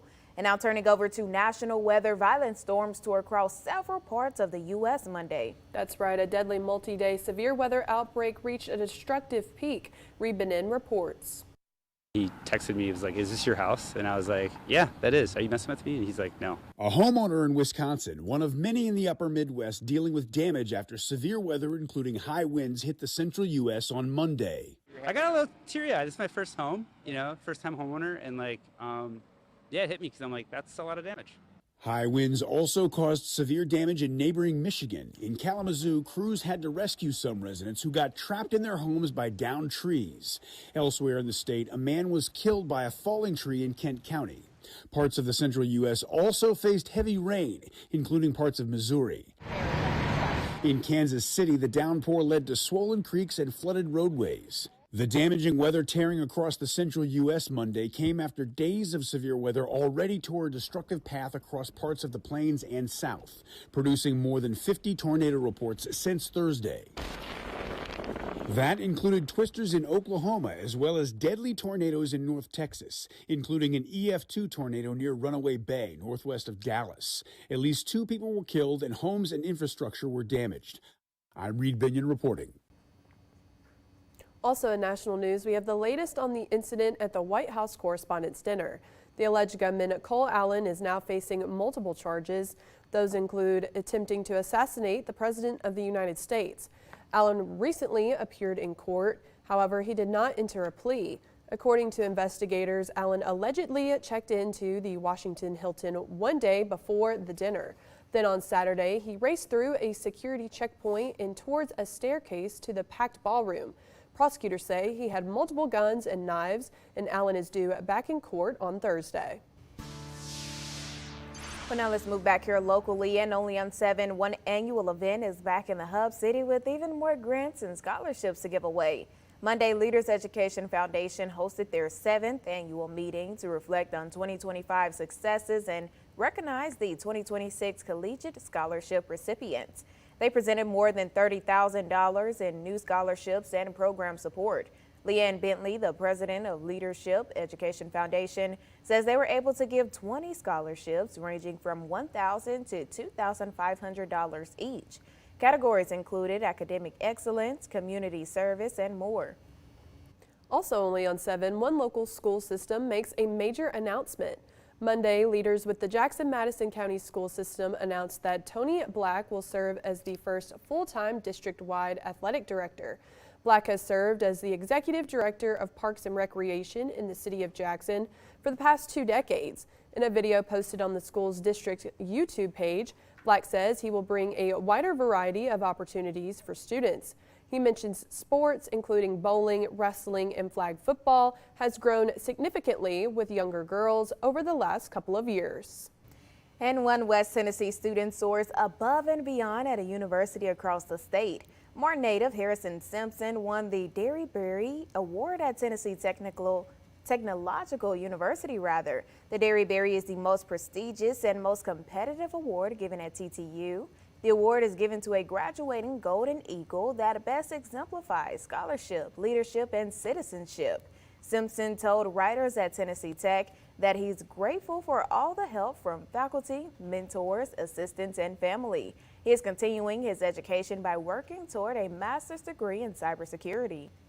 Regardless of whether or not it was in the limelight or whether or not it was silent work behind the scenes to ensure that the campus or whatever organization I'm a part of runs smoothly, I guess it's just really nice to be recognized for that and know that those achievements weren't unsung. Simpson's advice to upcoming college students is to embrace opportunity and get out of your comfort zone. And coming up, one star isn't just shaking it off, she's taking legal action. Details in this morning's GMA First Look.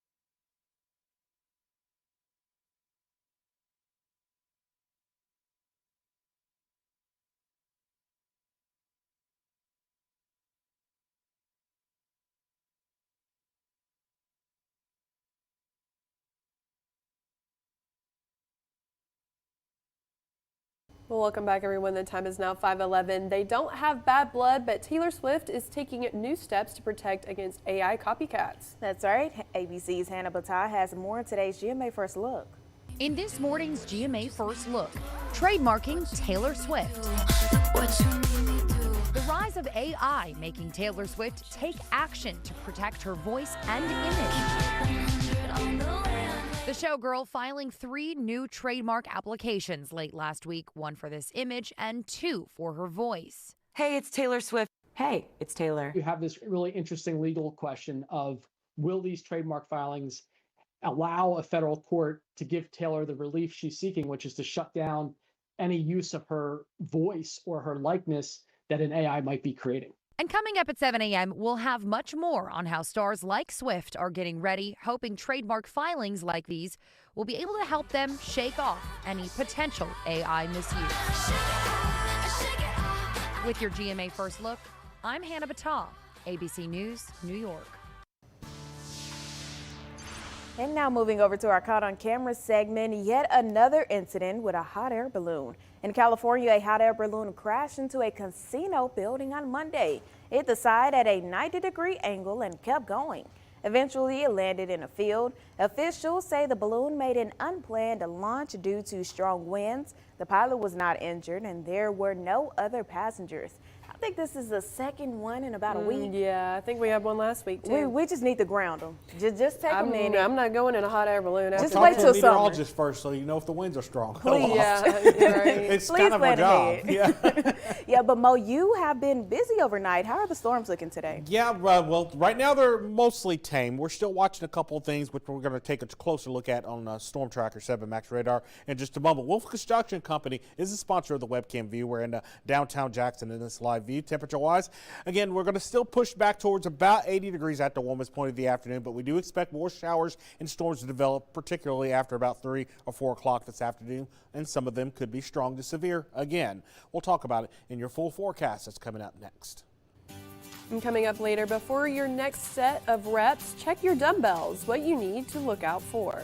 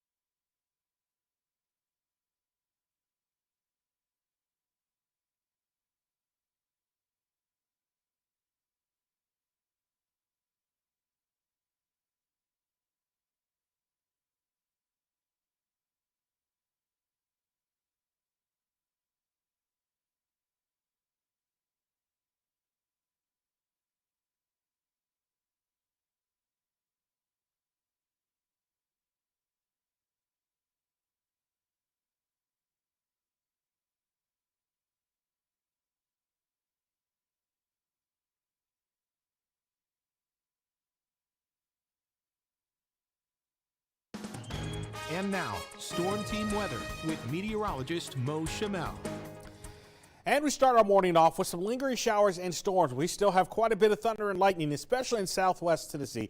We're going to start off in this live view in Savannah, Tennessee. Again, traffic starting to pick up as folks are heading off to work there. But thankfully, all watches and warnings have been canceled at this point. The watch was allowed to expire at the top of the hour, and the last warning was expired as well. But having said that, we are still watching things this morning. This is a quick look at your week ahead. Average high temperature now about 76 degrees. We're going to be about not that warm. I'm going to bring that down just a little bit, about 79 at the warmest point of the afternoon. But more importantly, the rest of the week is going to be a little cool, almost even cooler than average for this time of year as we get to between Thursday and Friday, although there are additional rain chances beyond the storm chance we have today. A much cooler air mass is working its way in our general direction behind the first initial cold front. Unfortunately, that front is going to stall again, as you'll see here in just a bit. This is what that looks like on the surface and upper level map. So this is the lead wave extending all the way from Lake Superior all the way down into southeast Missouri at this point, but we do have another area of low pressure developing already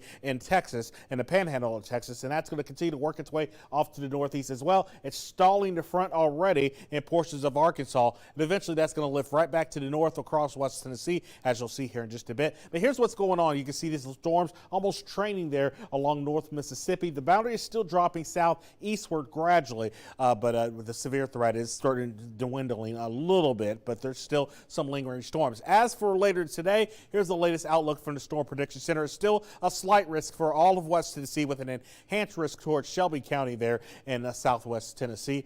There, in terms of the hail, we're still hatched for 2 to 3 inch diameter hail, especially in the western portions of West Tennessee, according to the latest here. Wind outlook, we're still in a 30% probability of wind gusts of better than 60 miles per hour for us in the hatched area to the west, where the storms are expected to be a little stronger. That could get over 70 miles per hour there again as well. Tornado outlook, we still have that as well. We do still have a 2 to 5% probability of tornadoes, and if we get 1 or 2 to tomorrow or today, they could be EF2 or better. So just keep that in mind. Here's again where the front is right now. We still have some heavy showers and thunderstorms along Highway 64. We've been watching this one. A little bit of shear just about to exit Hardin County over into Wayne County with this last storm. As it moves over into Wayne County over the next couple hours, we'll be clear of any stronger storms here at this point. Here comes the cold front. Again, we do expect it to stall by about lunchtime today, and then we'll be mainly quiet for the afternoon hours, but the front is going to lift back north as a warm front as new storms start to develop along that frontal zone, and then we're going to be right back at it yet again after about 3 o'clock or so, and it's a little stormier and messier than it'll be, but I do think we'll have a good amount of storms, and this time we don't have the cap to save us either. The front's already here, the forcing's already here, so we don't have a cap to save us. So we do expect activity to start increasing across West Tennessee after about 2 or 3 o'clock this afternoon, and again some of those storms will be strong. The good news is it does appear most active part of the storms will be out of here fairly quickly. Right behind it, we do have the real cold front, and that's going to be the one that's going to start to drag that colder air you saw to the northwest back into West Tennessee, and that will drive our temperatures down for the course of the rest of the week. We'll stay mainly dry between Thursday, and then as we get to Friday, there's going to be a wave just to our south that brings clouds and a few showers possible as we get into Friday. So I do have a scattered shower chance for that. It's going to be a cold rain as well. We got cooler rain, I guess, about 67 and cloudy and dreary. It's going to be a little chilly there on Friday. We may have some lingering clouds first thing in the morning on Saturday, but right now the weekend is actually looking pretty good with mostly sunny skies once we get rid of the clouds in the morning on Saturday. But otherwise, as we get to Sunday, we'll have a mainly sunny day there with a few clouds returning to us and temperatures warming back above normal by the time we get in the early part of next week. So again, we're not out of the woods, just specifically Hardin County. We're watching that last bit of storm move out along Savannah Highway there over towards Wayne County, and then once we get that out of here over the next half hour or so, we'll be in good shape, at least until new storms start to redevelop after about 2 or 3 o'clock this afternoon. And this time we don't really have much capping to deal with, so like we did today, and that's a good thing. I know everybody was anticipating a big afternoon, and we were too. Thankfully, the cap held all afternoon, so we were able to keep the worst of the storms at bay during the earlier part of the day. Thank heavens for that. Otherwise, this 7-day forecast is brought to you by Hiller Plumbing, Heating, Cooling, and Electrical. Coming up next, one fast food chain heard your pleas. We'll tell you when you can grab a signature sauce. Plus, we've got a change of pace main dish that's bound to be one of your new weeknight favorites.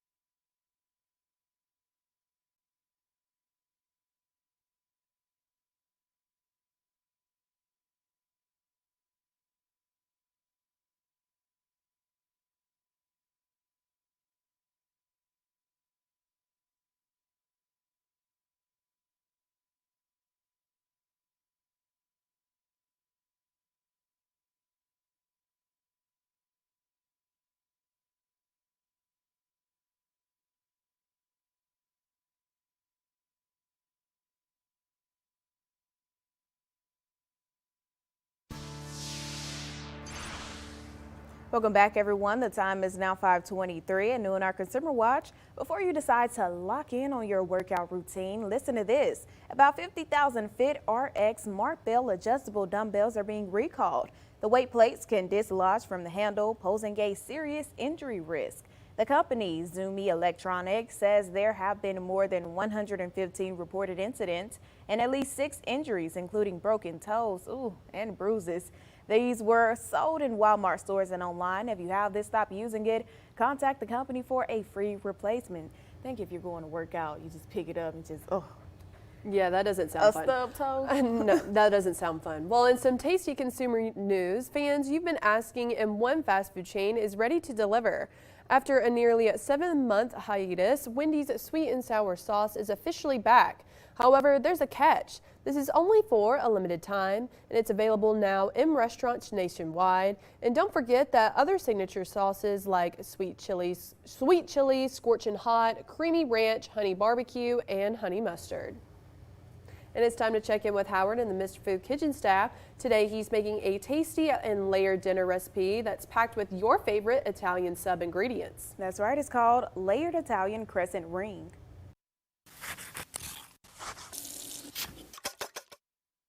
If your dinner routine is getting a bit boring, then you're going to love what we're making today. It's sort of a cross between an overstuffed Italian sub and a cheesy strudel. Let me show you how easy this one is to throw together. We start by laying out a couple cans of refrigerated crescent dough so it sort of looks like a starburst. It's okay if the tips of the dough hang over the edge of the pizza pan. We top that with some roasted peppers. Just make sure they're drained really well. Now we add all the stuff that we would typically find in an Italian sub. You know, provolone, salami, and deli ham. We top that with some Italian seasoning and pickled pepper rings and drizzle it with a bit of Italian dressing. On top of that goes another layer of meat and more cheese and the rest of the dressing. Now all we have to do is fold the tips of the dough over the filling and tuck them in under the center. Once that's done, we bake this off until it's golden and the filling is piping hot. Imagine serving this with all its ooey goodness for a quick weeknight dinner, along with a big tossed salad. I sure hope you'll go online and get the recipe for our layered Italian crescent ring so you'll have something new to get you out of the old what's for dinner rut. I'm Howard in the Mr. Food Test Kitchen, where today we found a fun new way for you to say, ooh, it's so good. Well, if you would like to see today's Mr. Food recipe and many others, just head over to our website, wbbjtv.com, and click on Mr. Food. And don't go anywhere. We have some entertainment news for you. Get ready to own a piece of music history. More than 400 items are up for bid in an upcoming music live auction. Items include George Michael's jacket from his Faith music video, a guitar played by Slash, and a gold microphone used by Freddie Mercury. The auction starts this Thursday at PropStoreAuction.com. And we've got another look at your forecast. It's coming up in a few minutes. Here's what's coming up in the next half hour. More safe and stable homes, how new foster families could make a life-changing difference. Plus, a wish come true, how a local company is helping turn a dream vacation into reality. Stay with us.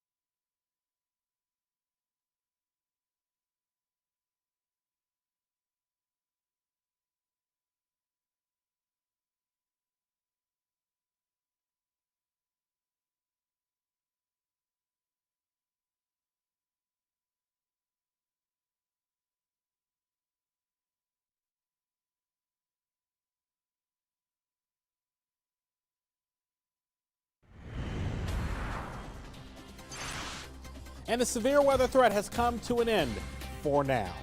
We'll have a look at your full forecast. That's all coming up in just a few minutes.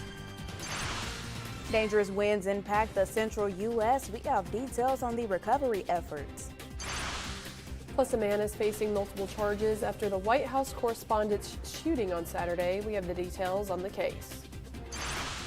And be careful, the Jackson Police Department calls your phone. It could be a scammer. Details on a recent scam alert coming up. Now, from West Tennessee's News Channel, this is 7 Eyewitness News. Good morning, West Tennessee. Happy Tuesday, everyone, and thank you so much for waking up with us here on Good Morning West Tennessee. I'm Nayana Whitelaw. And I'm Ashlyn Swinia. And of course, you guys know we have meteorologist Mo Shamel in the building. The time is 5:31, Tuesday, April 28th. What do we have? 3 more days until May? Friday is May the 1st. My goodness. This Friday? Oh, man. Yeah. It's coming quick. I only know that It's because it's coming my real mom's quick. birthday. Wow. Is it Right. really? Oh, shout out to the mom. I love that. Well, I'll tell you what, April has been calm. Until right now. Did y'all really think we were going to get all the way through April? I thought we were, Mo. We thought we It were was going to get out of going good. April without a severe weather event. You lived here your whole life and you didn't think Let me you tell you, didn't this think we year were going to has been get through crazy. April This without... year has been crazy. April has had summer temperatures. That's I was true. not expecting that either. Mo, what are you seeing today?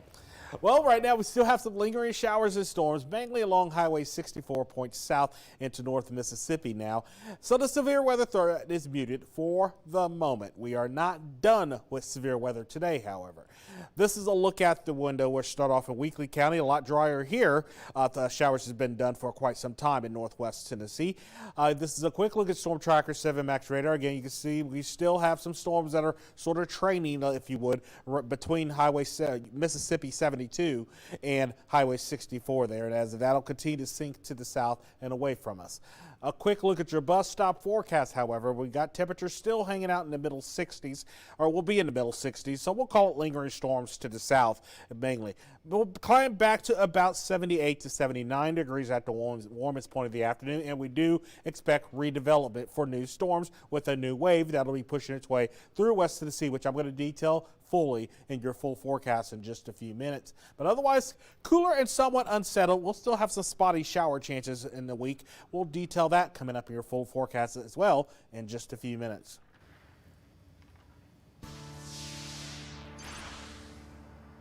Thank you, Mo. Staying with the weather across the country, strong winds pummeled parts of southeast Wisconsin Monday afternoon. The storms downed trees and knocked out power to about 50,000 customers. The massive tree near 23rd and Lincoln Creek Parkway was uprooted and took several slabs of sidewalk with it. It was a similar story near Humboldt and Concordia in Riverwest. A massive tree fell in between 2 homes, causing damage. The damage extending out of Milwaukee County and the village of Raymond shows a structure that had a good chunk of its roof torn off. Heavy equipment was used to drag back the pieces that had flown over the road. And Wisconsin was not the only place affected by strong winds. There was severe damage in Kalamazoo, Michigan after heavy winds downed power lines and trees Monday afternoon. In several neighborhoods, police had to remove people who were trapped inside homes where fallen trees smashed through the roof. At least one person was taken to the hospital after being pulled from one home. Elsewhere in the state, a man was killed by a falling tree in Kent County. The Kalamazoo County Consolidated Dispatch Authority shut down an intersection because of a major accident. There is no word if anyone was hurt in the crash. And in some other news across the country, the suspected shooter at the White House Correspondents' Dinner Saturday has been charged with attempting to assassinate the president, plus more. Cole Thomas Allen appeared in federal court in Washington, D.C. for the first time Monday. Justice Department officials say the 31-year-old charged through a security checkpoint at the Correspondents' Dinner holding a long gun. A Secret Service agent fired at Allen 5 times, but he was not shot. Officials say he fell to the ground and was arrested. President Donald Trump and high-level officials were taken to safety. Authorities say one agent is expected to fully recover after being struck in their protective vest. This was an attempted assassination of the President of the United States, with the defendant making clear what his intent was. And that intent was to bring down as many of the high-ranking cabinet officials as he could. Allen is expected back in court for a detention hearing this Thursday. And President Donald Trump says he plans to build a ballroom at the White House that is needed more than ever. His comments came after Saturday's shooting at the D.C. hotel that hosted the White House Correspondents' Dinner. On Sunday, the Justice Department called on a historic preservation group to drop its lawsuit that is currently blocking the construction. Administration officials have argued in court that the proposed ballroom advances critical national security objectives. A Justice Department official said if the National Trust for Historic Preservation does not drop its lawsuit, the administration will move to dismiss the case. Lawyers for the group told the DOJ Sunday it was incorrect and irresponsible for Assistant Attorney General Brett Shemate to suggest the lawsuit puts the president's life at risk. And staying in Washington, D.C., King Charles III and Queen Camilla attended a massive garden on Monday. The event was hosted by the British ambassador to the U.S. Some 600 exclusive guests were invited to the royal occasion to celebrate the ties between the U.S. and the U.K. Prior to the garden party, the King and Queen had tea with President Trump and First Lady Melania Trump. Today, King Charles is expected to address Congress during a joint meeting.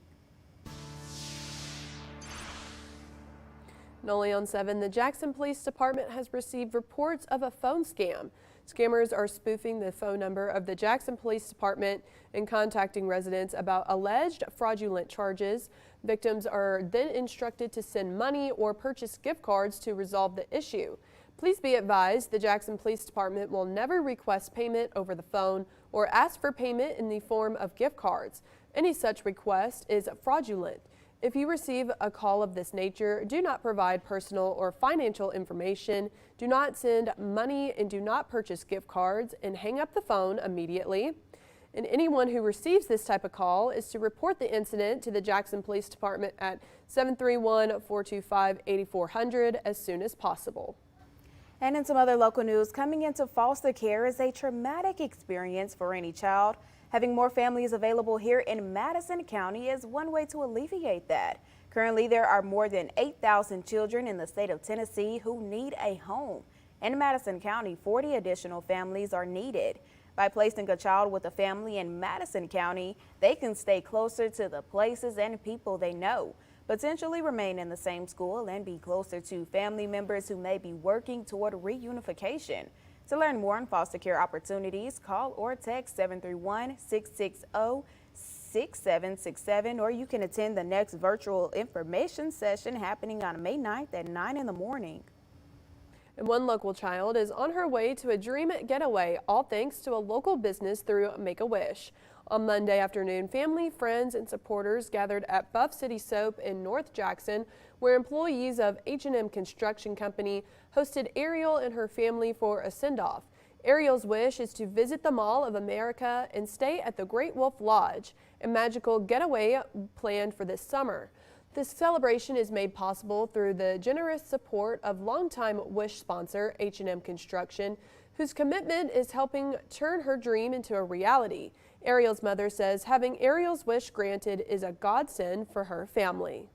Not only will it help us bond or create a family outing where we don't have to worry and where she doesn't have to focus on the crisis and focus on the hospital visits, focus on the pain. We can just really have fun. Make-A-Wish grants the wishes of children with critical illnesses. Each year, Make-A-Wish Mid-South grants wishes for about 300 children locally. To learn more, scan the QR code on your screen or visit our website, wbbjtv.com, and click Seen on 7. And coming up, new changes are coming for rocket companies like Blue Origin and SpaceX. We have that and more in today's Tech Bites. Plus, it's time to be weather aware today. We'll tell you how you can download a useful weather app. Stay with us.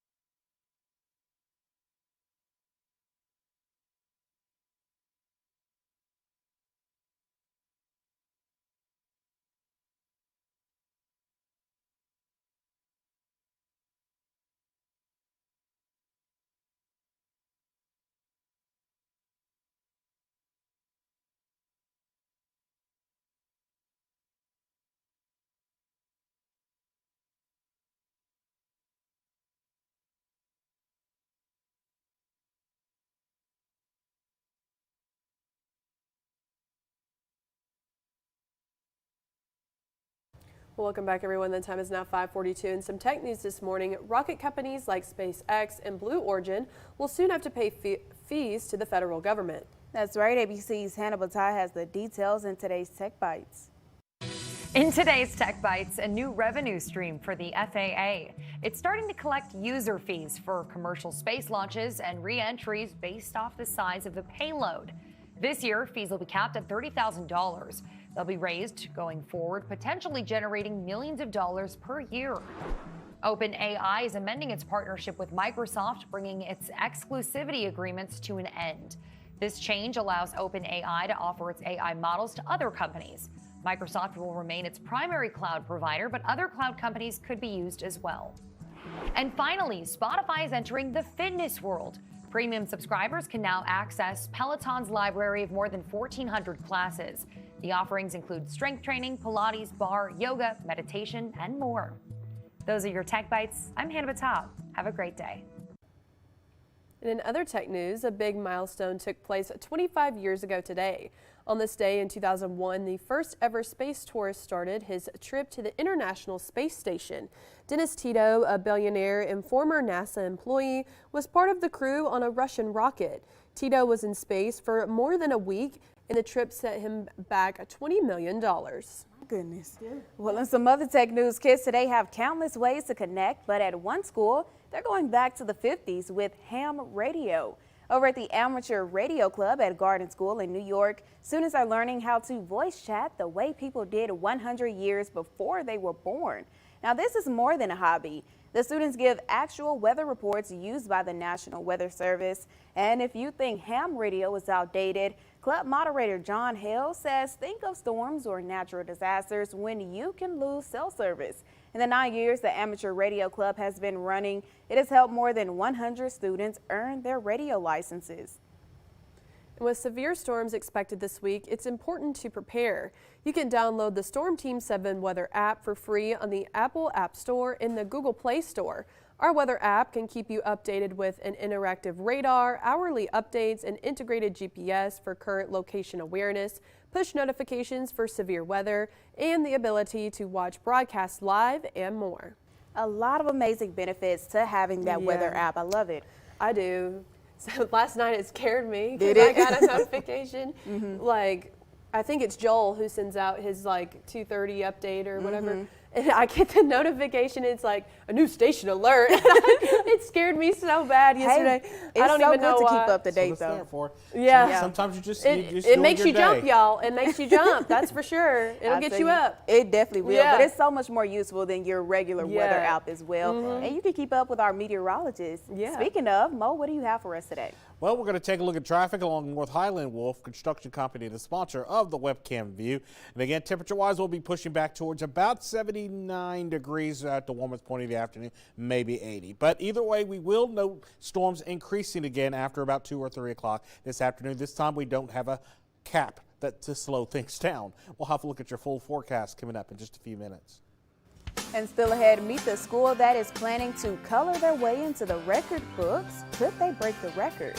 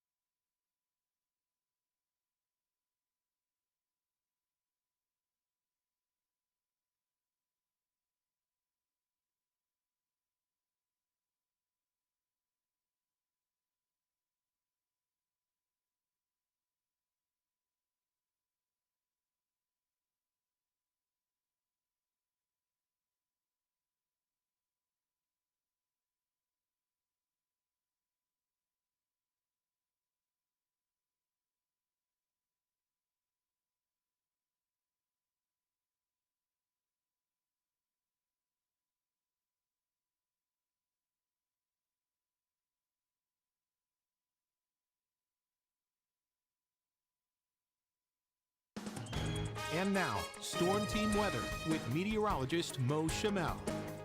And we started our morning off with some lingering showers and thunderstorms, especially down in southwest Tennessee, down in Savannah, Tennessee. That's where we had our last storms, and those have since moved out.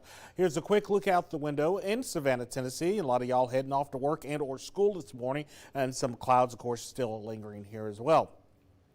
Here's a look at what's going on across the country here. Well, first we'll take a look at your week ahead. We should be about 76 degrees on average. We're going to be more like 79 degrees at the warmest point of the afternoon. But notice we are cooler and even cooler than average as we go through the end of the week and into the early part of the weekend. There are still some rain chances in here other than what we've got going on today, because there could be some strong storms again today. Looking at the bigger picture, you can kind of see the pattern here. Again, a big, huge cold air mass associated with that huge trough we were talking about, that the parent trough, if you would, and that's eventually going to push some colder air in here. But first, we have one more wave to get through before we get over to some of that colder air, as you'll see here in just a bit. This is what it looks like on the surface, an upper level map. There's your parent trough all the way up into Hudson Bay, with a cold front extending down from portions of Canada, or Ottawa, Canada, there down towards central Kentucky and down through portions of West Tennessee. But a new wave developing as expected here. And again, you can see a new severe thunderstorm warning.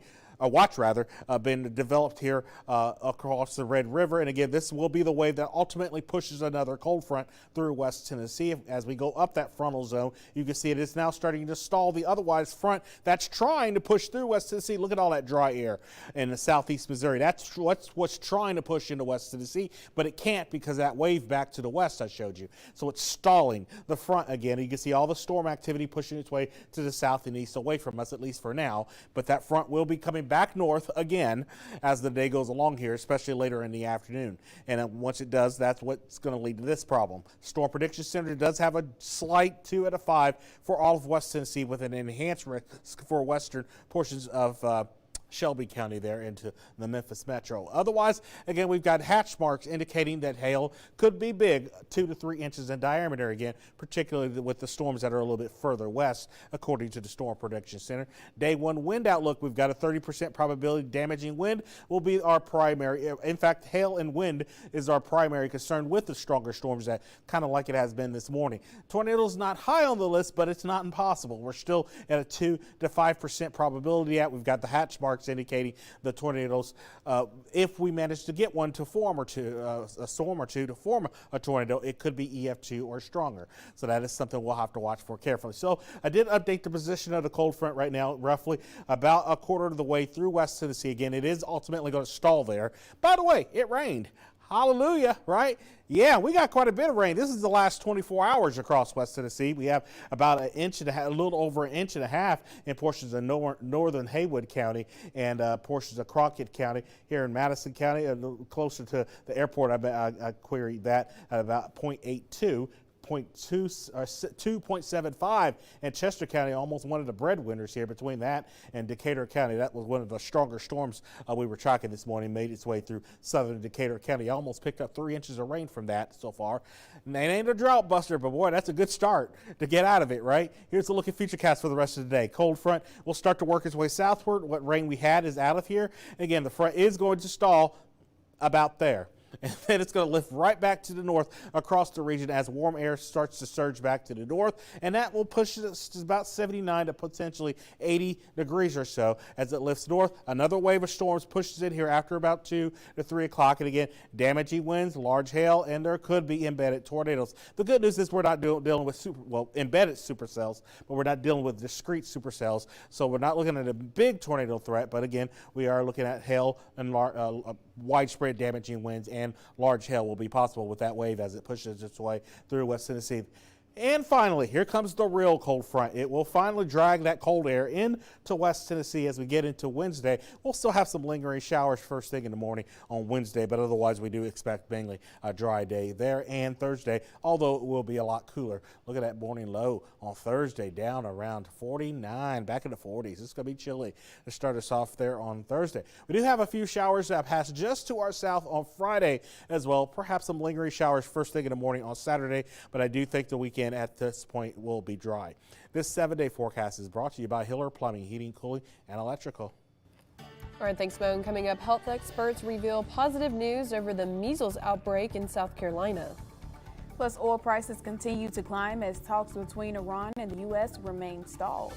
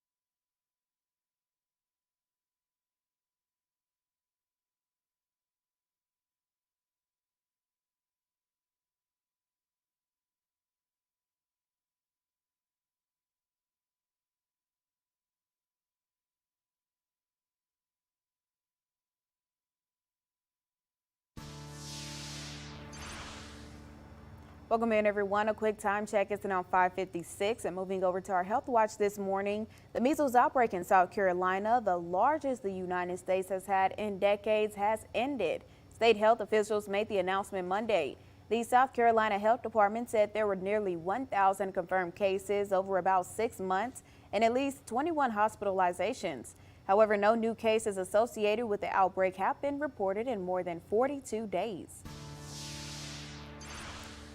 And moving to our consumer watch this morning, oil prices hit a 3-week high Monday in the wake of stalled peace talks between the U.S. and Iran. Brent crude oil is up nearly $108 a barrel. That is its highest level since the ceasefire started earlier this month. U.S. officials were scheduled to fly to Pakistan over the weekend for peace talks with Iranian officials, but canceled the trip at the last minute. Meanwhile, Iran warned Sunday that the Strait of Hormuz will not return to its pre-war state. Nearly a fifth of the world's oil and natural gas supplies pass through the strait. And that's not all. Moving over to our Caught on Camera segment, some students in Utah tried to break a Guinness World Record. Now, they attempted to create the longest line of coloring pages. The Eisenhower Junior High students spent 3 hours laying out more than 8,000 sheets across the gym floor. Each sheet contained messages promoting kindness. When they were done, the line stretched more than 3,600 feet. That's more than half a mile long. Wow, that is incredible. It never said if they actually beat it. No. Hey, I don't know. If they didn't, go ahead and try it again. You might as well. I know, right? You already That's started. pretty incredible, though. Yeah. I love that. Well, Mo, we're going to kick it off to you. I know everybody's wondering, what is that weather going to be like today?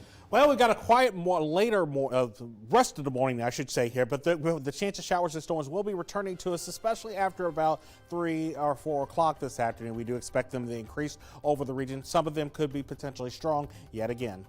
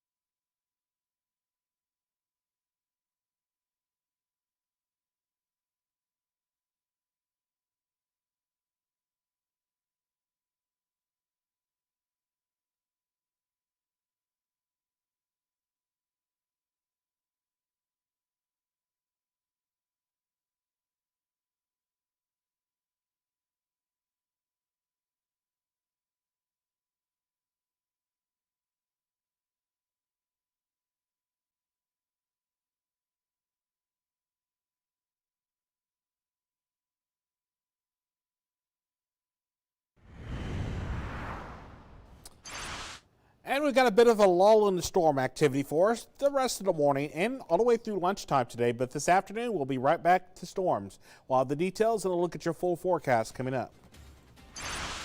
Powerful storms rip across parts of the U.S. A closer look at the trail of destruction left behind.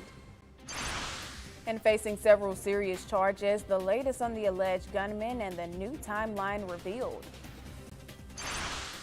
Plus, giving back in a big way, how an annual event turned into celebrating local students. Now, from West Tennessee's News Channel, this is 7 Eyewitness News. Good morning, West Tennessee.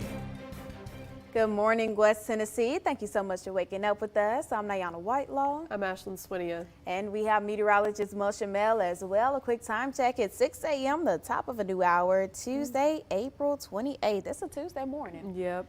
It's feeling like it. Is it really for you? Yes, I'm tired. Yep. Tired, I can get that. Yes. This coffee is pulling me through. Mo, how are you doing? What sleep are you all talking about? I have no idea what you're talking about. Yeah, you've been here all night. I might have got a 2-hour nap. That's all I got. My goodness. And I've been here since 1:30 this morning. So you might need some coffee today, Mo. Yeah, I might have to break down and get some coffee this morning. But here's a look out the window. Lexington, Tennessee, a much different scene this morning. We had all the lightning and thunder going on there with that heavy rain. Things a lot quieter there now at the moment. And we still have a good deal of clouds for now. They'll break away, giving way to some sunshine as the cold front makes its way partially through West Tennessee. Again, we do have what lingering showers and storms we have pushed their way out of southwest Tennessee into North Alabama and northern Mississippi. They need rain down there too. They can have it.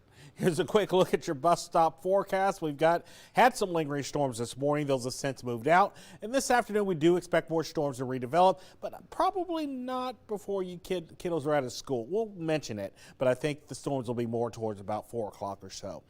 Here's a quick look at your headlines brought to you by Precision Auto Body. We do expect more storms later this afternoon into the evening hours, and then we go into a bit of a cooler little pattern as we go through the rest of the week. We'll talk about it in your full forecast. That's all coming up in just a few minutes.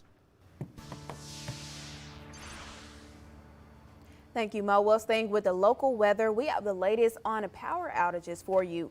According to the Jackson Energy Authority power outage map, 498 customers are without power. And according to Jackson Police, Christmasville Road from Ridgecrest to I-40 is closed due to damaged power lines and debris in the roadway. North of Ridgecrest, Henderson Road is also closed due to damaged power lines and a tree in the roadway. And that's not all. According to Gibson Electric Membership Corporation, there were 1,435 customers' homes and businesses without power. In an update of that number, officials say power has been restored to all but 22 customers. There are still outages in Bells in the Fruitland area. Absolutely. And again, customers, please be patient. Crews are continuing to work, and will restore power to everyone as quickly and safely as possible. And now turning over to national weather, violent storms tore across central parts of the U.S. on Monday. A deadly multi-day severe weather outbreak reached a destructive peak. Rebanim reports. He texted me, he was like, "Is this your house?" And I was like, "Yeah, that is. Are you messing with me?" And he's like, "No." A homeowner in Wisconsin, one of many in the upper Midwest, dealing with damage after severe weather, including high winds, hit the central U.S. on Monday. I got a little teary-eyed. This is my first home, first-time homeowner, and yeah, it hit me because I'm like, that's a lot of damage. High winds also caused severe damage in neighboring Michigan. In Kalamazoo, crews had to rescue some residents who got trapped in their homes by downed trees. Elsewhere in the state, a man was killed by a falling tree in Kent County. Parts of the central U.S. also faced heavy rain, including parts of Missouri. In Kansas City, the downpour led to swollen creeks and flooded roadways. The damaging weather tearing across the central U.S. Monday came after days of severe weather already tore a destructive path across parts of the plains and south, producing more than 50 tornado reports since Thursday. That included twisters in Oklahoma, as well as deadly tornadoes in North Texas, including an EF2 tornado near Runaway Bay, northwest of Dallas. At least 2 people were killed and homes and infrastructure were damaged. I'm Reed Binion reporting.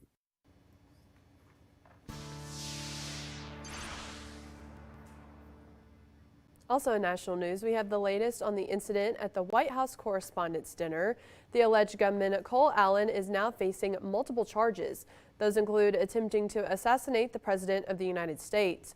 Allen recently appeared in court. However, he did not enter a plea. According to investigators, Allen allegedly checked into the Washington Hilton one day before the dinner.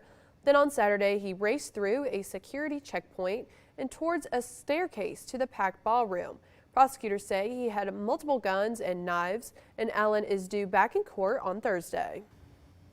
And moving back here locally and only on 7, one annual event is back in the Hub City with even more grants and scholarships to give away.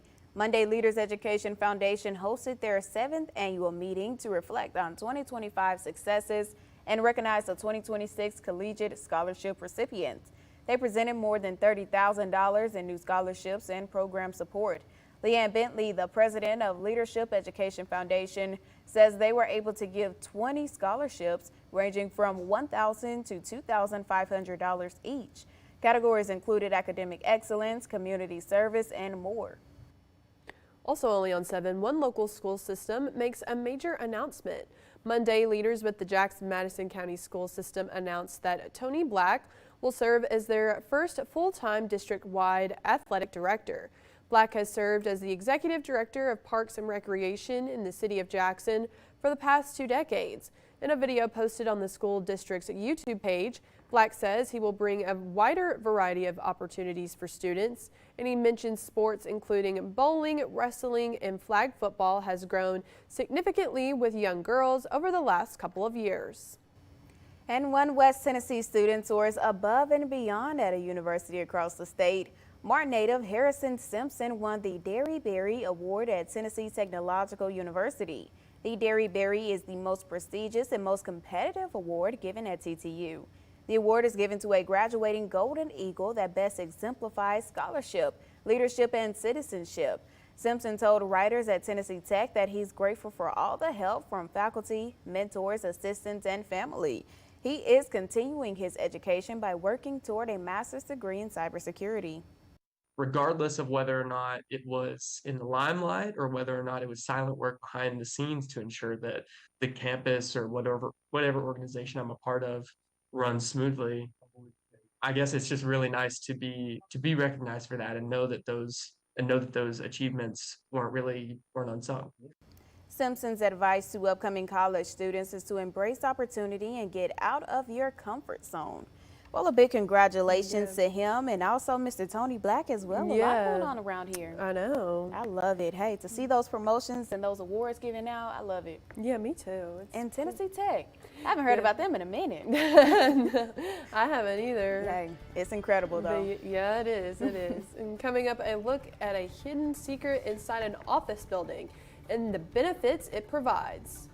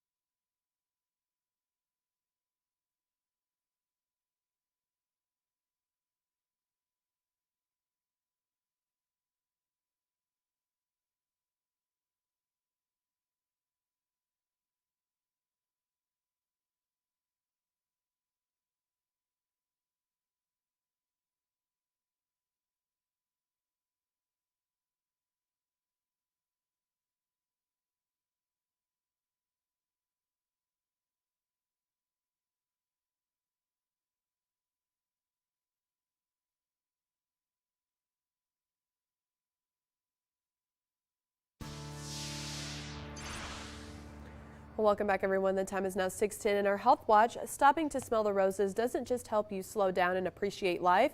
It can also improve your mental health.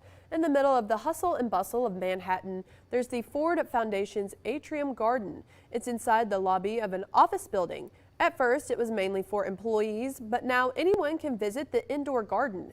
Officials say there are more than 40 types of trees, shrubs, and flowers. Studies show they are cognitive and emotional benefits from the exposure to nature, and they can be felt in just minutes. When we perceive these elements in the environment, we have a subconscious relaxation. Stress indicators are decreased, blood pressure goes down, heart rate goes down.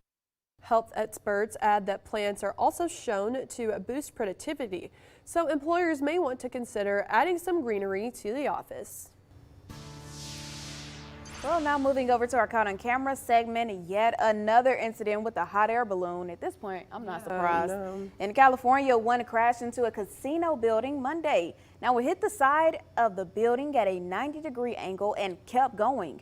Eventually, it landed in a field. Officials say the balloon made an unplanned launch due to strong winds. The pilot was not injured, and there were no other passengers. Well, thankfully, no injuries.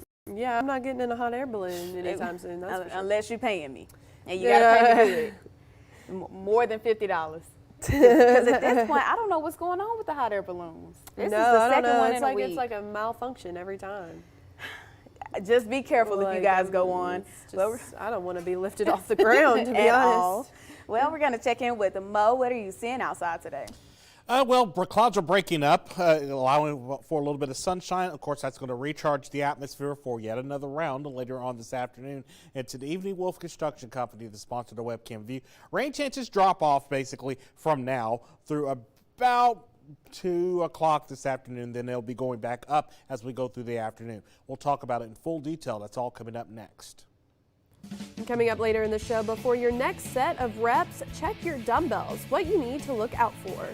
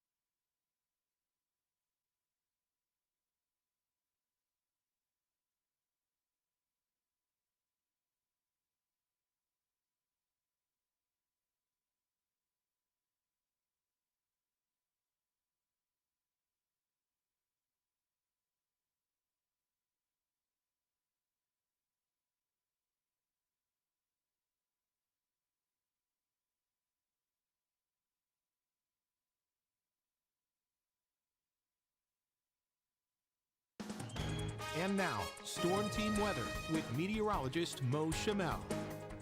And after a stormy overnight, things are a lot quieter as we go into the morning hours here for us. We just had a few lingering showers and storms in southwest Tennessee. Even those have moved out into north Mississippi. But we're going to start off in Carroll County in this live view. We're at Granges this morning to start us off there in Huntington, Tennessee. Again, well, as we take a look at your week ahead, April 28th through the 4th of May.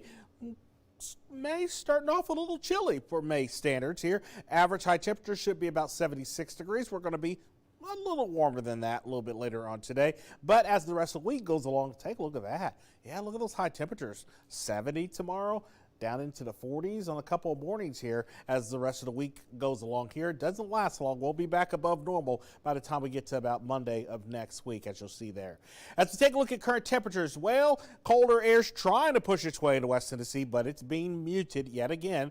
We'll show you why here on the big scan here. This is a look at the big picture throughout all the country. Again, there's your parent upper low as it continues to move through the Hudson Bay and Labrador, Canada. A cold front on the base of that trough, extending all the way down through the Ohio Valley and starting to work its way into far northwest Tennessee. And that's actually trying to allow some drier air back into West Tennessee, as you'll see here on water vapor satellite in just a minute. But there's another wave that's developing back to the west, and that is what's sort of slowing things down, and it's starting to pause the front, if you would. And again, as that front, as the wave pushes northeast, it's going to stall the front and kick it right back to the north. But look here, water vapor satellite clearly indicating that much drier air trying to push out of southeast Missouri and west Kentucky, trying to push it into West Tennessee, but that ain't going to happen. It's going to stall yet again, and it's going to lead to this problem, another threat for severe weather. Day one convective outlook. Again, we've got a slight across the Mid-South with an enhanced risk back to the western portions of Arkansas. But again, in terms of the hail outlook, again, we've got hatch marks indicating some of the hailstones could be as big as 2 to 3 inches in diameter on some of the stronger storms, and it generally focuses on the western portions of West Tennessee. In addition to that, we also have a wind outlook, 30% probability on the wind and hatch marks, and that indicates gusts could exceed 70 miles per hour, particularly to the west of the Mississippi River. There's also a day one tornado outlook where between 2 and 5%, so not as high as it was yesterday, but we still have the hatch marks indicating if there is a tornado in some of these embedded supercells, there could be an EF2 or better tornado today as well. That possibility is there. Here's how it looks at locally here at Storm Tracker 7 Max Radar. By the way, it rained over the last 24 hours, and quite a bit of it. We've had some convection, some training of some of those storms, and that is what the doctor ordered. It's not getting us out of this drought, and this is going to count towards the new drought monitor, by the way. This is happening before 7 a.m. today. So the new drought monitor will include the rain that has occurred so far today. You can see some of y'all have almost hit 3 inches. The breadwinner right now down in near Decaturville, there in southern Decatur County, also Chester County. A good deal of rain in southern Madison County. A lot of rain there as well. And we're going to add to it today. Hallelujah, right? So not out of the drought yet, but boy, that's going to put a huge dent in our deficit that we've got going on. So here's how it goes. Cold front tries to push its way southward through about 10 o'clock today. And again, those slightly cooler temperatures. As a result, it stalls.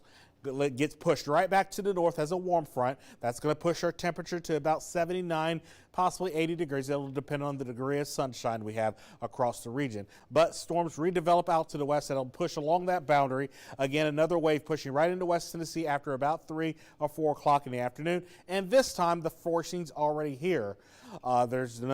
So the cap, it's not going to matter. The atmosphere is going to break right through it. And we expect storms to increase in aerial coverage and intensity fairly quickly as we go between 3 and 4 o'clock here. And again, we look the busiest between about 3 to 5, it looks like. And then most of the activity, at least in this version of Futurecast, pushes out of here by the time we get to just after sunset tonight. And then behind that will be the real cold front and much drier and cooler air that will filter into West Tennessee behind it. That will bring it into the severe weather. We still have some intermittent chances of rain, as you'll see here on the 7-day forecast, but otherwise the severe threat, more importantly, will come to an end completely with the passage of that front. Here's a look at the rest of the 7-day forecast. We're looking at spotty showers first thing in the morning on Wednesday, but otherwise a decrease in clouds, giving way to mostly sunny skies there on Thursday. Auto forecast is putting some clouds back there on Thursday. Leave my forecast alone. We're going to sun on Thursday. It is going to be cooler, don't get me wrong, but we do have another chance of rain. That will be coming in on Friday, but I'm going to have to kick the auto forecast because it tried to put some clouds there on Thursday. That ain't happening. Anyways, the 7-day forecast is brought to you by Hiller Plumbing, Heating, Cooling, and Electrical.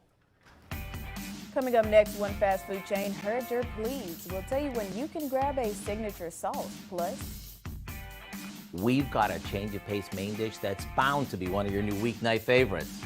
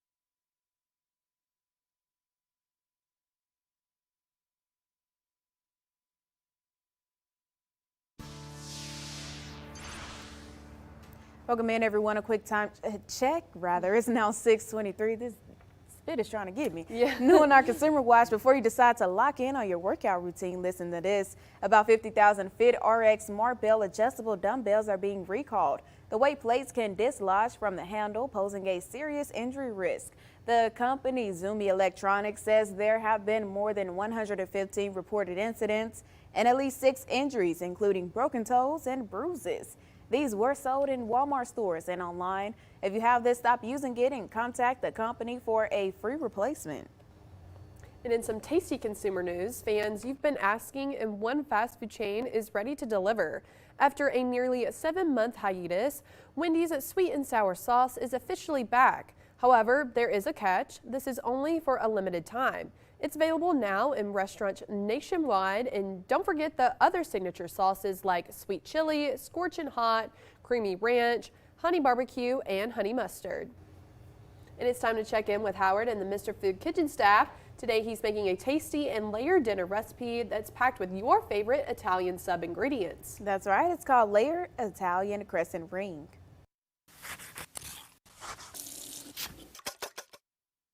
If your dinner routine is getting a bit boring, then you're going to love what we're making today. It's sort of a cross between an overstuffed Italian sub and a cheesy strudel. Let me show you how easy this one is to throw together. We start by laying out a couple cans of refrigerated crescent dough so it sort of looks like a starburst. It's okay if the tips of the dough hang over the edge of the pizza pan. We top that with some roasted peppers. Just make sure they're drained really well. Now we add all the stuff that we would typically find in an Italian sub. You know, provolone, salami, and deli ham. We top that with some Italian seasoning and pickled pepper rings and drizzle it with a bit of Italian dressing. On top of that goes another layer of meat and more cheese and the rest of the dressing. Now all we have to do is fold the tips of the dough over the filling and tuck them in under the center.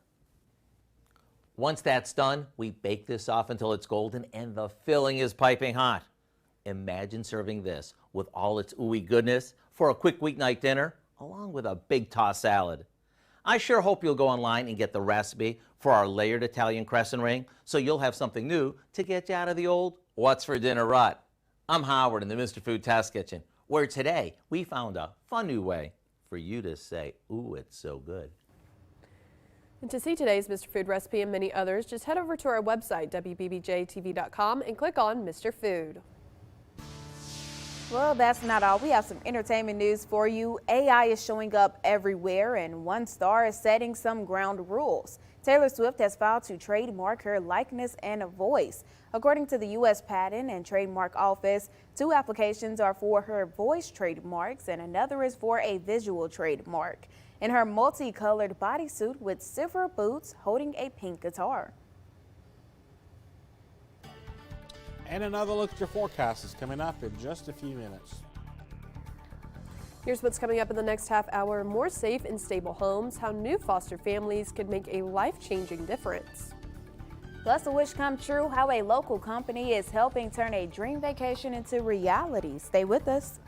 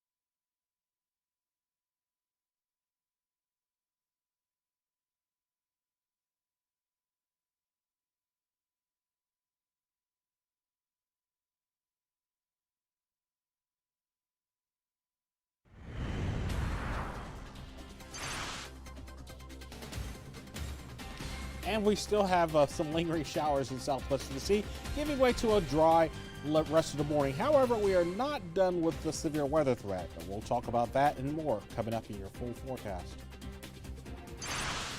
Dangerous winds impact the central U.S. We have details on the recovery efforts. Plus, a man is facing multiple charges after the White House correspondent shooting on Saturday. We have the details on the case.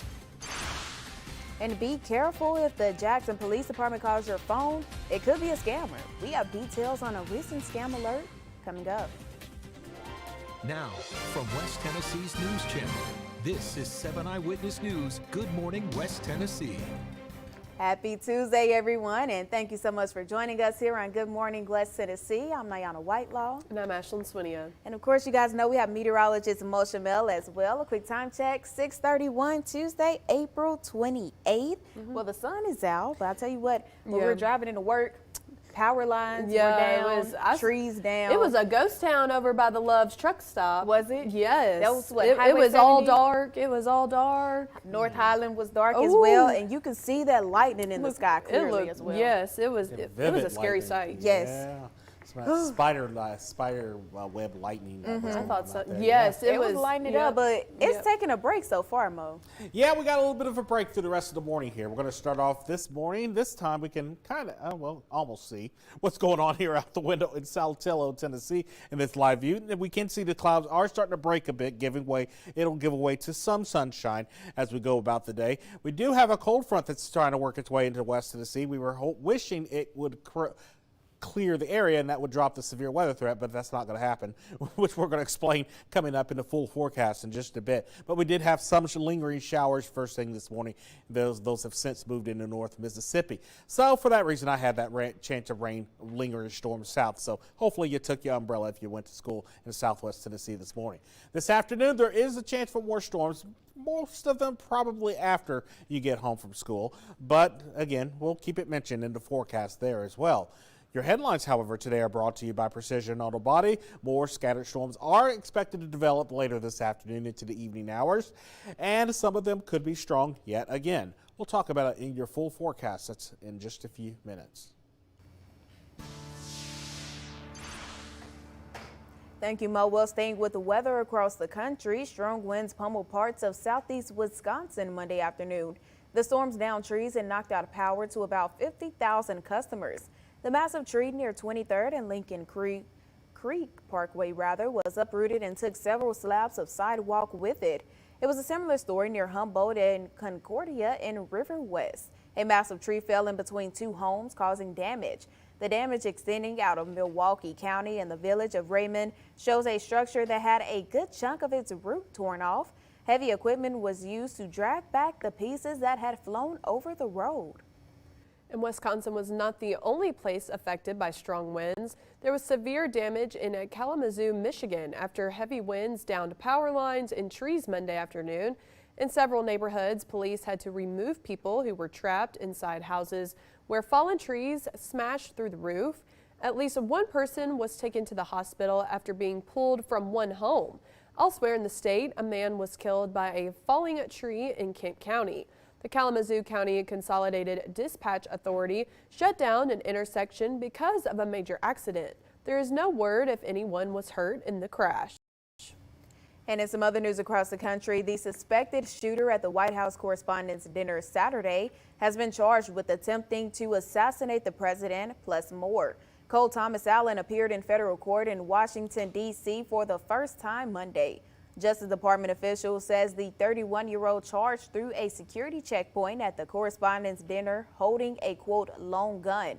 A Secret Service agent fired at Allen 5 times, but he was not shot. Officials say he fell to the ground and was arrested. President Donald Trump and high-level officials were taken to safety. Authorities say one agent is expected to fully recover after being struck in their protective vest.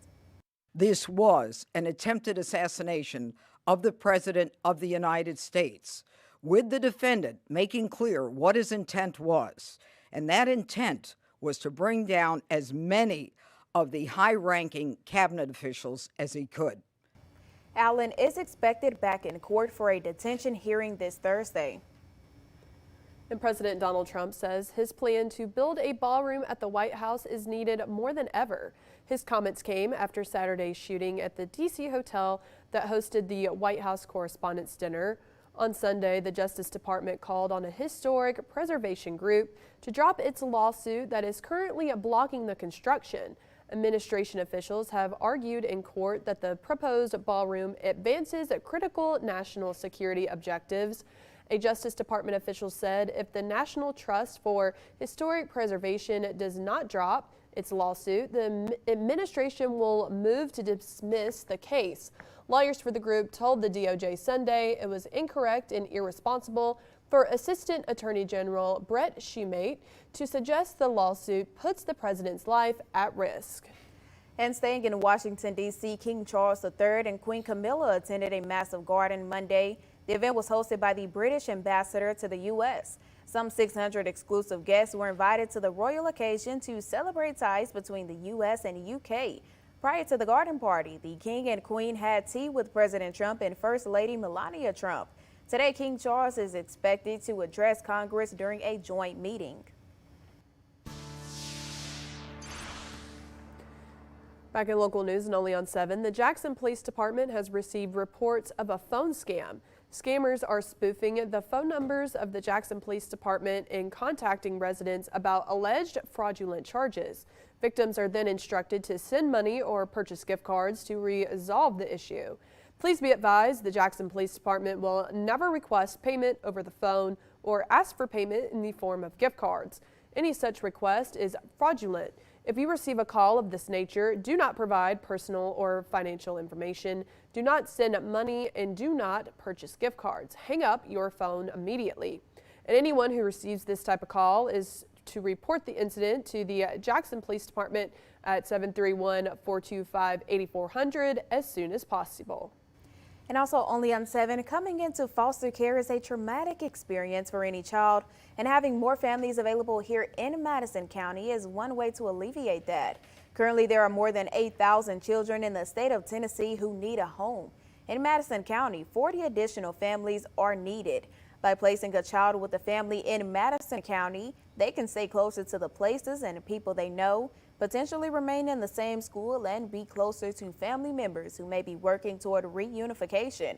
To learn more on foster care opportunities, call or text 731-660-6767, or you can attend the next virtual information session happening on May 9th at 9 in the morning.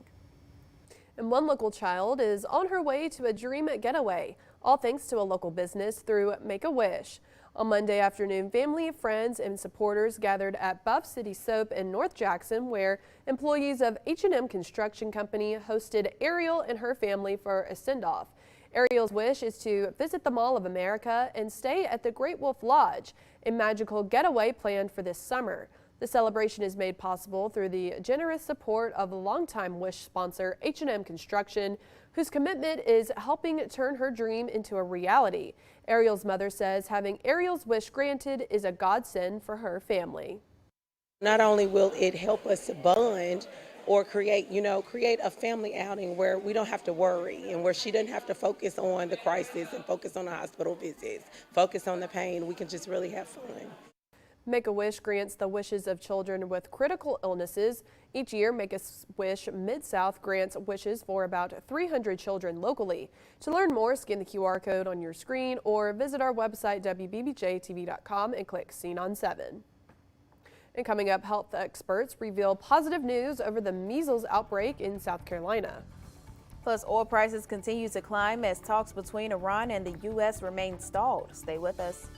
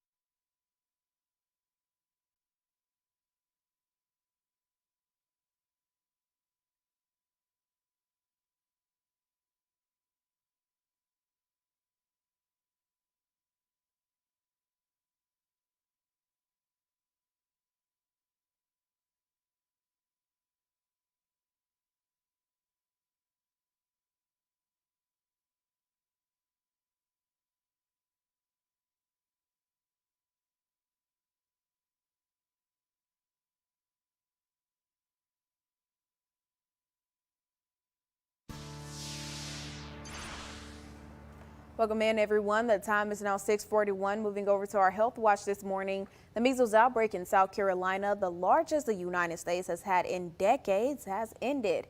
State health officials made the announcement Monday. The South Carolina Health Department said there were nearly 1,000 confirmed cases over about 6 months and at least 21 hospitalizations.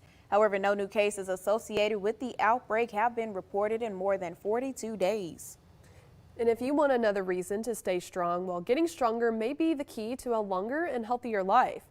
Research shows strength training helps protect against cardiovascular disease, boost your immune system, builds bone density and muscle mass, and improves sleep. For best results, experts recommend incorporating strength training into your routine about 2 to 3 times a week. Well, now let's move over to our consumer watch this morning. Oil prices hit a 3-week high Monday in the wake of stalled peace talks between the U.S. and Iran. Brent crude oil is up to nearly $108 a barrel. Now, that's its highest level since the ceasefire started earlier this month. U.S. officials were scheduled to fly to Pakistan over the weekend for peace talks with Iranian officials, but canceled the trip at the last minute. Meanwhile, Iran warned Sunday that the Strait of Hormuz will not return to its pre-war state. Nearly a fifth of the world's oil and natural gas supplies pass through that strait.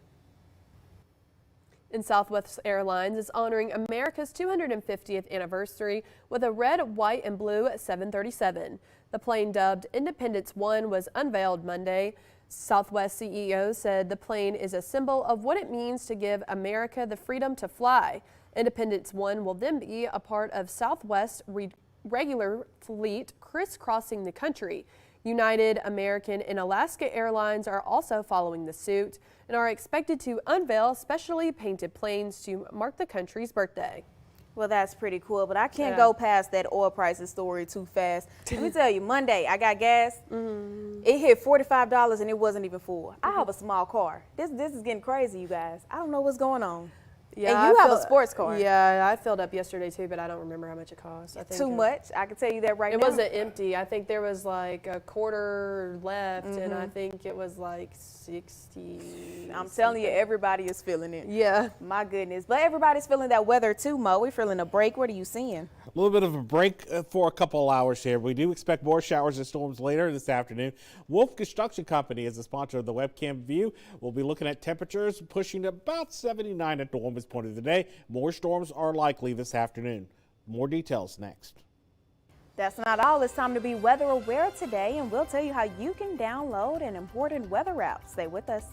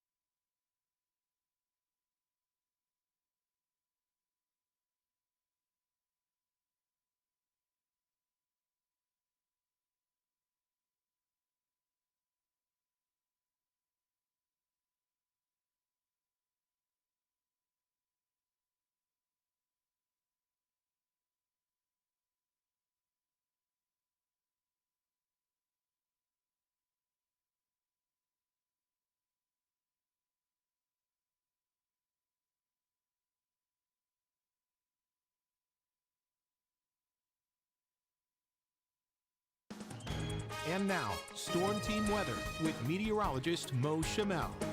And after a very stormy morning, we've got a bit of a lull in the action for a few hours. Not done with the severe weather threat, but we are done with storms for at least the rest of the morning. Here's a quick look out the window. We'll take a look. We're looking at South Highland there. We got plenty of traffic. Folks heading off to work and or school this morning there in South Highland along there near the Carl Perkins Civic Center. A quick look at your week ahead. How about an average high temperature of 76 degrees? That's where we should be. But notice we do have a little bit of a cool period on the way once we get past today's cold front. But we got to get past today's cold front, which again will be leading to more showers and storms. But then things get quite cool and even below average for a couple of days here as we start May off there on Friday. Here's a quick look at temperatures, and there's that colder air waiting in the wings just to come right on into the Mid-South. But we've got to fly in the ointment. Yet again, it's never that simple, is it, right? Here's a quick look at the big picture. Again, there's the first and lead cold front as it makes its way eastward into the New England and Mid-Atlantic states. But notice the trailing cold front all the way down towards this business. Notice these new supercells developing along a quasi-stalled out frontal zone. That is what's stalling the cold front. It's slowing it down as this wave is actually responding to a wave that's pushing northeast here, and that's going to push this low pressure up to the northeast towards Chicago eventually, and eventually it will push another cold front, but that cold front will have that cold air you saw, and it will drag it right on into West Tennessee. In fact, this cold front, it's trying hard. Look at this. This is what we call water vapor satellite. We can see the dry air. Look at those darker brown colors here. That's indicating dry air, and it's trying to push its way into West Tennessee, and it's going to succeed. For some of y'all, you'll feel it up there in northwest Tennessee. It ain't going to last very long, but you'll feel some of that drier air trying to work its way in here. And as it stalls, it'll get pushed right back to the north as a warm front, as you'll see here in just a bit. Latest from the Storm Prediction Center. Day 1 convective outlook. We've got a slight risk. That's a 2 out of 5 for all of West Tennessee again. In addition to that, when we break it down, this is your Day 1 hail outlook. Again, notice the hatch mark indicating that not only do we have a 10% probability of hail in some of these storms again, but some of it could get big, 2 almost 3 inches in diameter. Of course, that's hen egg to almost tennis or softball size hail. Again, that'll be possible. The threat is bigger a little bit back to our west, but it is enough that it's needed to be mentioned here in West Tennessee as well. In addition to that, we've got a 30% probability of damaging winds. Again, that's moderately high. So that means our primary concerns today are wind and hail on these storms. Now, having said that, there is a hatch marks, but again, it's back to the west, indicating winds could exceed 70 miles per hour. West of the Mississippi River, there is a tornado threat, and it's still 2 to 5% probability of happening. So, and that's on the lower side of the scale here. But if it happens, notice the hatch marks indicating that those tornadoes could be EF2 or better if we end up with a couple of them, and it's not impossible today. So that's something we'll have to watch carefully this afternoon. So here's roughly where the cold front is right now. It's trying to push some of that drier air into northwest Tennessee. This is what we had left in the storms this morning, lingering along Highway 64. Those have since pushed southward into North Mississippi and Alabama. They're in a nasty drought down there too, so they need that rain. Speaking of rain, we got some. How about that? Yeah, so look at the last 24 hours of rain. So a lot of locations picking up almost at least an inch, and this is before we get to the afternoon round of showers and storms that we're going to add to this. But the good news is I took this, I did this query at the top of the show here. So this is going to be counted in the new drought monitor that we're getting on Thursday. However, what happens tonight will not count towards the new drought monitor because the cutoff happens at 7 o'clock Tuesday morning every day, every week. So here's where the cold front is. What happens with the cold front? It'll make a push into northwest Tennessee. Notice y'all dropping into the upper 60s briefly this morning before the front ultimately stalls and gets kicked right back to the north. Temperatures push right back to the 70s into the perhaps low 80s for some. It'll depend on the degree of cloud cover. I don't think the cloud cover is going to make any difference. This is going to be driven by that short wave I showed you back to the west.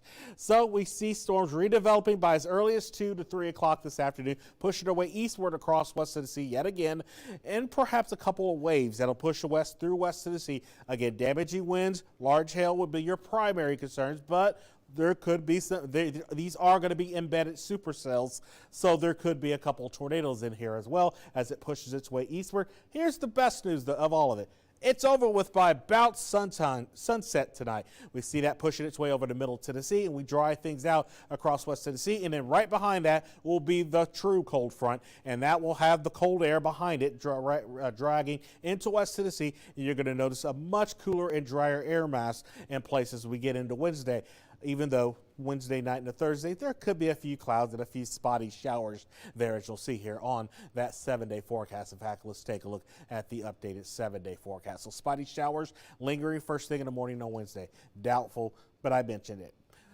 This 7-day forecast is brought to you by Hiller Plumbing, Heating, Cooling, and Electrical. And still ahead, mark your calendars as we look at events coming up today in West Tennessee.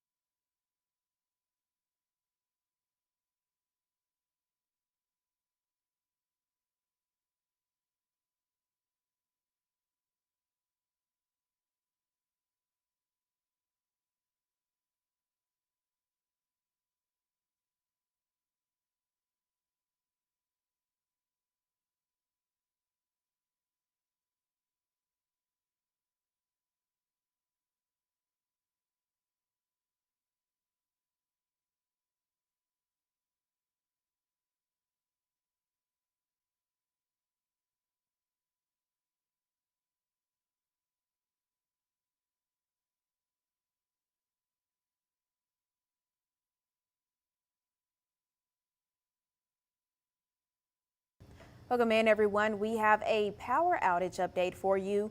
According to communications manager with Jackson Energy Authority, Steve Bowers, straight line winds took out multiple utility poles, down lines, and put debris in lines, leaving 5,000 JEA electric customers without power starting around 1:15 this morning. Crews are called in and damage assessment initiated to clarify system damage and begin power restoration. And between 5 and 6 o'clock this morning, power to thousands of customers was restored. Currently, there remains about 400 customers without power. Authorities say power will be restored as down power lines and lines are repaired, reset, or replaced during the day. Well, now it's time to take a look at some events coming up today in West Tennessee. Be cautious of any cancellation as the weather continues to roll through the region. Jackson Central Mary High School is inviting everyone for a statue unveiling and legacy walkthrough. Attendees can see the reveal of the JCM Cougar statue at 1 in the afternoon. The event takes place at the Hub City Stadium. You are advised to wear green and gold to support the event. And it's time for Girls Night Out, a Girls Night Out event. It's Derby Days at Crown Winery in Humboldt. Girls can enjoy shopping, sipping wine, and live music. So wear your derby hats and join in on the fun from 6 to 9 this evening, If you plan on going to any events today, please keep an eye on social media and online for updates due to potential severe weather. And a final look at your forecast. This coming up next.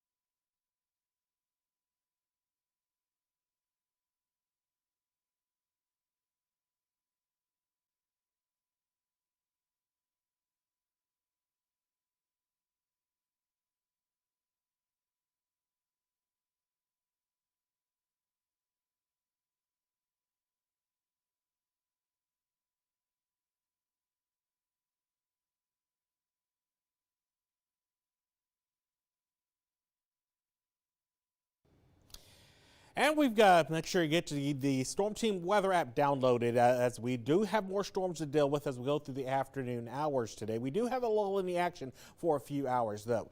We're finally going to get over to some quieter weather as we go through the rest of the work week. All hazards are still possible, by the way, the rest of today as well. Cooler and some spotty rain chances for the rest of the week. Absolutely. Well, thank you all so much for joining us today. We hope you have a great rest of your day.